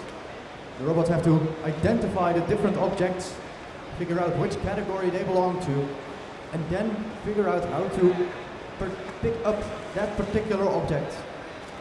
Because every object has their own unique way of being picked up. Robots have to be very careful with fragile objects, such as fresh fruit, whereas other objects like cardboard boxes can handle a lot more force. Furthermore, we have a lot of different shapes of objects, some of which are quite large, such as a box of cornflakes. Some have odd shapes, such as a packet of stroopwafels, and others may lie very flat on the table, such as a packet of licorice. And it's up to the robot to decide how to pick up these objects in a way that hopefully they'll be quite successful.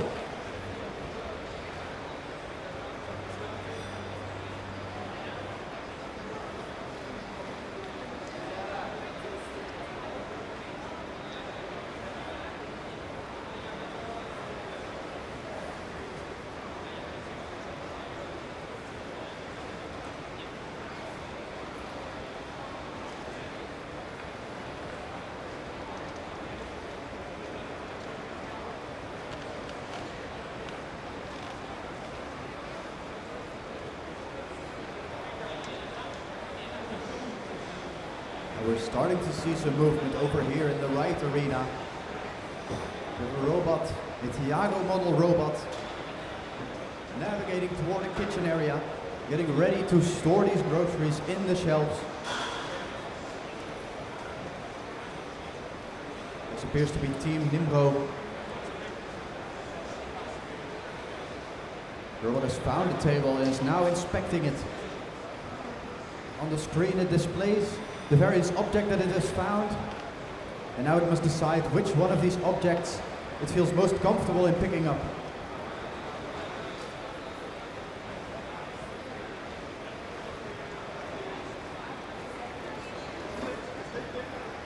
The robot appears to need repositioning. Having the right position for its base appears very important for its grasping. But it's backing up quite a bit. Will its arm still be able to reach the table from this position? It's appearing to get closer. Hopefully it has honed in on a certain object which it wants to pick up.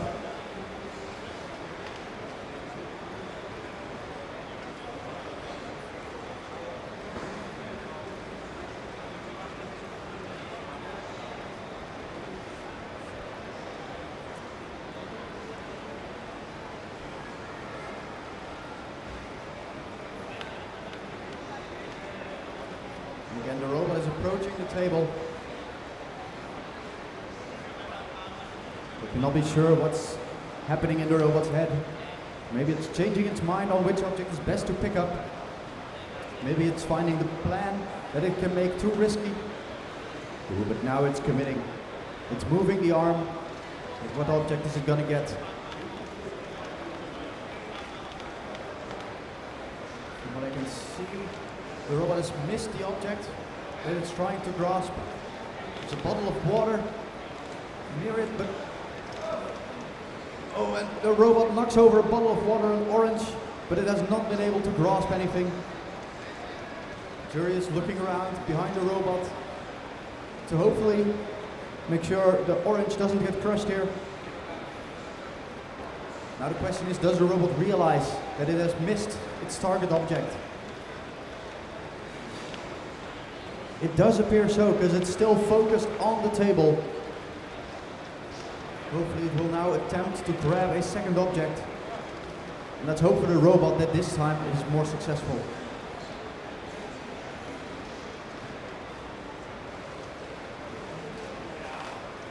The robot's again preparing to pick up an object.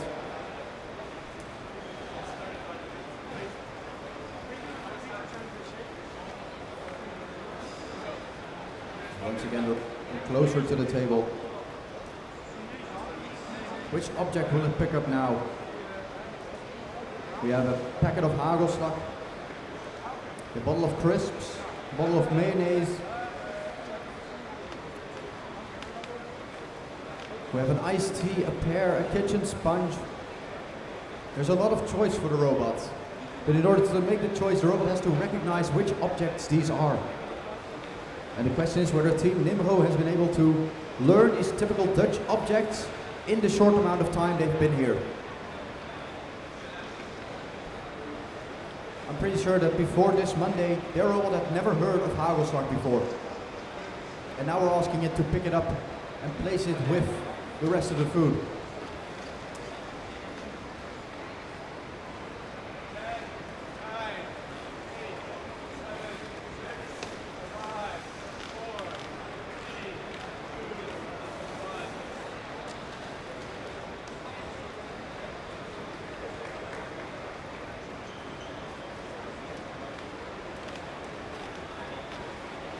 The robot of Team Nimro still getting close to the table, trying to find an object for it to pick up.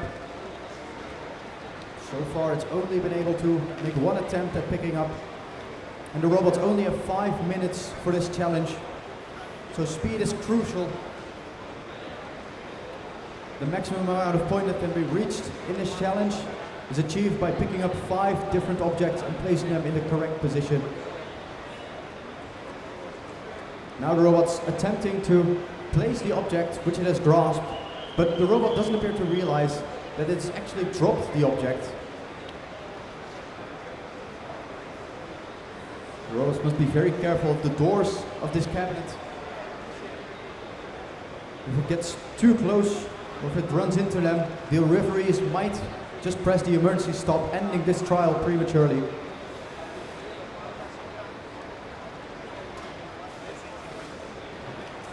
But it appears that that is the case, and Team Nimro will have to get ready for their second attempt at this challenge. Big round of applause for Team Nimro.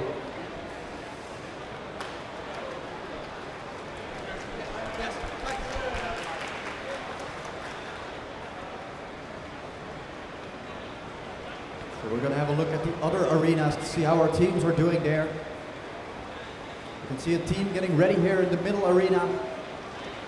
All of the robots start in front of a closed door, and when the referee opens the door, that is the signal for the robots to begin their challenge.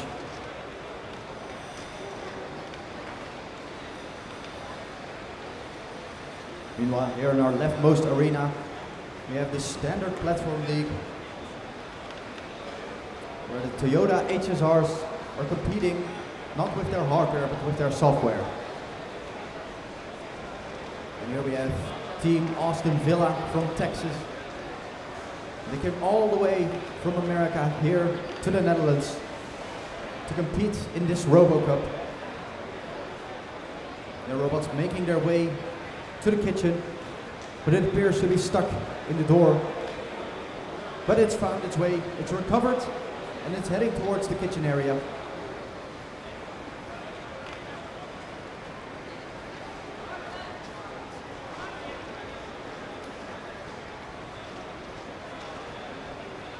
Now this model robot, the HSR, it's not that tall of a robot, so sometimes they can struggle with looking at objects from the table, because the robots aren't able to look down on the table, they are sort of at the same heights. But luckily these robots can extend themselves to give themselves a higher vantage point. And from that position they're able to better see the objects on the table. This robot, the robot of Team Austin Villa, appears to have found an object and it's going to try to grasp. From the looks of it, it appears to be either the milk or the kitchen sponge, but something went wrong in the depth perception of the robot and it grasps too far. Now the question will be, will the robot realize that it's actually missed the object and will it go for a second attempt? Or will it believe that it has grasped the milk and try to put that in the cabinet? The robot is still looking at the table, so it might realize its mistake.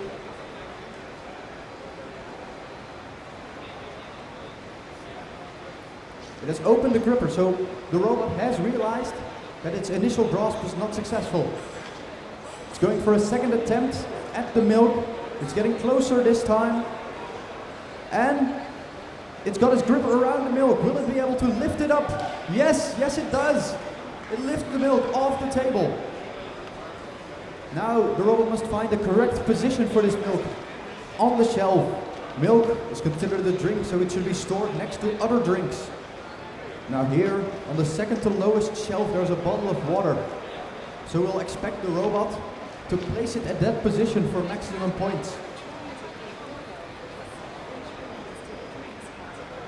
The robot's taking its time to examine the shelf, to figure out which sort of categories are placed on which shelves.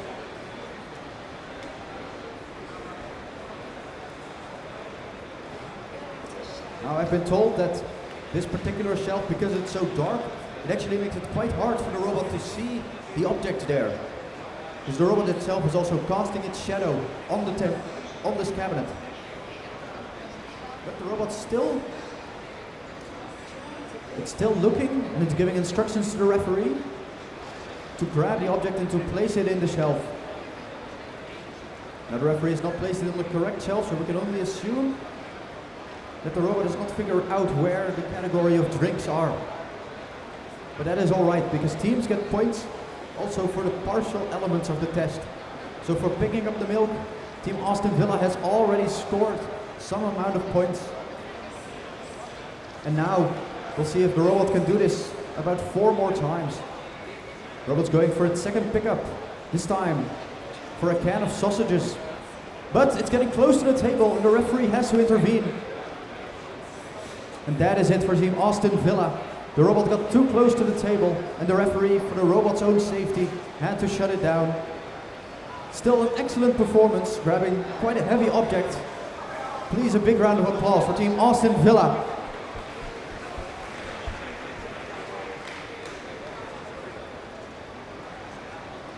And here in the middle arena we can see Team RoboFay. The robot's approaching the cabinet. Currently do not know if it has grasped an object before or if its gripper is empty. But it's certainly going towards the cabinet and it's attempting to place something there.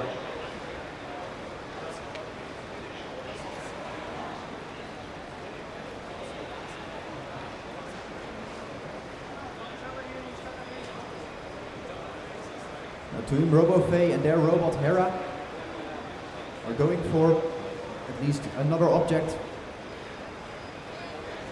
The robot's going to have a look at the table. It's going to try to see how many objects it can recognize. But the referee has called time. 5 minutes are up.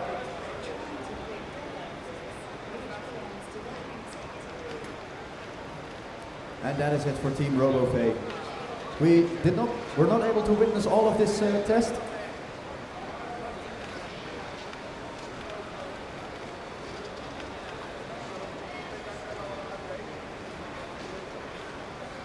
Now here back at the rightmost arena we have Team Sokrop with their robot, who's currently at the cabinet, attempting to place something or having just done so.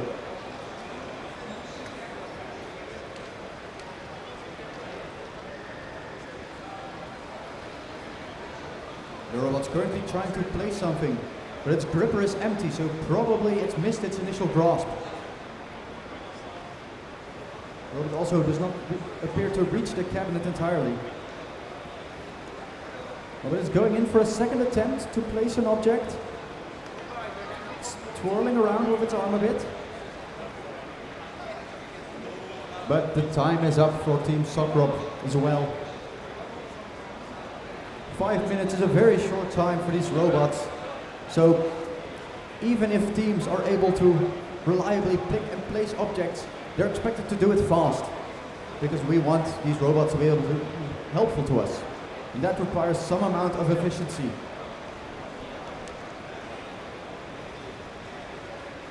We also have 30 teams here participating in RoboCup at home. All of these teams get 5 minutes to perform, 5 minutes to shine. but sometimes that is just not enough to show years and years of development and effort.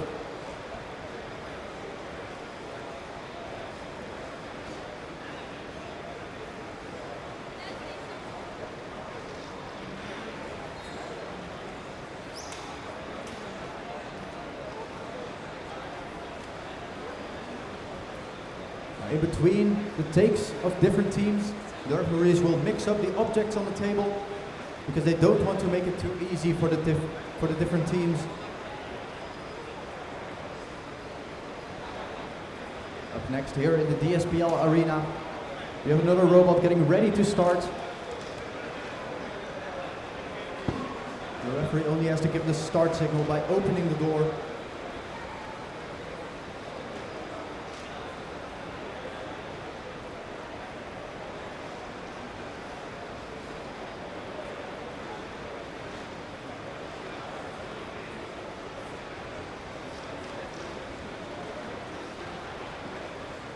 Here in our middle arena, we have the robot of Team Lar getting ready.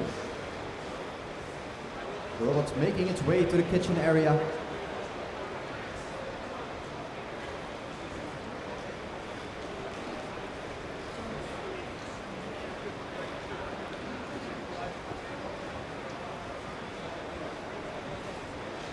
This particular robot, his name is Jeff.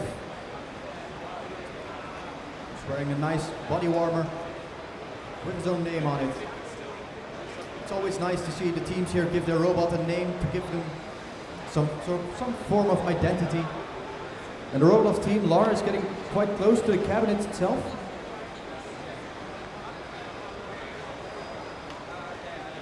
I've just been informed that the robot's name is Charmy, not Jeff. And Charmy is currently going quite close to the cabinet, quite close to the wall as well. I imagine this might be quite nervous for Team Lar. So if the robot starts running into the wall, that's probably an immediate emergency stop. The robot needs to go to the dinner table in order to find objects. And these robots only have 5 minutes to put as many objects in the cabinet as possible. But it appears that Charmy has lost. Their team will have to work out what's happened here and try to see if they can resolve the issue before their next attempt is up.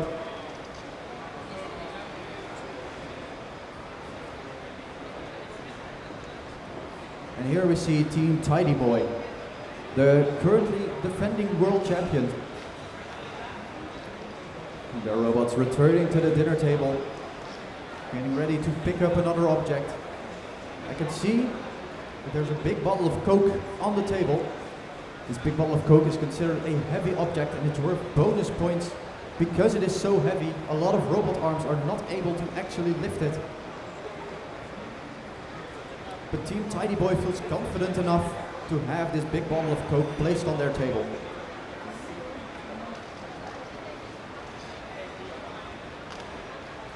The robot's going, it places very nicely into the cabinet.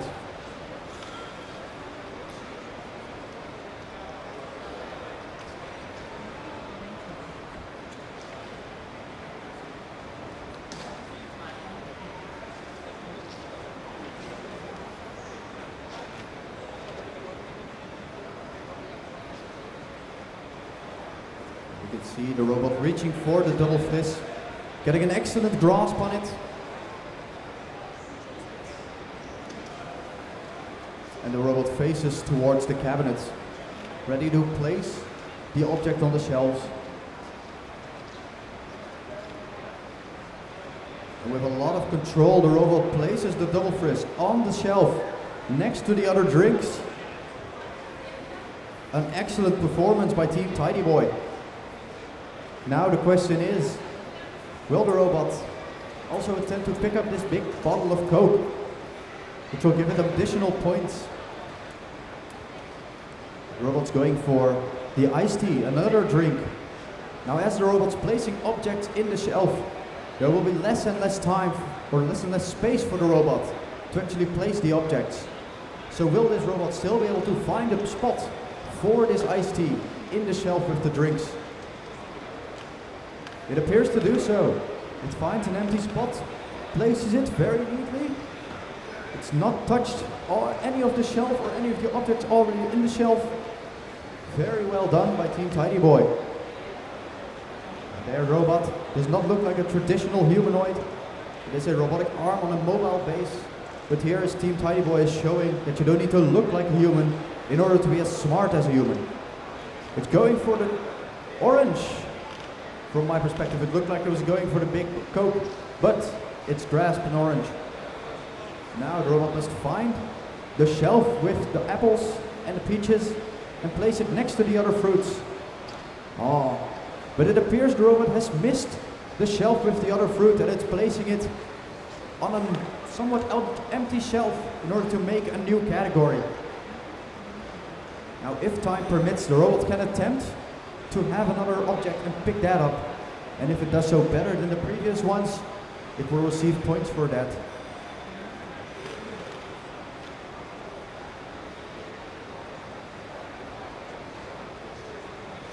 The robot's taking its time, looking at the table, but we're not seeing any movement still.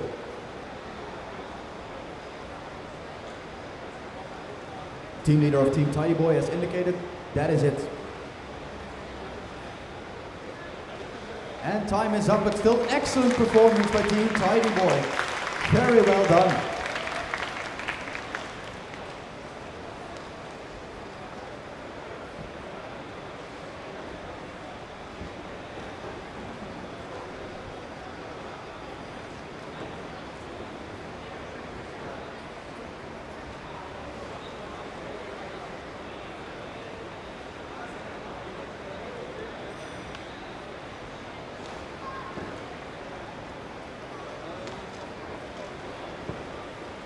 Here in the DSPL arena, you can see another robot getting ready to place what looks like an apple in the cabinet.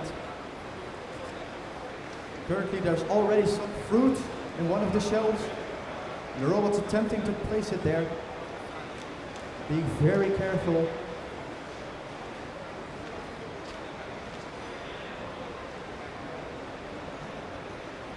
And very neatly it has placed the apple on the correct shelf.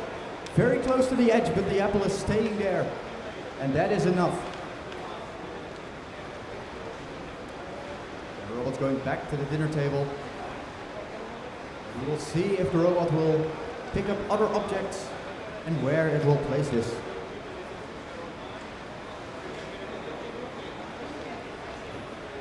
The robot's going to the side. It appears to be lining up in front of this iced tea. And it grabs it very nicely. Now the robot must go back and find the shelf with the other drinks and place the iced tea next to them, just as we would sort our shelves.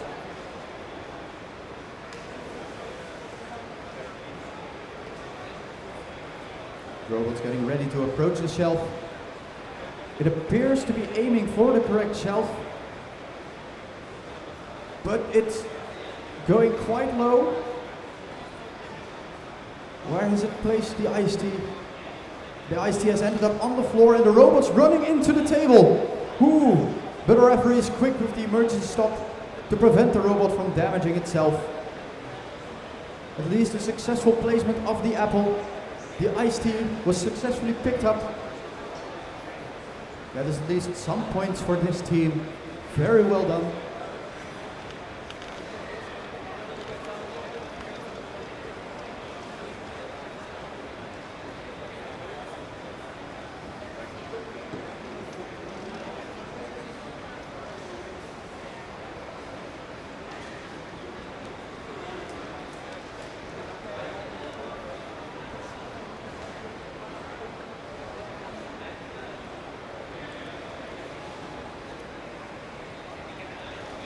Teams have started lining up, but we've already seen some excellent performances during this storing groceries challenge.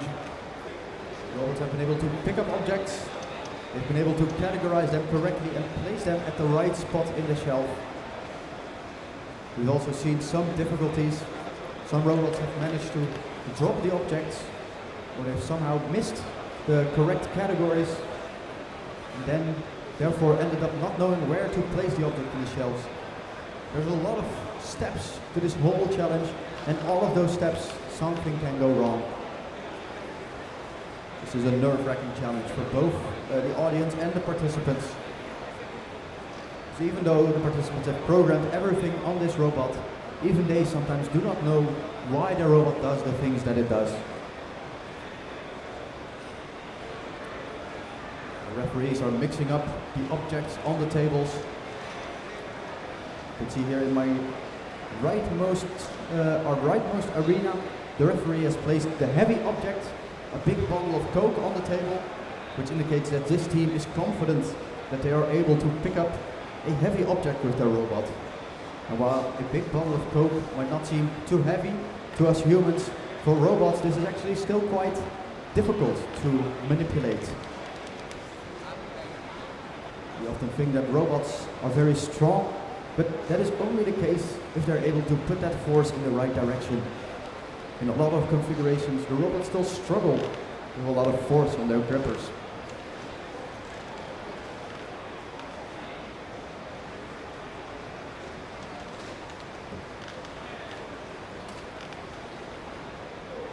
Here in the DSPL arena, we can see a robot starting to approach the dinner table. This is Team Run Sweep.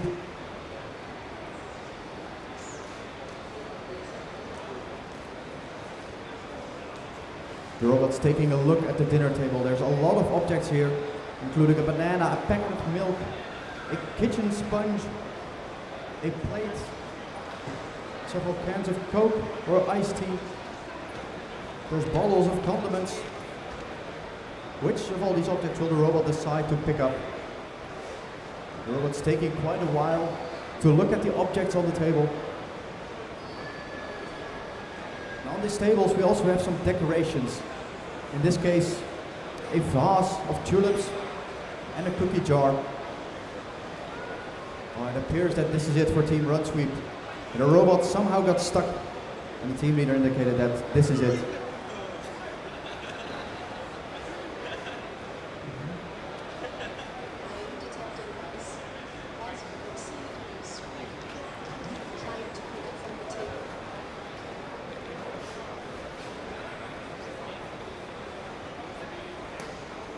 Here in our middle arena, we have Team Gentlebots from the looks of it. This robot has inspected the table. You can see on its screen that it's at least tried to find some objects. We still have the question of which one will it decide to pick up. Within reach of the robot are a can of Pringles, an iced tea and a plum. But the robot remains stationary.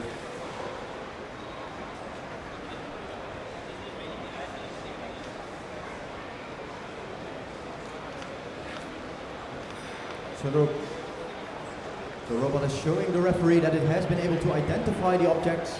For that I'm not 200% sure on the rules, but for them it might be able to give them some points in this challenge. But the robot appears to not be going for the grasping attempt. So it looks like that is it for Team Gentlebots in this attempt. Meanwhile here in our left arena, you can see a robot getting ready to pick up what looks like a bottle of mayonnaise, but it appears to be just short. It's missing the grasp. This can sometimes happen when the robots don't actually look while they are grasping. They perceive the position of the object, then they make a plan to move their arm, and then they execute that plan. But that is very reliant on the robot having a very good perception of where the objects actually are. That is something that we in the robotics industry call sense, plan, act. And it's a very straightforward approach, but it brings with it a lot of risks. And now the robot's trying to place the object, which it has unfortunately failed to grasp, into the cabinet. It's placing it on an empty shelf.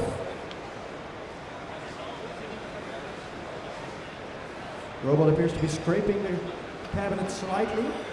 but not enough for our judges to call for an emergency stop. We often say that slight contacts are allowed in this competition. After all, a lot of touching that the robots do is actually quite functional.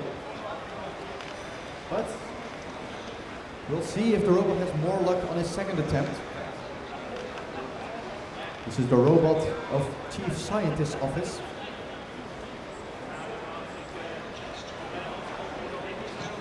That's mistaken. This is the robot of Syria Cybernetics Corporation. They are going for their second attempt.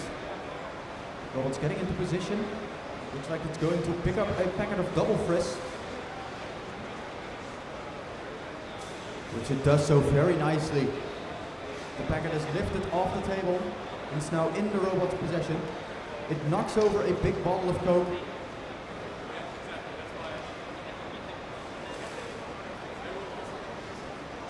And the robot's on its way to the cabinet.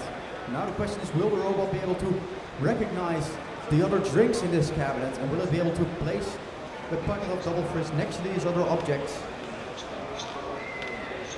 So very much a matter of perception. The robots have to learn these particular drinks, some very typical Dutch drinks, in only a few short days. These teams only got here on Monday. That is the first time they saw a packet of double frizz, and already their robot is able to properly categorize it with the other drinks. Robots managed to place the object.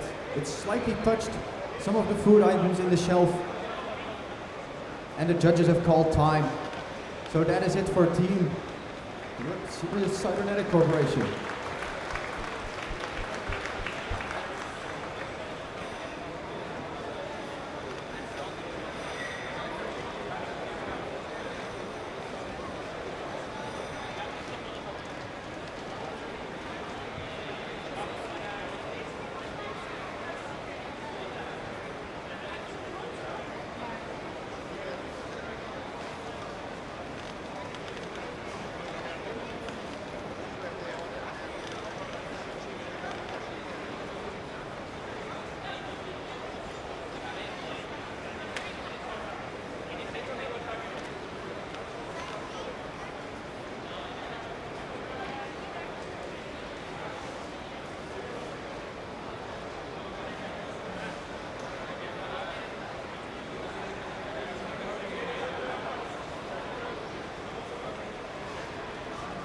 We're in our middle arena.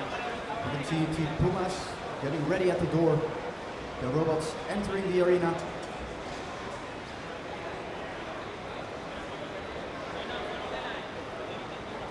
The robot appears to be having some trouble entering the arena. It's turning sideways.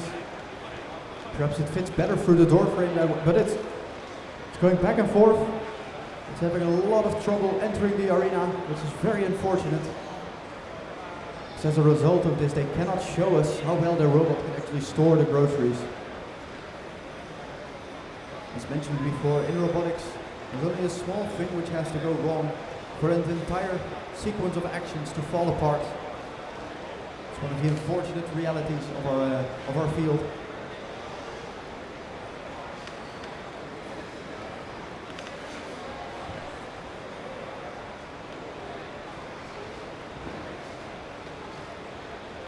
Here in our leftmost arena, we see another HSR robot. This one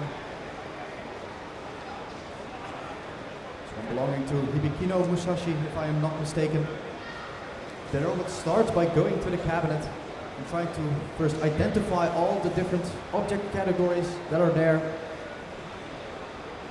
Trying to figure out which shelf are all the food items placed on, which shelf contains all the drinks, and which shelf is just for snacks. Ooh, the robot's actually trying to open the door here. It's grasping behind the open cabinet, opening the door, adding extra bonus points for Team Hibikino Musashi.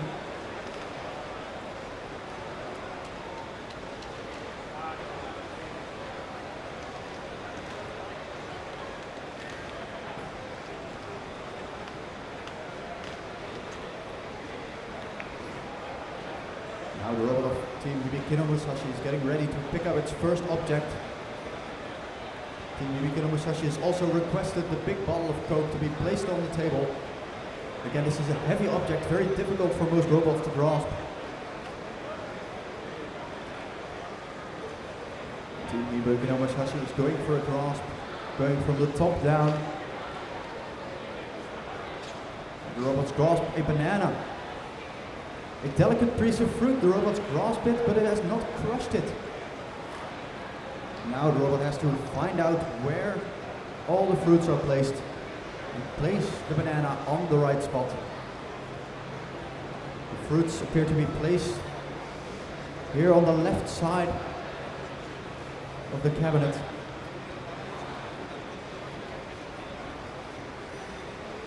The robot's preparing, thinking. So it's moving its arm, it's getting ready to place the object. Ooh, but it sort of smushes the banana against the shelf. The referee is considering whether to press the emergency button or not, but he decided against it. The banana is utterly destroyed, but it did end up on the shelf. We'll have to see how our judges will judge this performance, and whether any points will be deducted from destroying the banana. Team Hibikino Musashi continues on. They're going for their second object.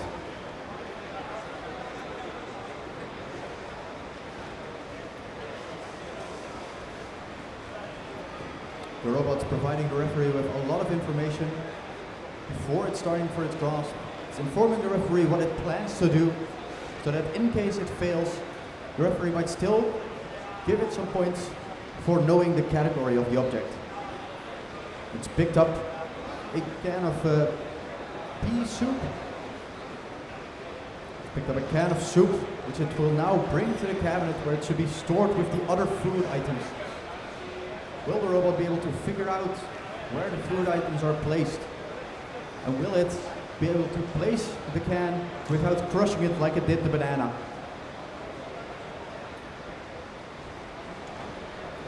Currently, there's only one food item in the cabinet, which is the hagelslag. But the referee has pressed the emergency stop to save both the robot and the cabinet. Still an excellent performance from Team Hibikino Musashi.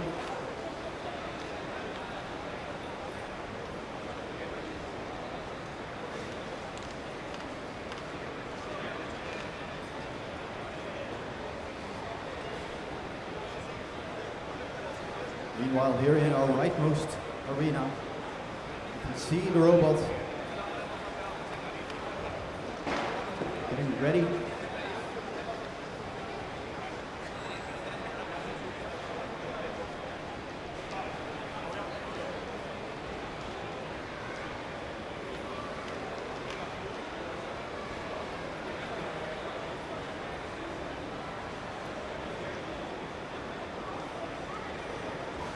A robot of Chief Scientist Office, and there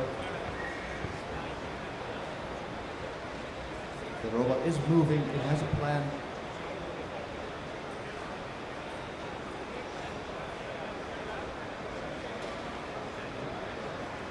It's taking quite a bit of time for this robot to start its grasp for the objects. We're still not sure which object will be picked up. There are a lot of objects placed on the table here.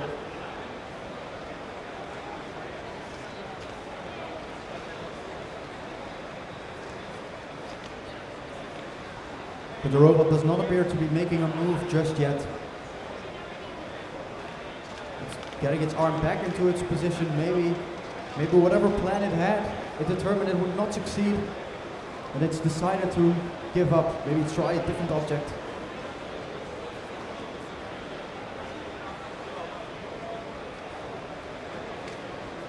On the robot screen, it's showing what its plan was. This team can get points for correctly identifying the objects and their category. The referees are checking whether it is indeed correct.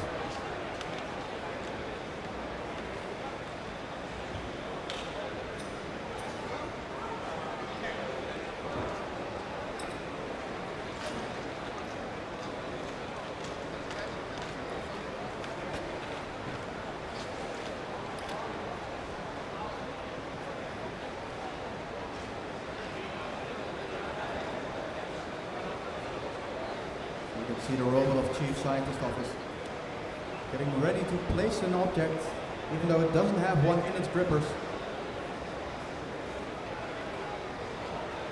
How will this robot approach this placing task?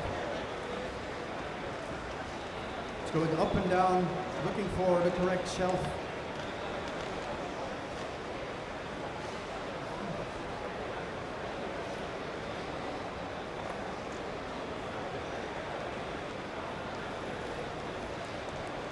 We're still quite unsure what the thought process of the robot is at the moment. Maybe it's trying to find the correct space. Maybe it's confused and can't figure out what the objects are. But from the looks of it, Chief Scientist Office has called it. And they're going to move their robot away from the arena, adjusting for their second attempt. And hopefully in a few minutes we will see them with an excellent performance.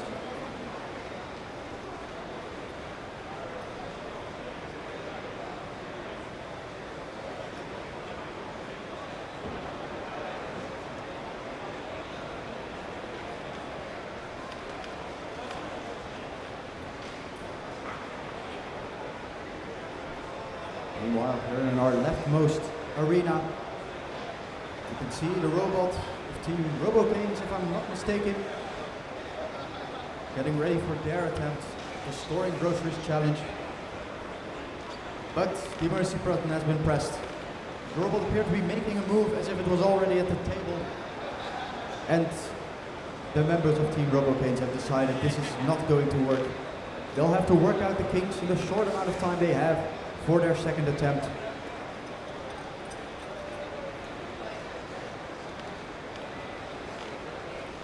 In our middle arena, another robot is approaching the cabinet, getting ready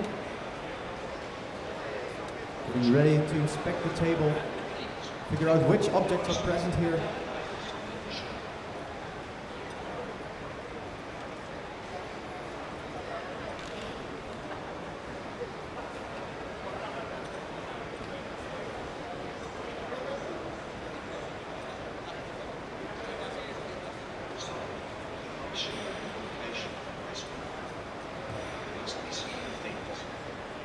The robot appears to be telling our referee something. And he's informing the referee of what he saw in the hopes that the robot will get points for correctly identifying some objects. But it now appears to be going for the grasp.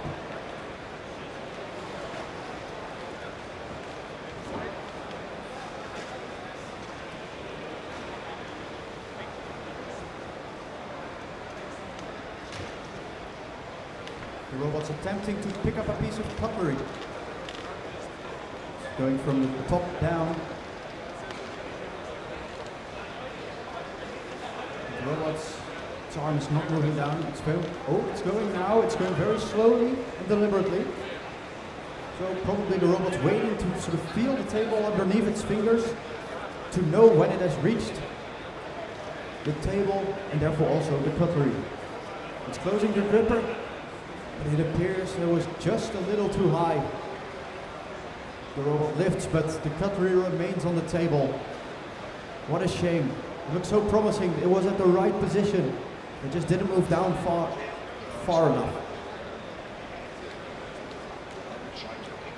Now the question is, what will the robot do? Will it realize its mistake and try again? Or will it attempt to place this cutlery in the shelf, even though it has missed the cutlery during the grasp?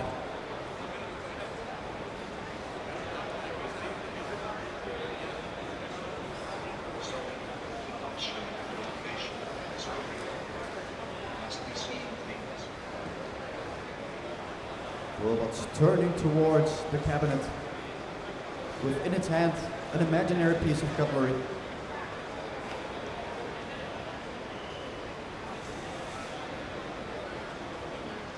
But it's facing towards the table again and not the cabinet. So that is curious. Maybe it did realize its mistake after all. Maybe we're going to see the robot attempt to pick up another object from the table.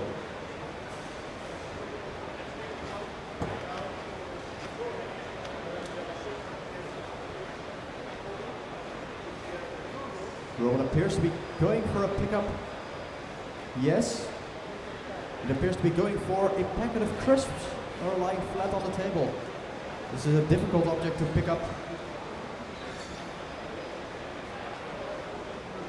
The robot started moving down very slowly. Hopefully we won't see a repeat of what happened with the cutlery. It's going down very slowly, or should I say deliberately. There's no telling what's going on in the mind of such a robot. I cannot see it myself, but from the reactions of the referee and the team leader, it appears yes, indeed. Again, the robot's grasp too high and it misses the object. Again, going up with an empty gripper.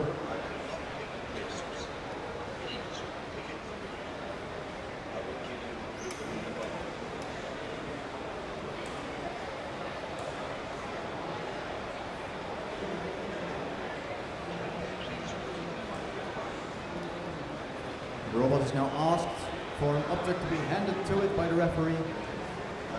This gives a point deduction for the team. They no longer get points for picking up the object. If they were able to. 8, 7, 6, 5, 4, 3, 2, 1, and that is it. The robot was not able to place the packet of crisps in time. And Team Sokrop will unfortunately not get points for placing the objects in the cabinet.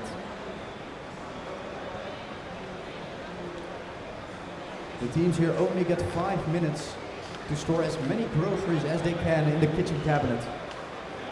That is an exceptionally short amount of time for these robots. They will have to be very efficient to be able to be helpful in a household. And that is why in our competition we're also very strict that robots can actually do their task with some amount of speed. And here in our leftmost arena, you can see the robot of Team Suturo going to the cabinet with an empty gripper. Appears to have missed its initial grasp. It's getting close to the cabinet. Referee might consider to press the emergency stop, but despite the contact, the referee did not press the emergency stop, instead trusting the robot, and the robot made it out fine. Now we will have to see if the robot will have more luck in its second attempt. Will it be able to pick up an object this time? The table is filled with objects, most of which the robot can grasp. But the decorations should be in place at the end of this challenge.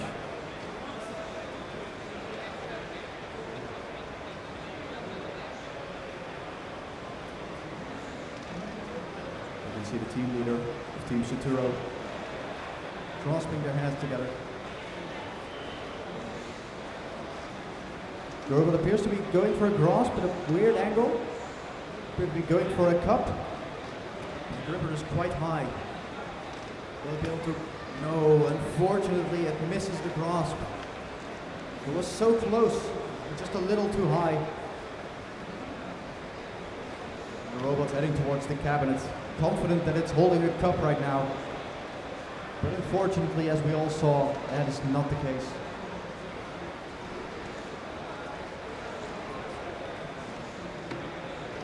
This all costs precious time for Team Suturo. Robot's placing in the cabinet. The referee again anxious near the emergency stop. When placing in the cabinet, there's a lot of room for collisions, both on the side, the top and the bottom. And these robots must be careful because they're quite strong and they can actually push this cabinet over.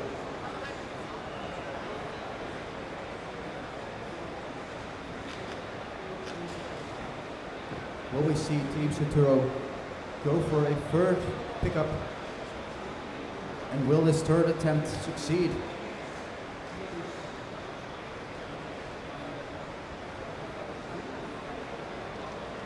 Robots turning towards the dinner table. trying to identify the objects on the table.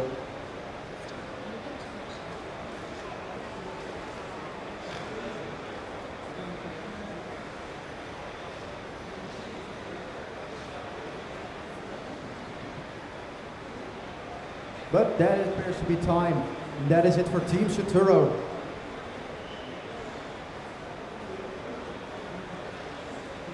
Up here in our middle arena, we can see Team Tidy Boy going for their second attempt. They're going to try to start off strong by opening the cabinet door. They reach their hand inside the cabinet. They try to lift it open, but it appears he's stuck on something. But it is going open. The cabinet door has been opened by the robot from Team Tidy Boy.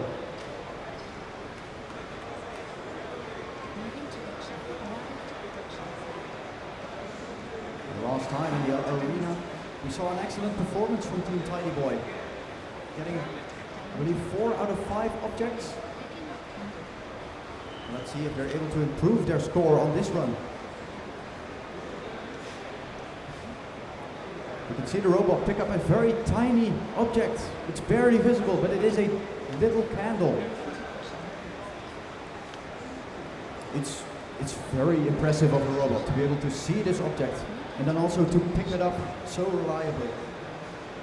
Now the robot's going to place the object on a new shelf because there's nothing like a candle in the cabinet yet. So the robot's making its new category on the right side of the cabinet.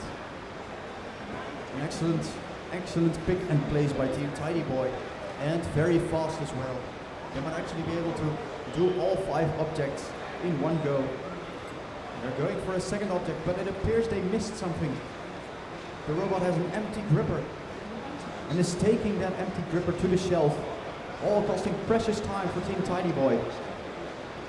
Now this does not have to be a problem.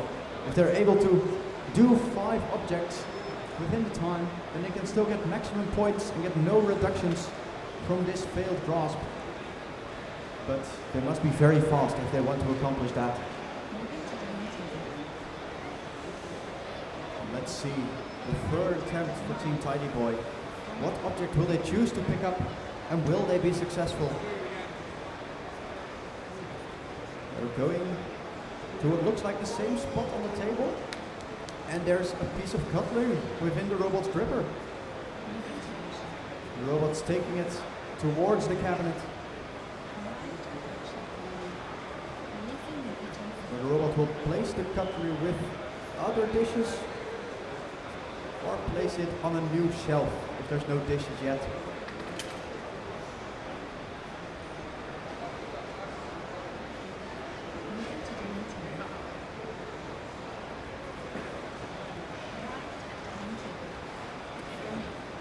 So there's 2 correctly placed objects by Team Tidy Boy. Very quickly they're going for their third, a pack of stroopwafels. Now this robot comes all the way from Korea. It has never seen stroopwafels before. But that doesn't stop it from picking them up and bringing them to the cabinet. Now the question is, will it recognize the stroopwafels as a snack? And will it place them alongside the crisps which are already there? Yes, it does. It places them on the correct shelf without seeming to think too much about it. And the robot's going back, getting ready for its 4th object. Now the maximum score for this challenge is if a robot picks and places 5 objects correctly. So this team can no longer make any mistakes. And they've picked up a tiny object. Can't see exactly what it is, either a dishwasher tab or a candle. And the robot's going to place this tiny object in the cabinet. But where will it choose to do so? It appears to be placing it next to the stroopwafel, so it believes that this is a snack. Now if this is a dishwasher tab, then I would like to inform our audience that those are not in fact snacks. Do not eat dishwasher tabs. And now let's see if this team has time enough for a 6th attempt at a pickup. They appear to be going for the sausages on the table. They get a grip, but is it sturdy enough to hold? The robot still holding the sausages. But the referee announces that this is time. Still an excellent performance by Team Tidy Boy. The robot will carry on. It has no concept that the challenge has ended. But this robot will keep working until the job is done.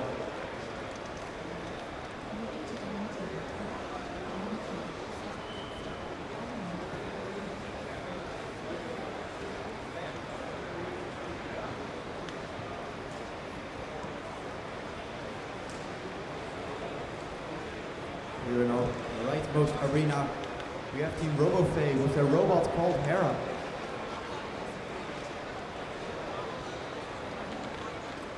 Hera is approaching the table, trying to identify objects which to pick up.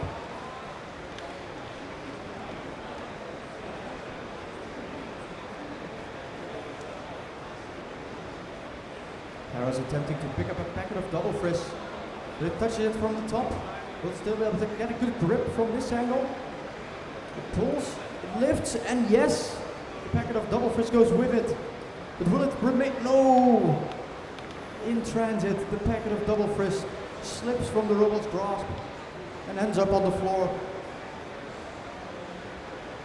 The robot, not realizing this, continues with its task.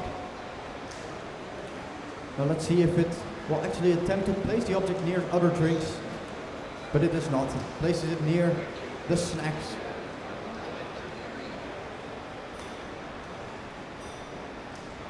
There's still time for some more objects. Maybe they will have more success with the other objects. We still have a can of iced tea, a packet of mayonnaise, and a bag of crisps. Hera's again choosing an object which to grasp.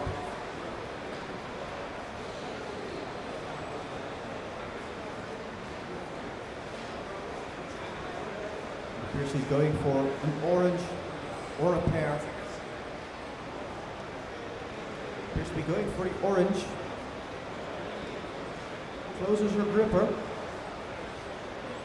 and lifts the gripper. This appears to be a much more solid grip than the packet of double frizz we saw before.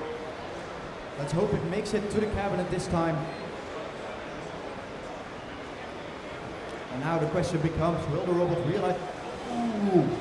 Unfortunately, the orange as well. It slips from the robot's grasp and ends up on the floor. Luckily for the robot, it doesn't drive over the orange. But it no longer has an object to place in the cabinet. Let's hope for Team RoboFay that they're able to get a solid grip on their next object. Hera's approaching the table. The time is almost up, we've been told. Will they be able to still complete a successful placement of an object in this short amount of time? Hera's lining up in front of a can of iced tea.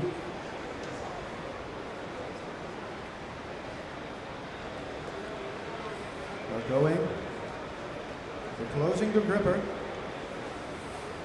Ooh! But the can of iced tea could not be lifted from the table. It appears the grip strength of the robot was too slim, and that is time. Still an excellent performance by Team RoboFay.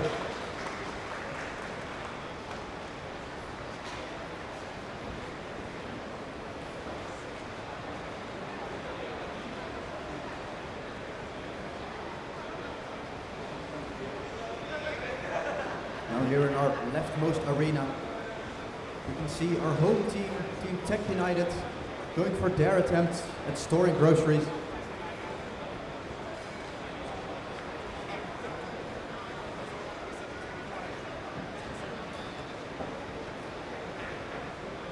The robot is heading to the kitchen.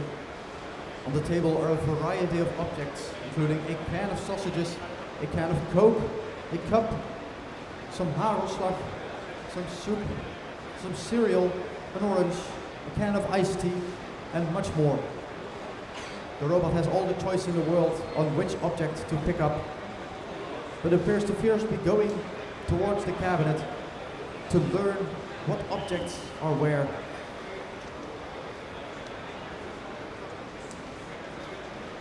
The robot looking the cabinet up and down. The robot's raising itself to get a better view of the upper shelves. On the upper shelves we have some snacks. And now the robot's starting to make its way towards the dinner table, getting ready to pick up some of the objects that are there.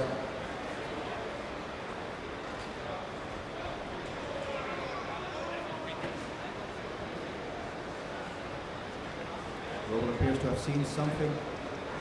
Now it's getting ready to grasp it. It's going for a can of iced tea, which it grasps successfully. Picks up the object. Gets ready to move towards the cabinet. Now the big question is, will the robot be able to identify where the drink should be placed? There's a bottle of water on the right side of the shelf, but the robot's placing the iced tea in front of the cabinet, dropping it to the floor. How unfortunate. Hopefully the robot will have better luck on his next object. It's going back to the dinner table for a second attempt. In front of it now are an orange and a kitchen sponge. Which will the robot choose to pick up?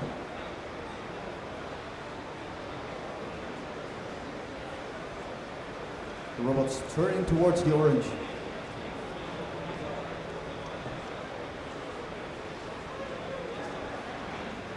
It's going for the grasp. Closes its gripper. Will it lift the orange? It does. The robot has a firm grasp on the orange. Now it must find the shelf with the other fruit and place it correctly on that shelf.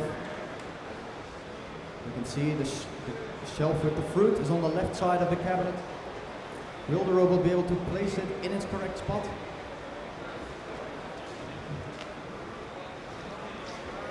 Let's see.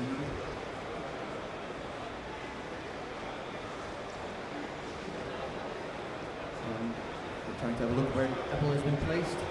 It appears to be placed one shelf too low, unfortunately. So that's a correct placement, but not on the right shelf. So while it is still some points, it's not the maximum amount that can be reached in this challenge. Now, how far will our robot go? It has seen the kitchen sponge and it's going to attempt to pick it up.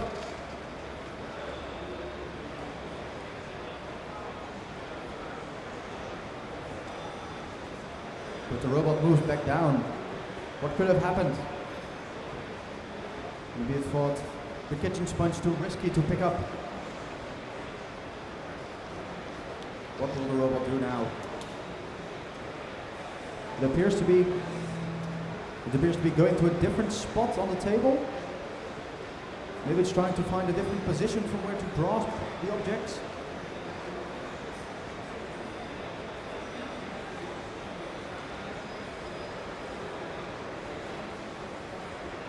The robot's having a good look at the table. It's turning towards the packet of cereal. Will it be able to grasp this object? It's a big box of cereal. It's going to be quite tricky. Not entirely smooth, but it is between the grippers. Now, will the grasp be firm enough, or will it? Oh, it slips out of the robot's hand. How unfortunate. The robot did not have a good enough grip on this packet of cereal, and it falls to the ground.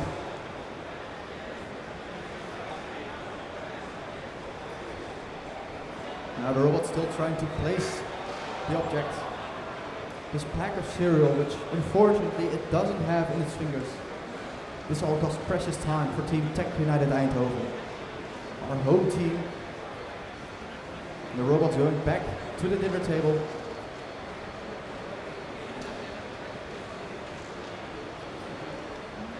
But it appears that the judges and the team leader have called it quits. They have decided the robot's not going to score any more points. And that is it for Team Tech United Eindhoven. The robot is still going. It's still trying to attempt its task. Who knows, we as an audience might be in for a treat. Robot's still trying to pick up this soup here. Judges are discussing the scoring.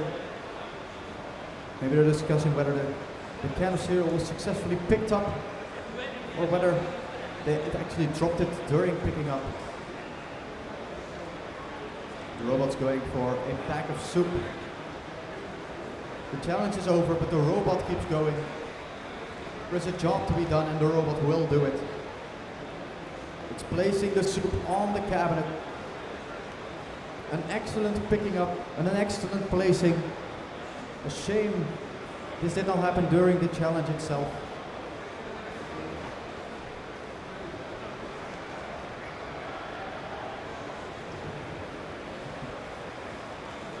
And the robots went back to the dinner table, still trying to store these groceries into the cabinet. It's back at the front end of the table where only the kitchen sponge remained.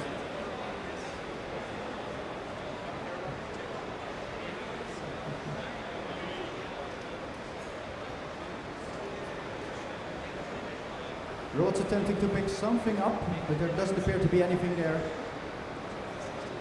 Maybe the sensors were mistaken.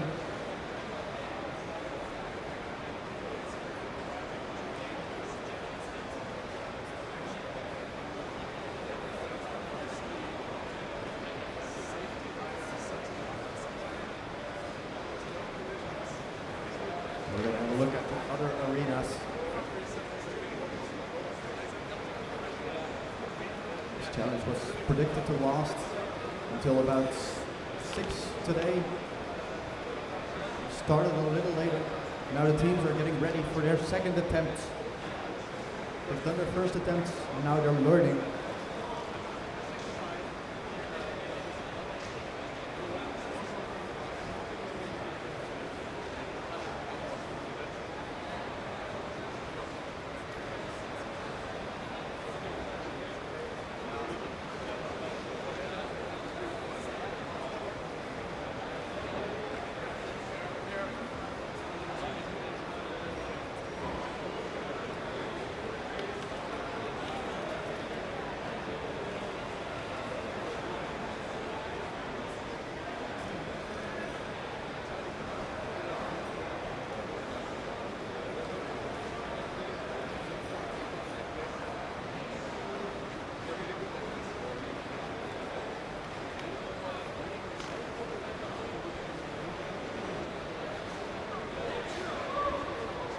Here in the at-home arena, we're still doing the storing groceries challenge.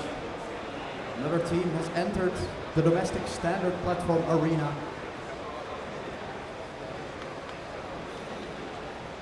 The robot is going towards the kitchen area to find a variety of objects on the table, and then it's asked to put them in the kitchen cabinet at the right shelf. The robot's approaching the kitchen cabinet.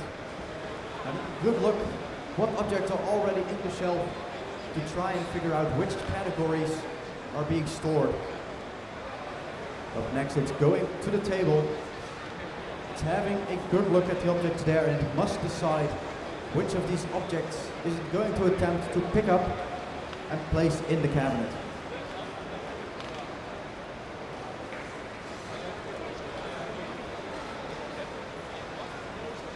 It appears to be taking some time thinking, but now, in one smooth motion, it's going for a grasp and it misses. Draws somewhere between the cereal box and the bottle of mayonnaise, but it draws from thin air. Now what will the robot do? Will it realize its mistake and will it go for a second attempt at picking up an object, or will it try to place an empty gripper in the cabinet? It's going for a second attempt to pick up the object, but it grasps in the same space, missing the object entirely. The robot's driving back towards... Oh, it's not going fully towards the cabinet. It realizes something is wrong.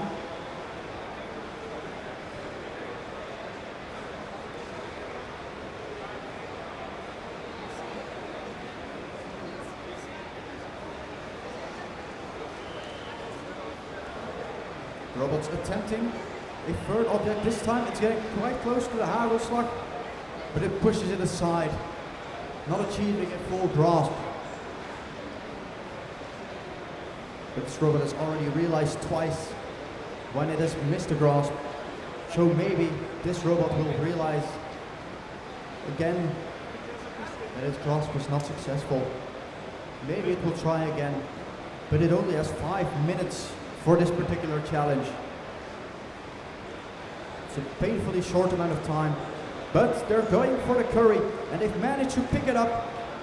They've lifted it off the table, it's in the robot's possession, and now the team is ready to go towards the cabinet and place this condiment with the other food items. The robot must first decide which shelf are the food items placed on.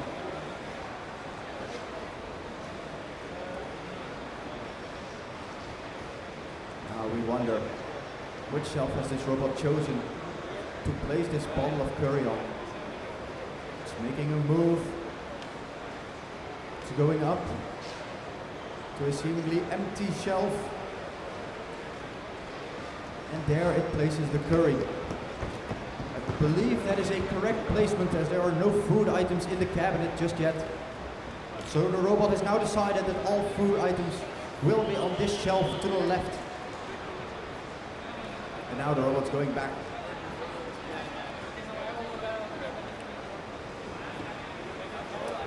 We wonder how much time is left, and in the time, how many objects can this team still pick up and bring to the cabinet? Time and efficiency are crucial in this challenge. The robot's making his move, going for a can of Coke. And it's picked it up successfully. The can of Coke is firmly in the robot's grip. No sign of dropping in thin air like we saw at the beginning of this challenge. Now can the robot find the bottle of water which marks the category of drinks? Will it place the Coke on the correct shelf, earning this team all of the points possible for this particular object? The robot is moving. It's going forward, appears to be going for the right shelf. Will it place it safely? Or will our referee have to press the emergency stop? But everything is okay. The robots placed the object. They've earned points. But the referee indicates that this is time.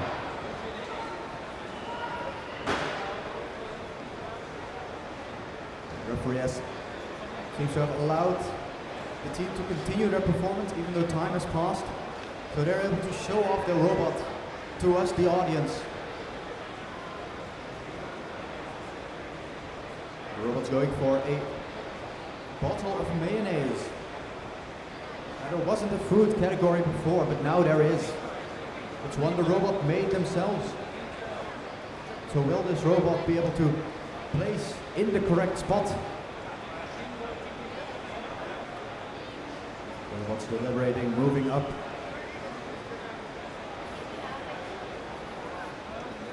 And it's going back down. Will it realize the correct shelf? Or will it try to...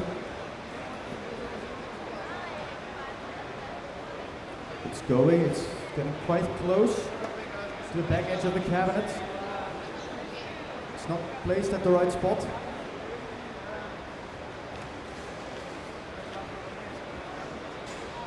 But the robot has successfully placed the bottle of mayonnaise. Now it's going for another attempt. Let's see which object it will pick.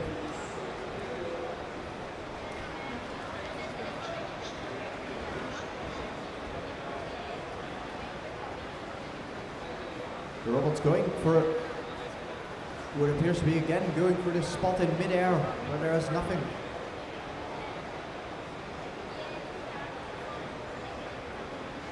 But the robot is going again.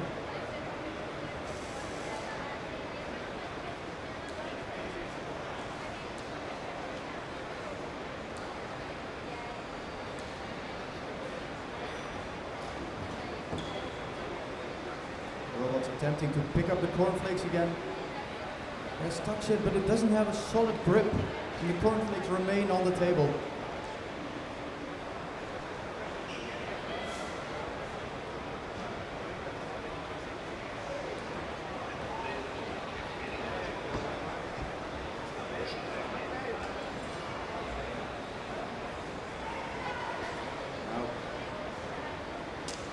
team will have to remove their robot from the arena shortly, but in the meantime, you can see it trying to pick up the Hagelslag again failing. But what an excellent performance by this team. We saw many attempts to pick up and place objects. Not all of them were successful.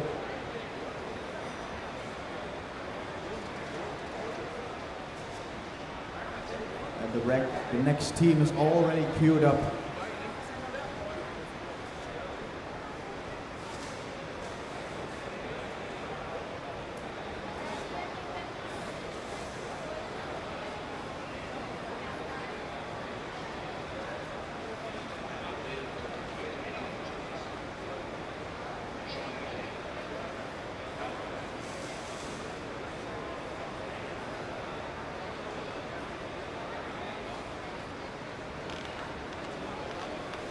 Our middle arena is already done with the challenges and teams have resumed their testing and development.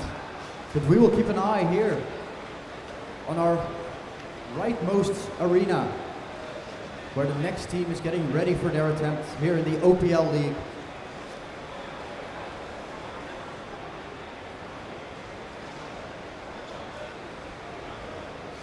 Our robot is approaching the dinner table. Be careful, look at all the objects there. It looks like our referees have placed the objects quite close together. This is a challenge for the robot. Will it be able to see these objects and will it be able to pick the objects up without throwing everything off the table?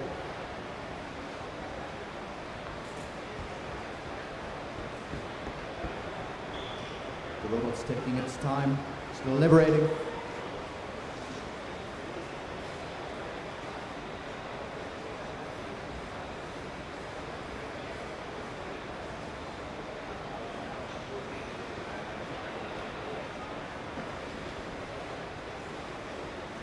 The robot's telling our referees which object it intends to pick up.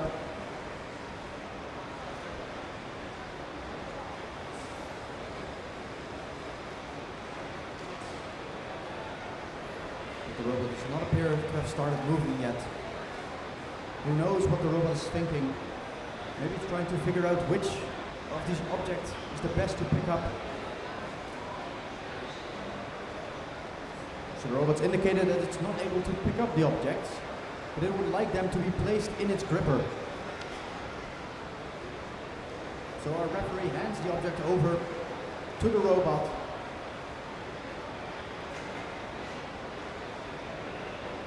But the robot does not seem to be realizing that the handover has taken place. Will the robot close its gripper?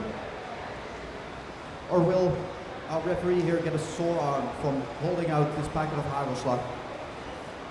The robot has closed its gripper. It's taken some time, but the robot has realized that it's been handed something. Now the big question is, will the robot know what it has been handed? Does it know that it's holding a packet of Hagelslag? One way that we'll certainly find out is if it places this Hagelslag next to the other food items. But the robot appears to not be moving just yet.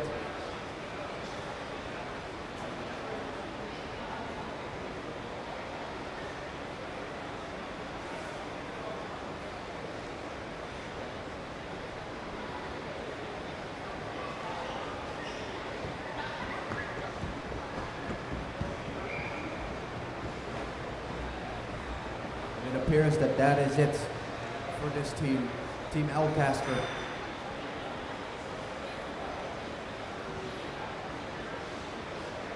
We do not know what happened with the robot, whether this is as far as they got or whether they ran into some sort of error. Only the team will know. They can check the logs on their robot and try and figure out what happened so that they don't run into these issues further down in the tournament. The rescue robot we see queuing up here is Team Pumas. Meanwhile, over here in our domestic standard platform arena,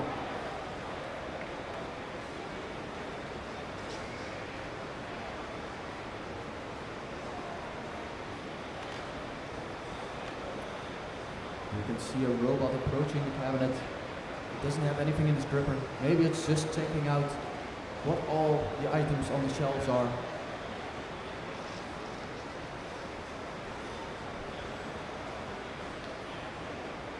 He appears to still be learning this particular cabinet. We have a bottle of water to mark the drinks category and a bottle of dish soap to mark the cleaning supplies.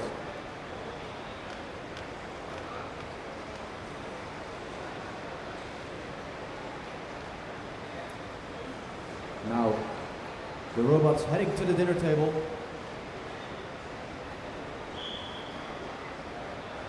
It's going to take a look at all the objects scattered about there. This is Team Erasers from Japan. They came all the way here just to participate in this RoboCup. Now let's hope that they're able to show us exactly what they've developed. The robot's making his approach towards this can of soup. And it appears to have gotten a firm grip. It takes it back with confidence. And now the robot must go to the cabinet and place it on the correct shelf. There does not appear to be a shelf with food items yet, so the robot can place it on any empty shelf. Any empty shelf, but ooh, the robot's aiming to place it into a shelf, causing the referee to press the emergency stop for the safety of both the robot and the shelf that we have. That is it for this attempt from Team Erasers. We saw an excellent pickup, but unfortunately a very dangerous placing action. These robots, the HSR, they are very cute and adorable, but we must not forget that they are robots and they are very strong. So if they fail in their coordination, they can be quite dangerous. And over here, on our right side, we can see Team Pumas getting ready to pick up what looks like a pack of hagelslag.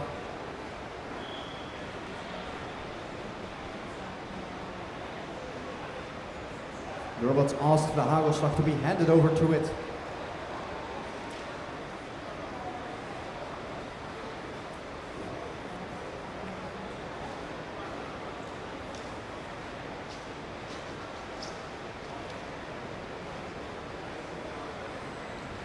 Now the robot of Team Pumas is heading towards the kitchen cabinet, getting ready to place the objects in the shelf. It's got a packet of hagelslag, so we're expecting the robot to place it here on the left side with the other food items. But will it be able to do so? You can also see the doors are closed. Maybe Team Pumas will attempt to open these doors somewhere during this challenge. Doing so would both be very difficult and give them a huge amount of points. But first, we have this packet of hagelslag. Oh, the robot runs right into the cabinet, into the closed door. The referees are asking whether they should press the emergency stop for the safety of the robot. But the collision was not hard enough to actually damage either the robot or the cabinet.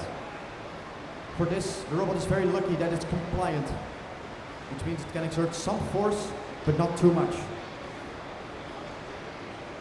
Now the robot is heading back to the dinner table, hoping to have more luck during his second attempt. Now we see that this robot asks for handovers from the jury.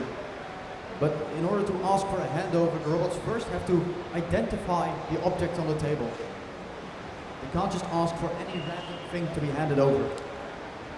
They must show that they've actually seen the objects that are here.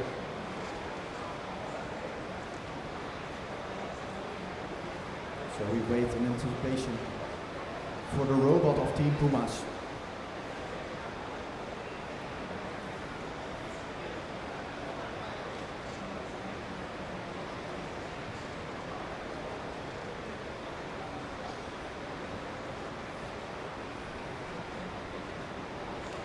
The robot does not appear to be making a move just yet.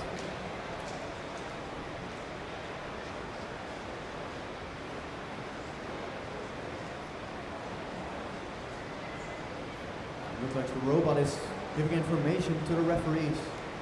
Unfortunately, we are too far to hear what the robot is saying. The referees have indicated that the robot is running out of time. These challenges only take 5 minutes, which, if the robot takes a long time to think about certain stuff, can be very short. And it appears that that is it for Team Pumas. Unfortunately, no successful plays here, but still an excellent performance.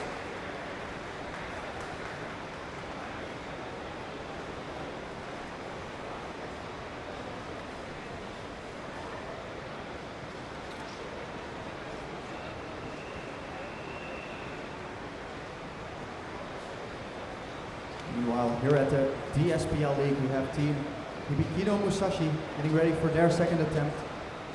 They've got a bottle of mayonnaise, which they are now attempting to place in the cabinet. Robot's making its approach, getting into the cabinet. It places the bottle of mayonnaise, drops it, and it performs excellently. The bottle of mayonnaise has been placed, but from the looks of it, it has not been placed in the correct spot. It is placed with the snacks and not with the other food items. Now let's see if their second attempt will also be a success. The robot's examining the table, looking for an object to pick up. It's saying many things to our referee, showing on its screen the objects which it has identified. And it's going for the pickup of what appears to be a can of soup. The robot has detected that it's collided with something. This can be the functional contact of its gripper with the can of soup, which it has now successfully picked up. And now the robot must place this can of soup with the other food items.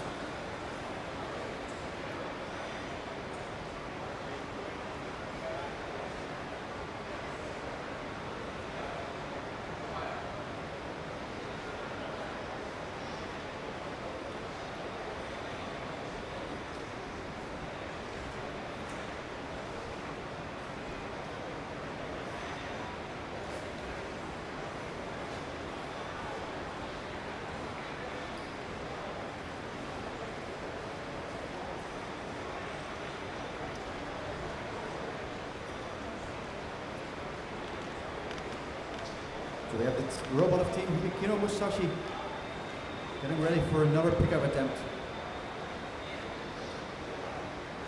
They're approaching the table.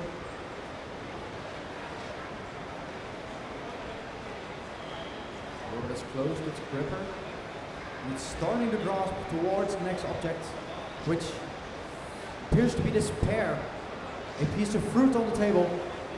And the robot has grasped it. It's got a grip on it, but it will survive the lift. The robot successfully picked up a pear, and now it must place it in the correct spot in the cabinet. We already have a shelf with some fruit items on it on our left side here. Will the robot be able to recognize those fruit items and place this pear in the correct position? But the referee calls time. That is it for Team Hibikino Musashi. But we get to see whether the robot actually performs. Oh, it still places very good, but unfortunately on the wrong shelf. So this indicates that the manipulation of Team Hibikino Musashi is excellent, but their object recognition might still need some work. Still very well done.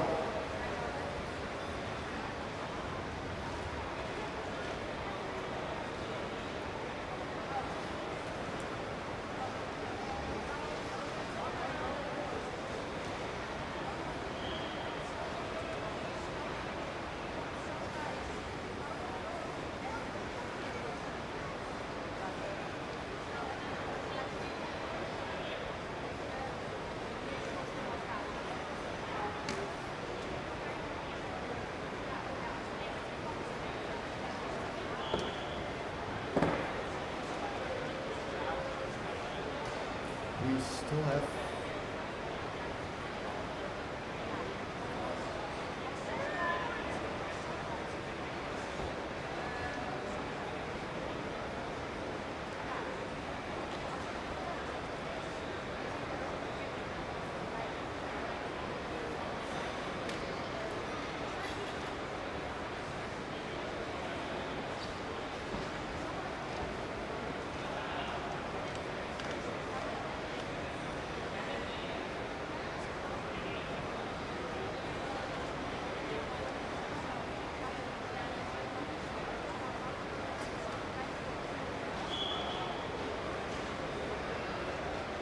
And it appears that all 3 of our arenas have completed their runs.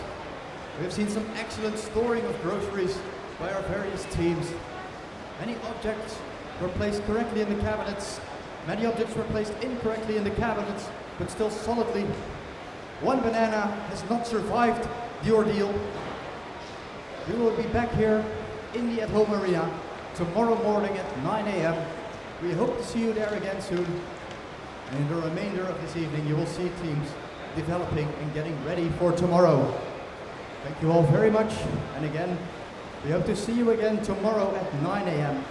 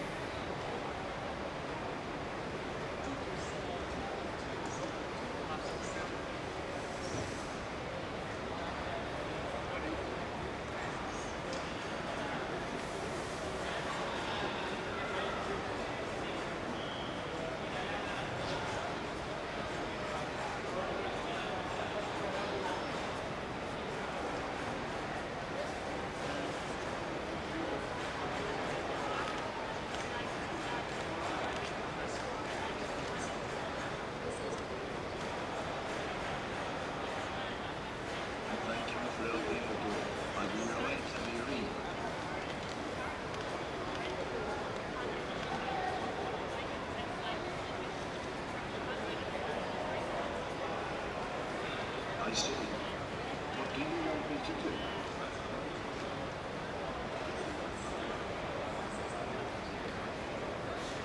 You won't need to. Go to the office, find the waiting person, and tell them you're dead. I'm driving to the office.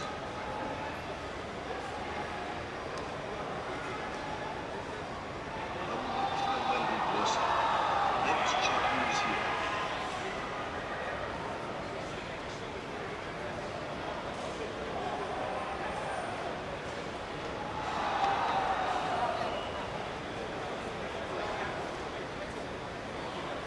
That didn't work.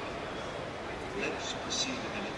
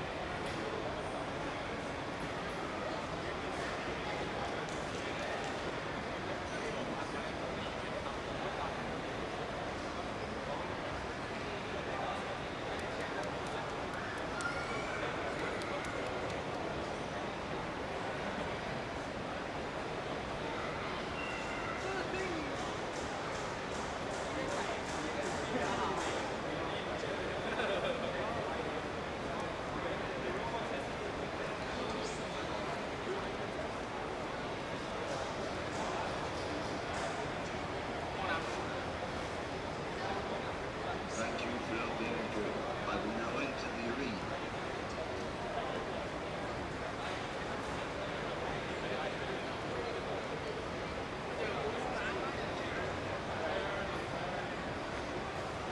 Please step in front of me. I say, what do you want me to do?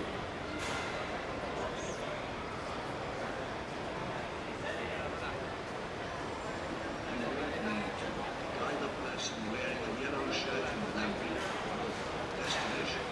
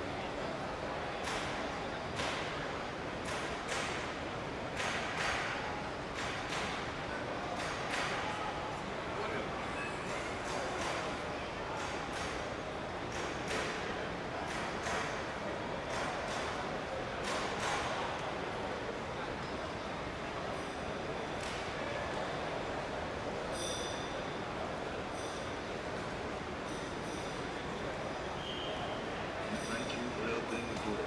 I will now enter the arena. I say, what do you want me to do?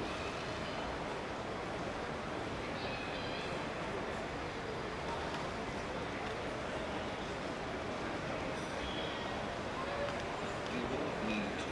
Go to the living room, find the snacks, take it, and give it to the person raising their right arm inside the kitchen.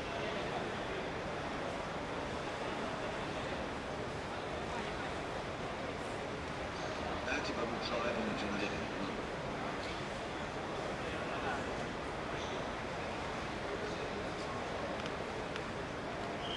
Not sure if I reach the living room. I will try to find some snacks. Let's check the TV table. I could not get here. Let's check the coffee table. I could not get here. I could not find any. That didn't work. Let's proceed anyway. Could you please retrieve the snacks for me?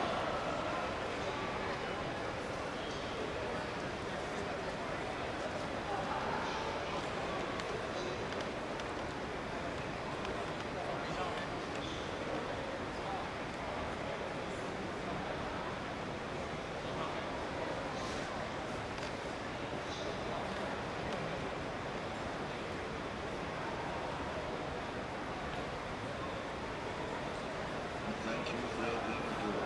I will now enter the arena. I saw you. What do you want me to do?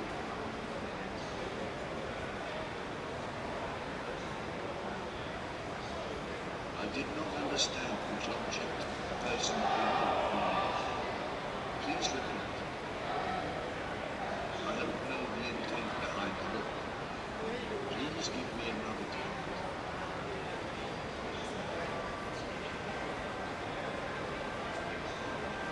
I did not understand which object, person, or group you need. Please repeat.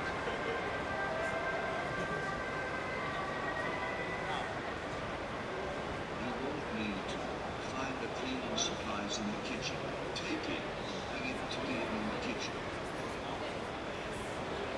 That it will try to find some cleaning supplies. That didn't work. Let's proceed anyway. Could you please retrieve the cleaning supplies for me? Press the object against my gripper. That didn't work. Let's proceed anyway. I will drive into the kitchen.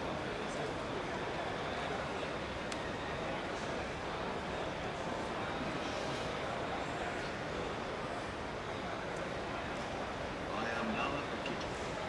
Here. What? Take care while I move my gripper. I can't quite reach you. Please grab the item. I will open my gripper in a few seconds.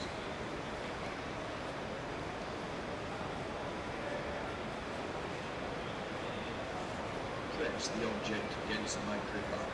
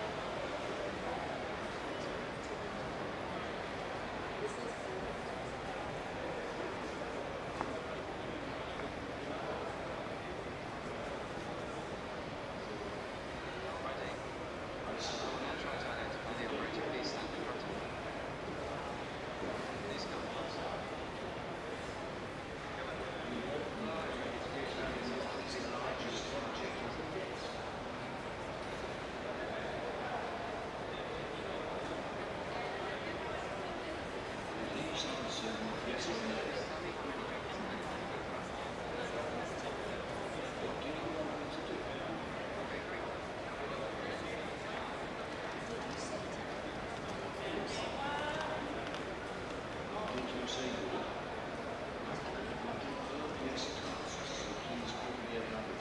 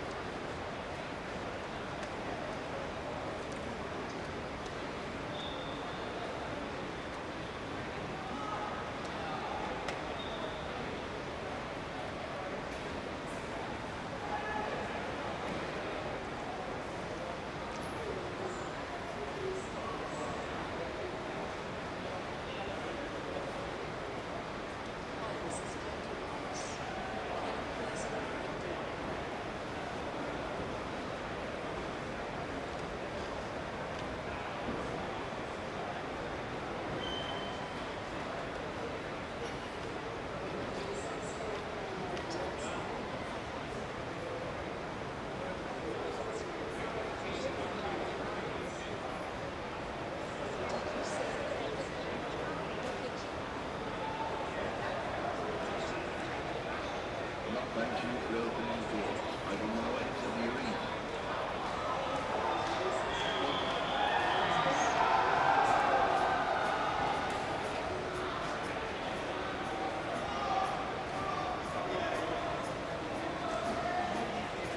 Thank you. What do you want me to do?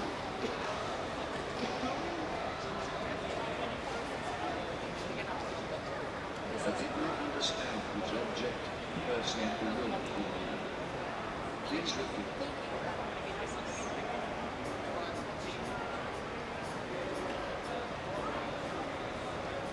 You want me to count the people in the kitchen that are red orange.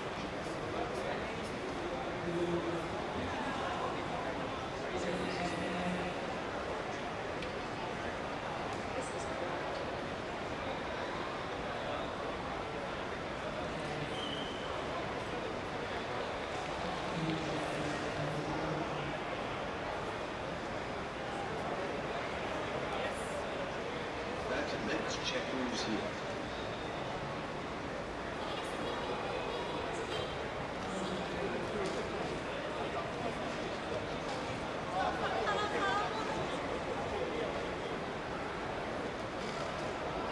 There are no here. For this task, I will return to the command spot.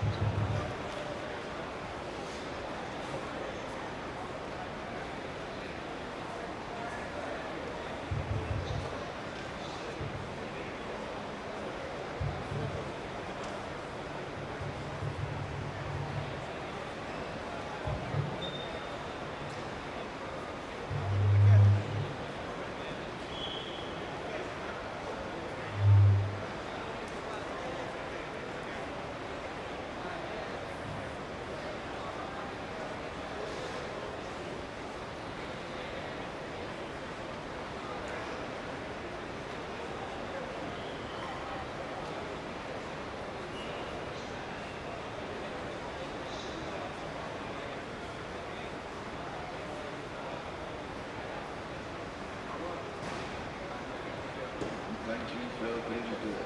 I will now enter the arena.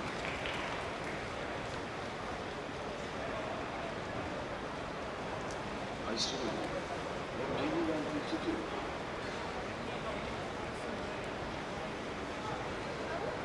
I did not understand which object, person, or will you need.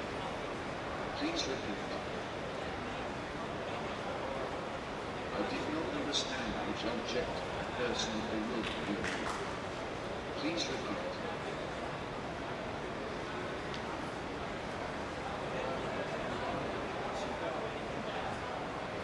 You want me to count the people in the kitchen that are wearing what?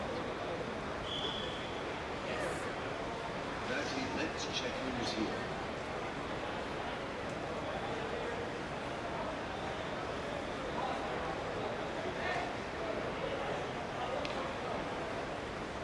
There are no here.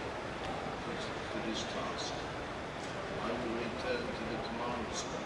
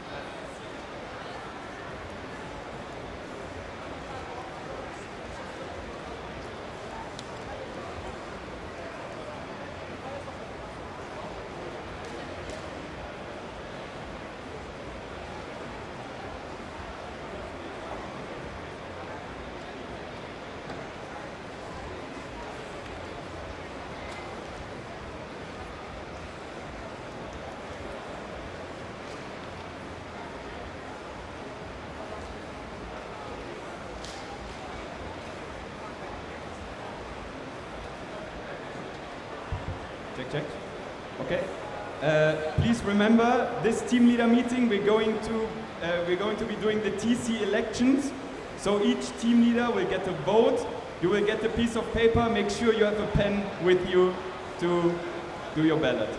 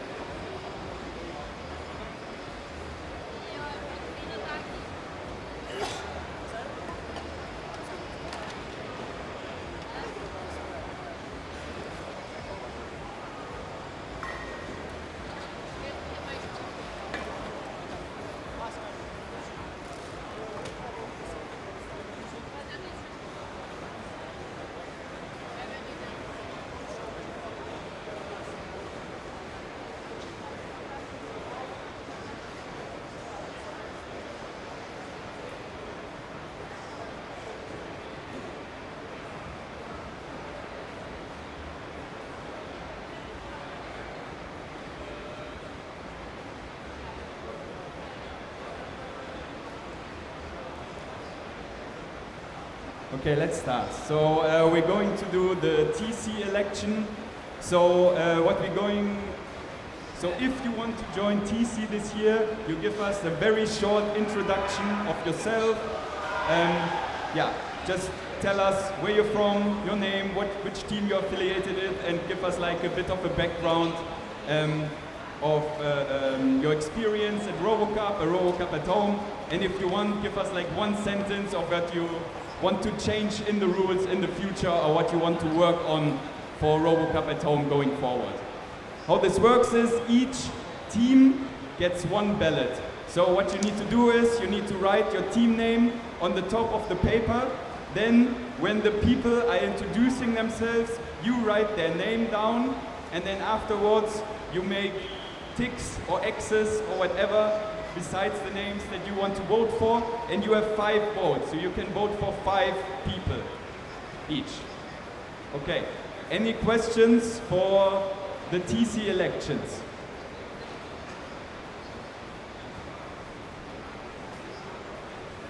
Hi. Last time we had a whiteboard to write down names. I don't remember people, so I don't know how we should do that. That's why you need to write down the name while they're introducing themselves. So for each person that is introducing, you write down the name, and afterwards, when you have all the names, you make ticks or X's or whatever next to the names. Okay, does everybody have a piece of paper and a pen?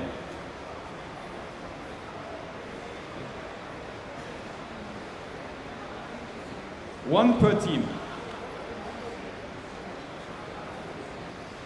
Okay, then I would like to ask everybody that wants to be, that wants to potentially be TC going forward to come forward.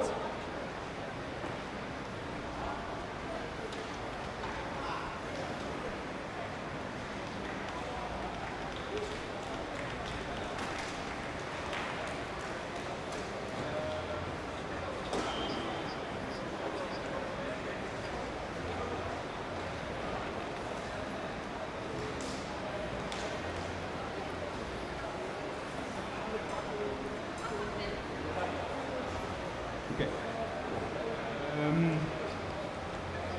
Yeah, now we're just going to, you're also, your candidate? Yeah? You want? Okay. So we're just going to be starting here. Please keep it brief, like around 2-minute introductions. And okay. And in the beginning, make sure everybody gets your name down correctly. So that's on the, okay. I'm going to take a picture of everyone's name badges so we have them. But write them down and spell them as best you can. Alex will show you a picture of the name unclear. All right, then we're ready, I think. Okay, then, yeah, introduce yourself. Thank you very much. Hi everyone. I wrote some about introduction. Thanks the OCTC for regularly holding at-home competition until now. Even though we disagreed with some decisions, but we thank you all for your efforts. I'm Dr. Shamisa, Associate Professor of Electrical Engineering, Department of Khatam University, Iran, from Iran, the team leader of Kiaro. This is the first time that I am in RoboCup, but about 20 years I am in robotic field. I teach in this, and I do many projects in the field of robotics. Today, my dream is perfect robot-human-machine robot interaction in a sustainable environment. RoboCup competition has been like a relay race. Some have tried and know the ball is our hands. We must also try and pass it on the next person. The first goal of becoming a candidate is to raise awareness about the competition and raise its level in my country, or some like country by country. The more famous, the higher the quality of the team. It's short. My second goal is to help to the teams gain more funds by increasing the benefits of sponsorship in the competition. Many people ask about RoboCup, where and who or support is seen. The third goal is further develop local competition in different countries at university and school student level. The robotic pyramid is incomplete in many countries. Thank you. Shamisa, Kiaro team. Thank you. Okay, let's try to keep it like 1 to 2 minutes. And also, how about you guys like send your name once you like talk on Telegram, so in the order you appear, so people know who you are. That might be easier. Hello everyone, my name is Tiago, which is the same as the robot, so I think it's kind of easy for you to know. This is my second participation in RoboCup at home, from RoboCup. I participated last year. This year, I am from Loreto, Portugal, and basically one of the contributions that I've been doing for the last couple of years was since 2018, there stopped to be events in Europe for RoboCup, which mainly German Open due to COVID, and then we tried to do those kind of events in Portugal. So right now the event in Portugal has already started. Last year we got 3 teams, this year we got 3 teams. So my goal is to try to develop more events for teams to participate. I've been doing so, and hopefully I can help when it comes to rules and regulations. Yeah, thank you. And my name is Tiago, same as a robot. Hi, my name is Alina Hawken. I'm from the Suturo team from the University of Bremen. Yeah, I would like to do TC and OC again because I've done this last year and it was a lot of fun. You're gonna either love or hate me for this, but I'm behind the rules changes for partial points because I was trying to make it more fair and give beginners a bit more of a chance to score points. So if you like the change and would like to see it maybe further balanced, then yeah, vote for Suturo. Yeah, and I think that's all. My name is Alina Hawken.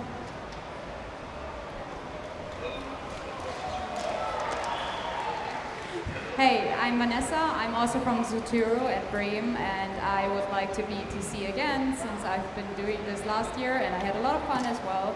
But also I was one of the people who attended a lot of meetings, which is sadly not true for everybody. And I think having meetings after the RoboCup is especially important just because after the RoboCup we have like a lot of ideas that we want to accomplish for the next year. So I think getting this idea quick done after the RoboCup will be important. And also I'm one who also within the teams helping other teams as a TC, like repairing their robots, helping with software and all that. A few teams can confirm. So I would love to be a TC member again. Thank you. I'm Vanessa. Hi, I am Akinobu from Hibikino Musashi at Japan. And I am a TC member since 2022. And I am continue to do a TC in this year. So I would like to improve a rulebook for easier to new teams and more challenging tasks for advanced teams. And yeah, this is Akinobu. Thank you very much. Hi, my name is Tomoya Shiba. I am a member of Hibikino Musashi at the phone. I have been deeply involved in programming for manipulation system and creating data set. Our team has participating in multiple RoboCup events. So always pushing the limit of what we can do. I think collaboration is key in RoboCup. So and sharing knowledge with other teams has led to many breakthroughs. My commitment to the TC, I aim to an enhancement task performance, involving tasks securing for manipulation skill, like so opening doors, grasping objects. So to better use the robot manipulation. In conclusion, RoboCup has been so rewarding for me. I eager to give back to the community. Please, thank you for listening.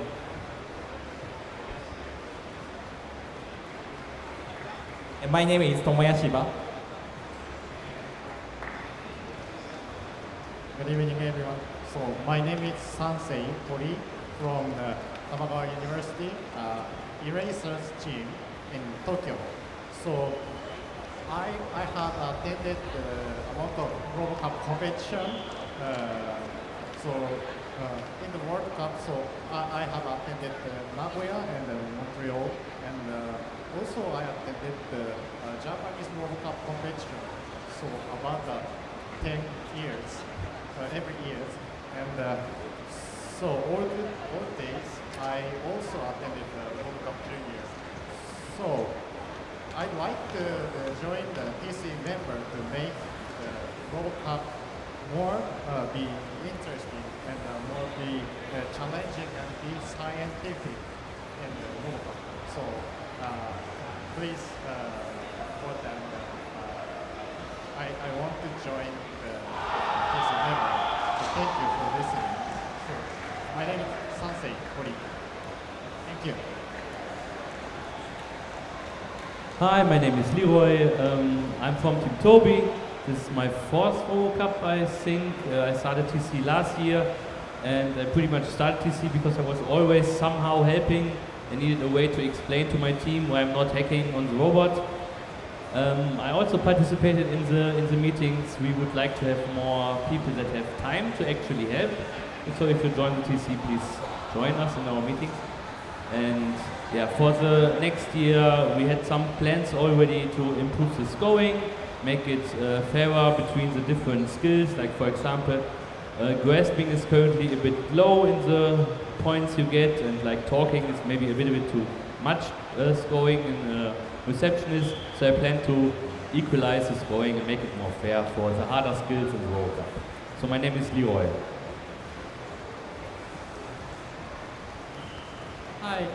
Hi, I'm Tatsuya T-A-T-S-U-Y, from Toyota team at the University of Tokyo, working as a postdoc studying robot programming. And I'm also serving as a chairperson of the executive committee in the RoboCup Japan this year, DSPL League.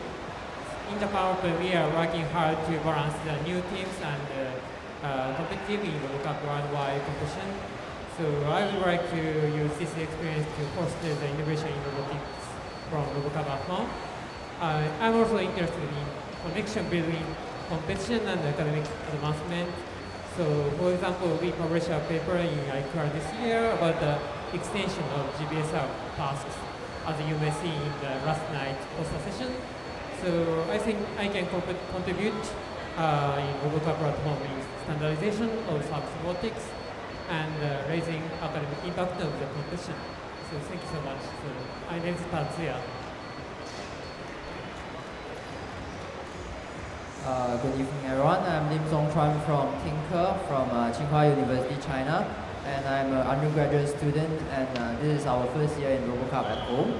So I'm the hardware team from Tinker, and other than that, I'm working on high-level planning tasks using ChatGPT 4V to understand the scene and to make a real GPSR robot that can function in various stages. And although I'm not an experienced player at home, but I'm looking forward to be a TC and learn from all of you and all the seniors here. Thank you very much.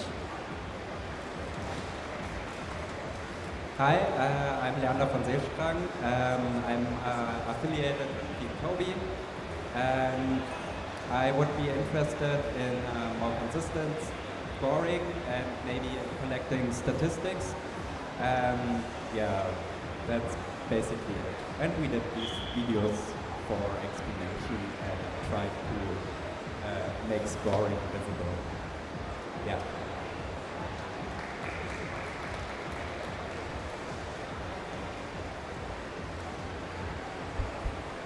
Anybody else? Last call? Some shy people that are still considering? No? Okay, so please write the 5 names that you want to vote for. And once you're done, just pass to whatever, me or Johannes. Yeah, can you guys wait for a second? I'll just send all your names in the order that you were speaking in.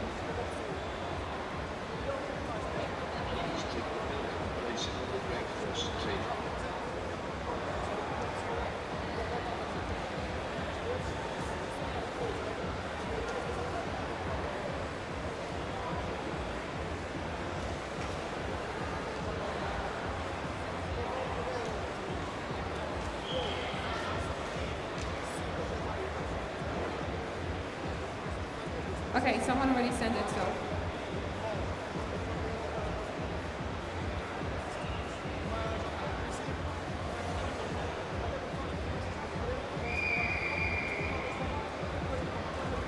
Just a reminder, each team has like one piece of paper with 5 names on it.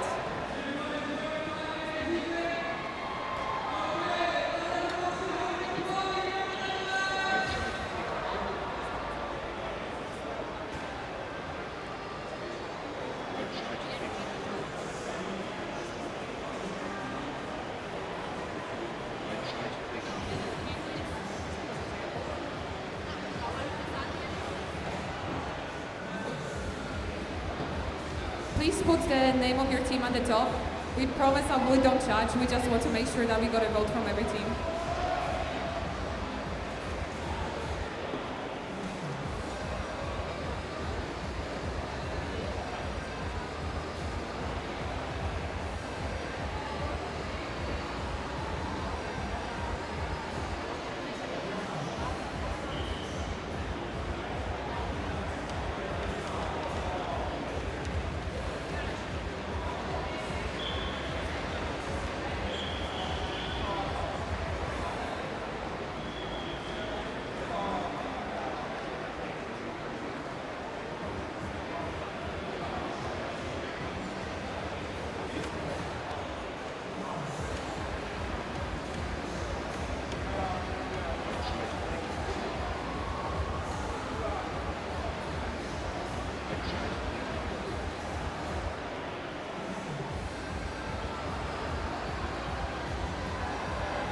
Anybody else?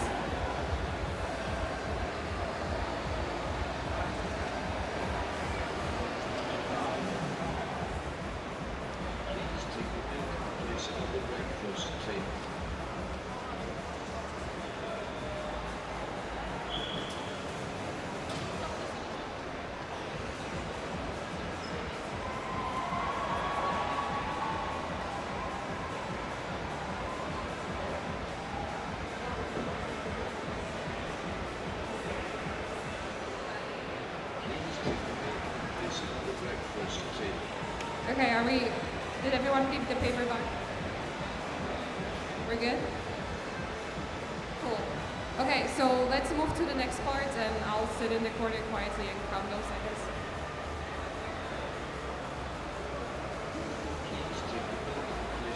Okay, so we're going to announce the winners later. Okay, that's good.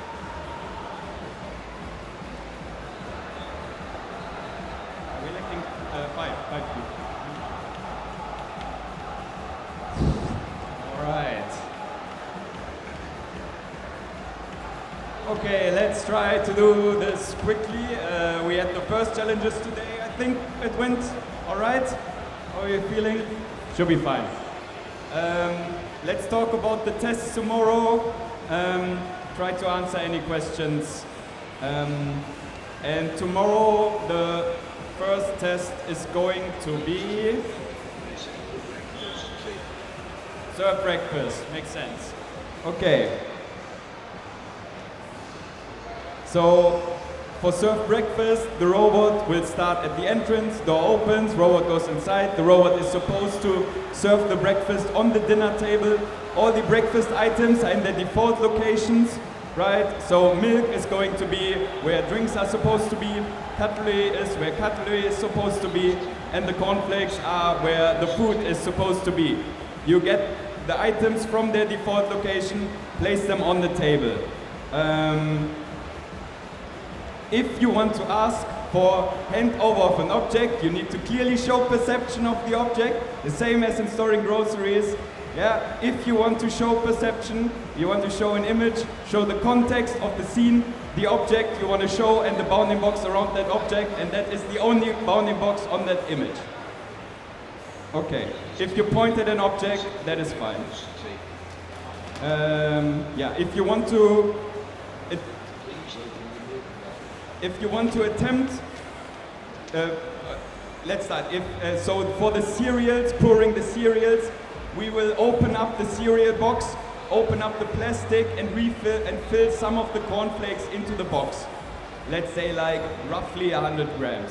For the milk we will refill with water half full. The milk will be open already, the cornflakes will also be open.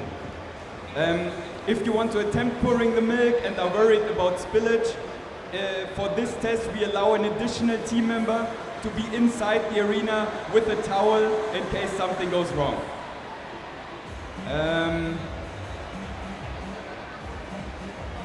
Yeah, I think that's from my side. Any questions for Surf Breakfast?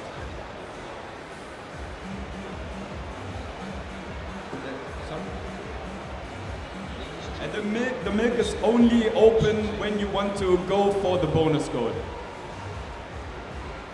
Yeah, we replace it's always water.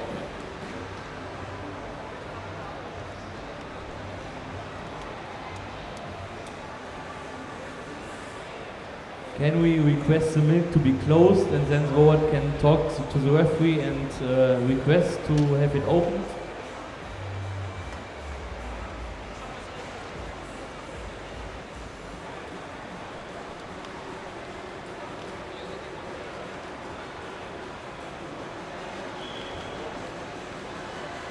So the question is it okay to have the milk closed in the beginning, and then when the robot goes for the bonus goal, can the robot ask for the milk to be opened?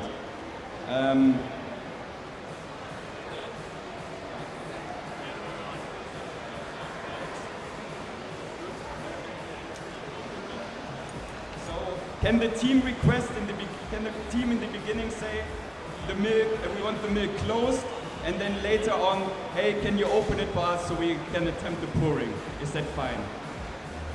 So I'm going to say that's fine. I'm assuming you want it closed during the transportation of the milk so that you don't spill it, and you're attempting to pour the milk, and we're not there yet. But so yes, because I want more teams to attempt pouring the milk. I think I agree, right? We want to see you pour the milk and we want to facilitate it so that is allowed. So you tell us in the beginning that you want the milk closed. If you want the milk to be opened during the test, that can only be requested by the robot, not by the team member, because it happens during the test. Okay? More questions?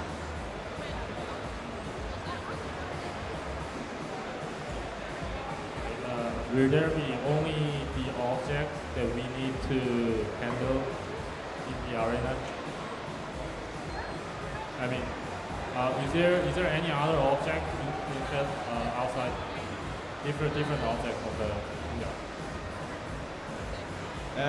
so there will only be the objects that are assigned to that location, right? So for example, cutlery is assigned to the dishwasher, so the spoon and the bowl will be on the dishwasher for sure, and there might also be a knife, a fork and a plate, but not any of the others. And like the bowl and the spoon will be placed prominently, I guess. But the other cutlery items can be there. Yeah?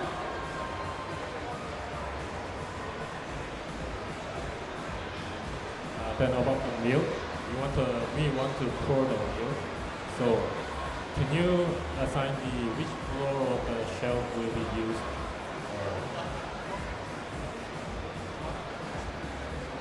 So the question is about where in the cabinet the milk will be placed. Yeah, it can be any of the reasonable shelves. Yeah.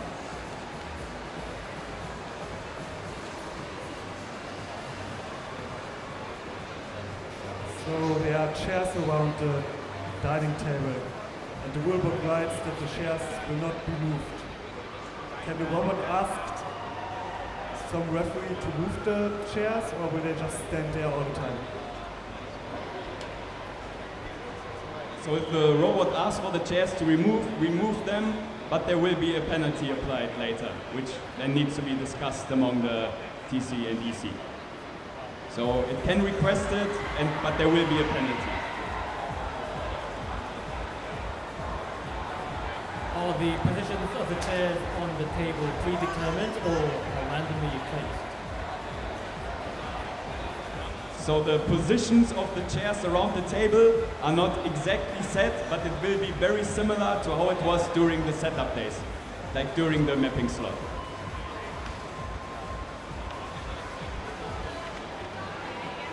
It's not 100% clear in the rulebook, so the question is, can we pour the cereal without placing all the items on the table? I hope you have the bowl placed. Where is it? So for pouring the milk, you don't need to have all the items placed on the table already. Yeah, but the bowl is helpful. Yeah, I think so. Yeah. I mean, in theory, you can pour the milk into the bowl on the dishwasher and then take the bowl with the milk and put it on the table. That's fine, but yes.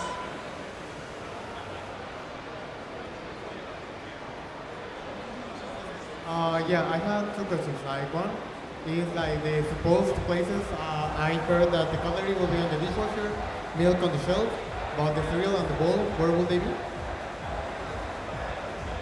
The cereal is food, and food is assigned to the. I don't have the name by heart, but is it kitchen counter? This? I don't know the name. Kitchen counter? So I think food is assigned to the kitchen counter, so the cornflakes will be there. And the bowl is cutlery, cutlery is on the dishwasher, and milk is drinker in the kitchen cabinet.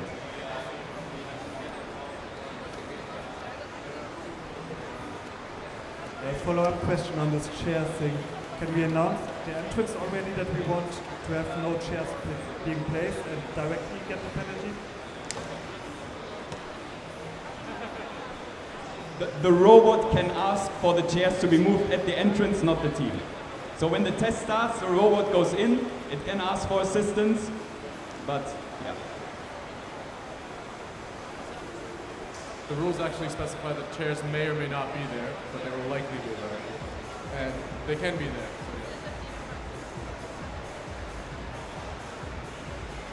The default location for the cutlery is the dishwasher, but will be placed in the dishwasher or on the dishwasher? The cutlery items will be on top of the dishwasher and the dishwasher will be closed. Okay. More questions for serve breakfast?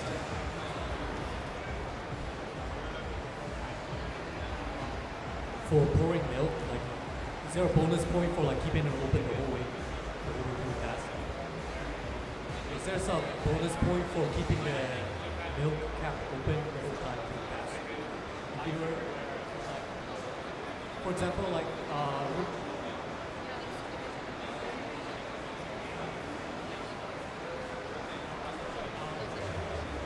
the question was when we're trying to pick the milk with the cap closed, like we can like move it anywhere in any direction we can, but if we keep it open then You're asking for bonus points if you do the whole manipulation of the milk open the whole time. With the teams that ask us to close the milk, that they are able to do a much different manipulation of the closed milk versus the open milk. So that does make sense.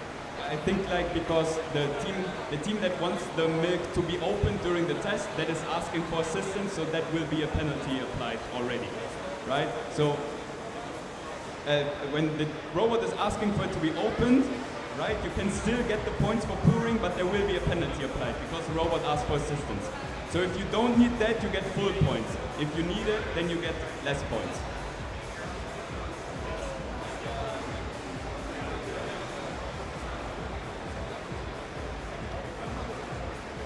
Any more questions? Does the order of the cereal and the milk matter? Like pouring the cereal first or pouring the milk first? Is it specified in the rules?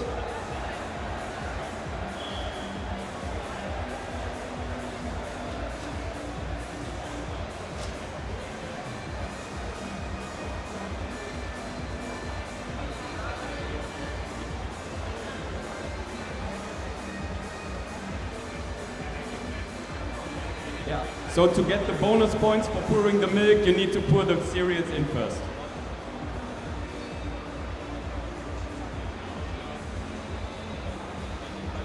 there is a specific point in the table to place the objects? You can set the breakfast anywhere on the kitchen table. Can we put the spoon next to the bowl after pouring cereal and after pouring milk? Yes, you can do the pouring first and then place the spoon.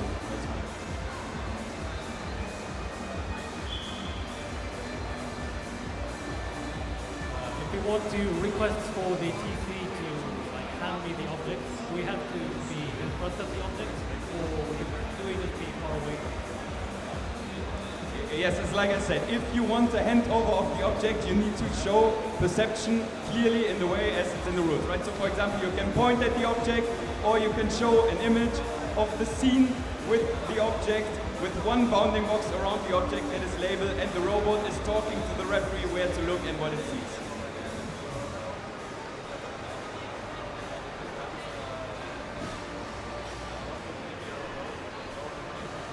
So you said that there will be multiple cutlery pieces on the dishwasher potentially because those are the same objects. Does that also mean there will be multiple drinks in the kitchen cabinet?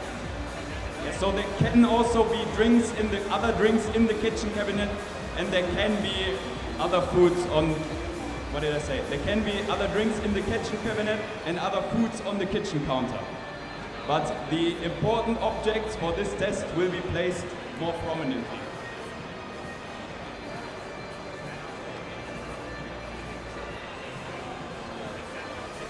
Cabinet door left open or closed? The cabinet doors are open.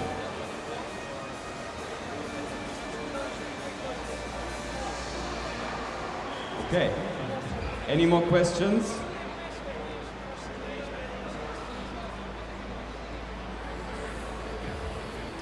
The location for putting the bowl and the cutlery will be the kitchen table, or will be announced before the test?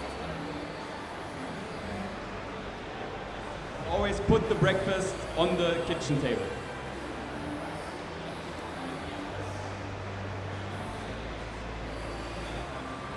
Can we serve the breakfast on any side of the table? Yes, you can place the breakfast anywhere on the kitchen table. All right. I think we can move on. Then afterwards we have GPSR. Huh? Yes, so maybe an initial clarification for attempting GPSR.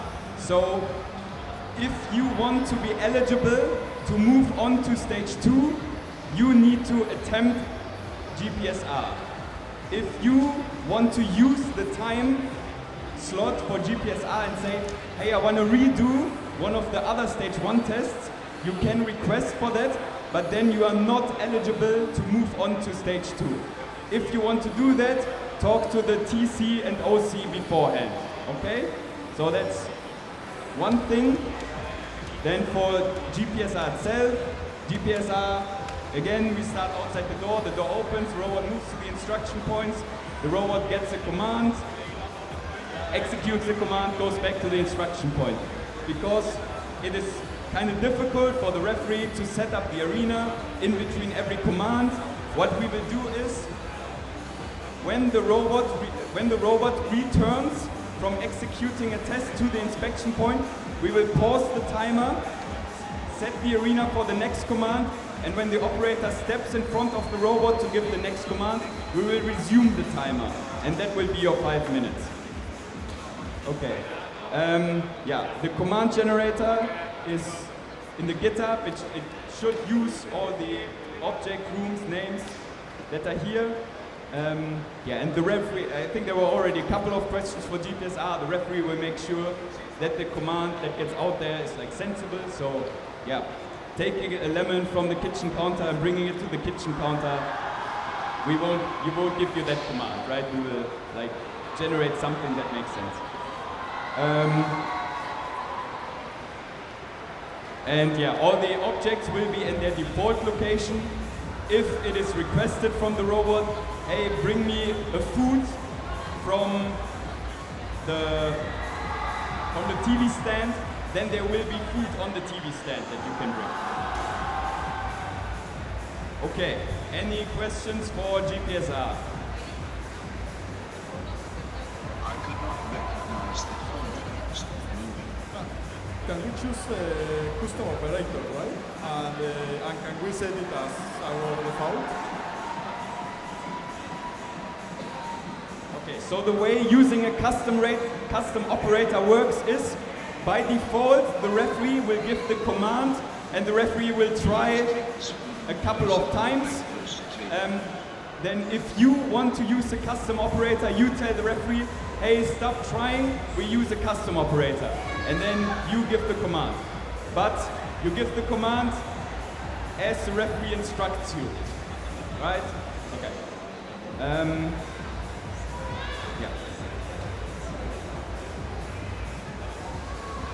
Yeah, and of course, if you use a custom operator, there's a point reduction.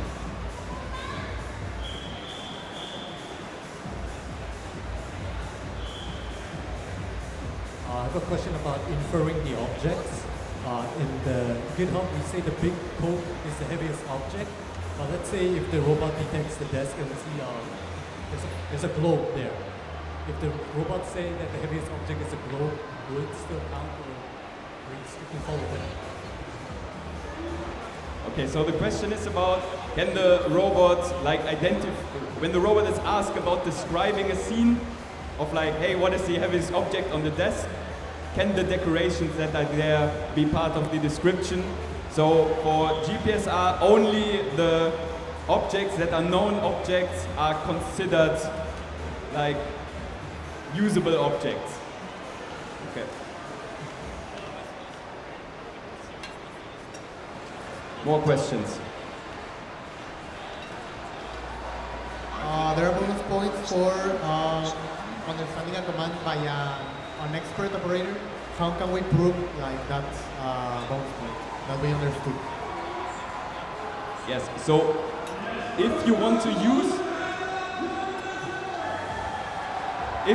use a non-expert operator as bonus, you need to announce that until today in the evening to the OC or the TC. The way it will work, we will bring someone from the audience that is not RoboCup at Home affiliated, and they will give the command. They will not give the command as it is in the command generator.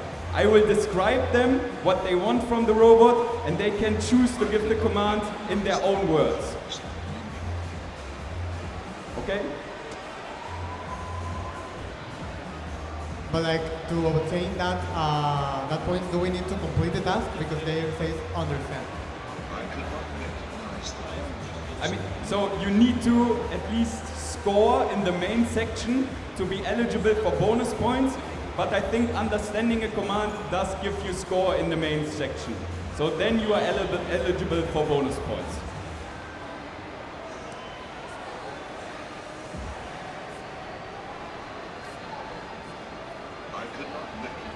Okay, if we want to use a QR code, then the team should prepare for the QR code, or we need to give the TCOC QR code generator.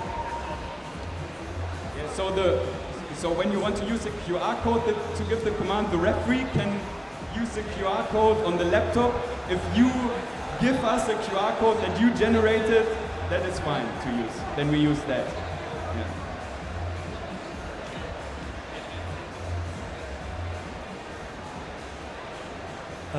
What happens in the case that the naive operator or the non-expert operator is not correctly understanding the command from you but gives another one? Well, what will be graded?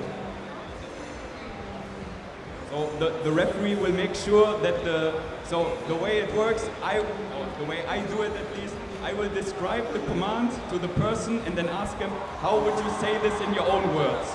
And then check if it's correct, or say them, right, or ask them to change it. So the referee will beforehand make sure that the own words that the person uses are at least giving the correct commands, like syntactically and semantically correct.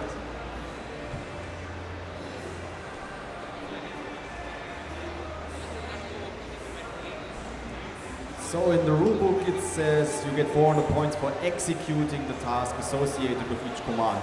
So there's no sub-goals defined. Is there a penalty when you don't complete a command, or is it 0 points when you're not filling it through till the end? You can partially solve a command and still get points. So if the command is bring me the apple from the kitchen counter, and the robot goes to the kitchen counter, picks up an apple, and then on the way the apple falls out of the hand, you will get partial points for that. It's not the 0 points. But you need to actually do something. Just going to the kitchen counter is not enough. Don't you get points for understanding commands?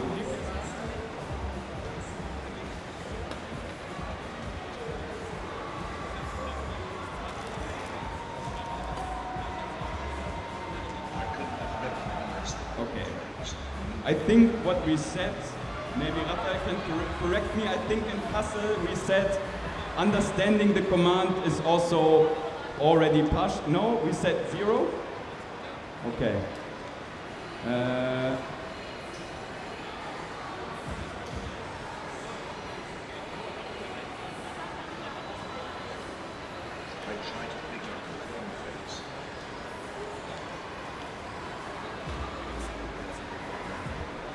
So, kind of the question is, do we say that understanding the command is already partially solving the command? Do we say yes or no?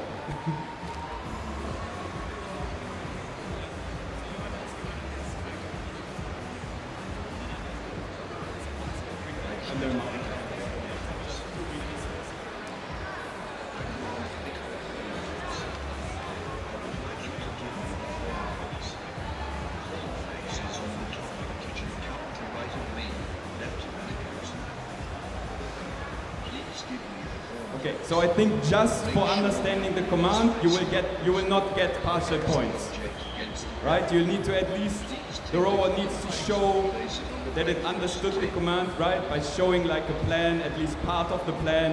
If you show the whole plan successfully, you get full points. If you show us part of it, you get partial points. But just understanding the command is not sufficient. And then maybe to circle back to that, that also means if you use the non-expert operator just for understanding the command, you will not get the bonus points. You will only get the bonus points if you then also show execution of the test.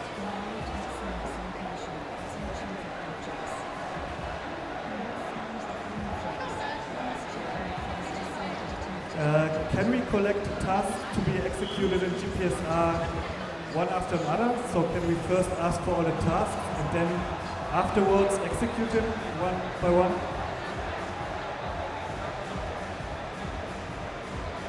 No, so it will be command per command, because we need to reset or set up the arena between each command. So you can, if the referee might ask you, for example, hey, do you want to move on to the next command? When you say yes, that is final, right? We won't go back to the first command again.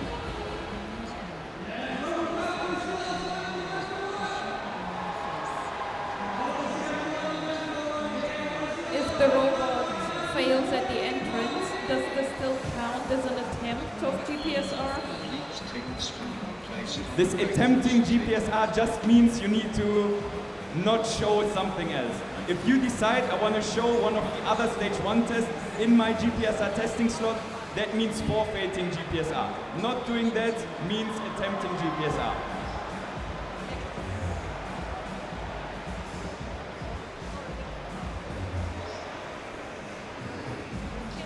Does explaining the plan for executing the commands counts as partial solving? I think I not quite worded that correctly. So what I meant by like showing the plan is the robot at least demonstrates that it understood the command, right? So for example, bring me the apple from the kitchen counter, and the robot goes to the kitchen counter and looks for the apple, and then right? Maybe asks for a handover of the apple, gets the apple, goes back, right? That clearly shows it understanding. And yeah. I would go one step further and say the robot has to move. So, like, this is a robot, it's got sensors and actuators. The actuators have to do something for the showing the commands understood.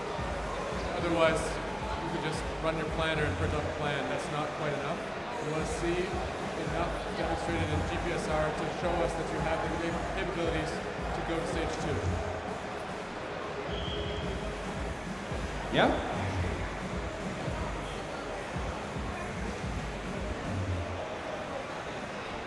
This might be pretty obvious, but just to clarify, is the tasks completely randomly generated per team, or does all the teams share the same task?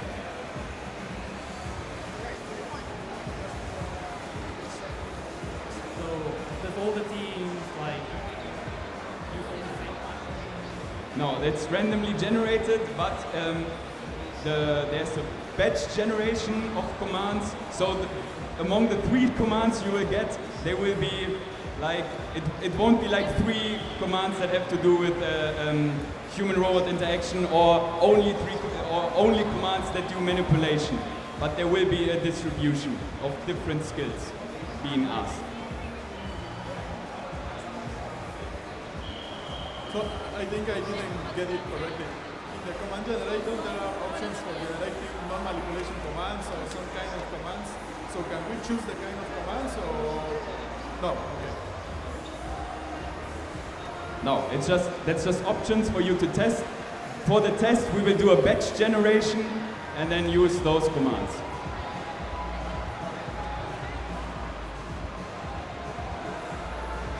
For any formal manipulation task, is the chairs going to be removed, or is it going to still be there? For eGPSR, the arena is generally in the state as it was during your mapping slot. So the chairs will be at their correct location.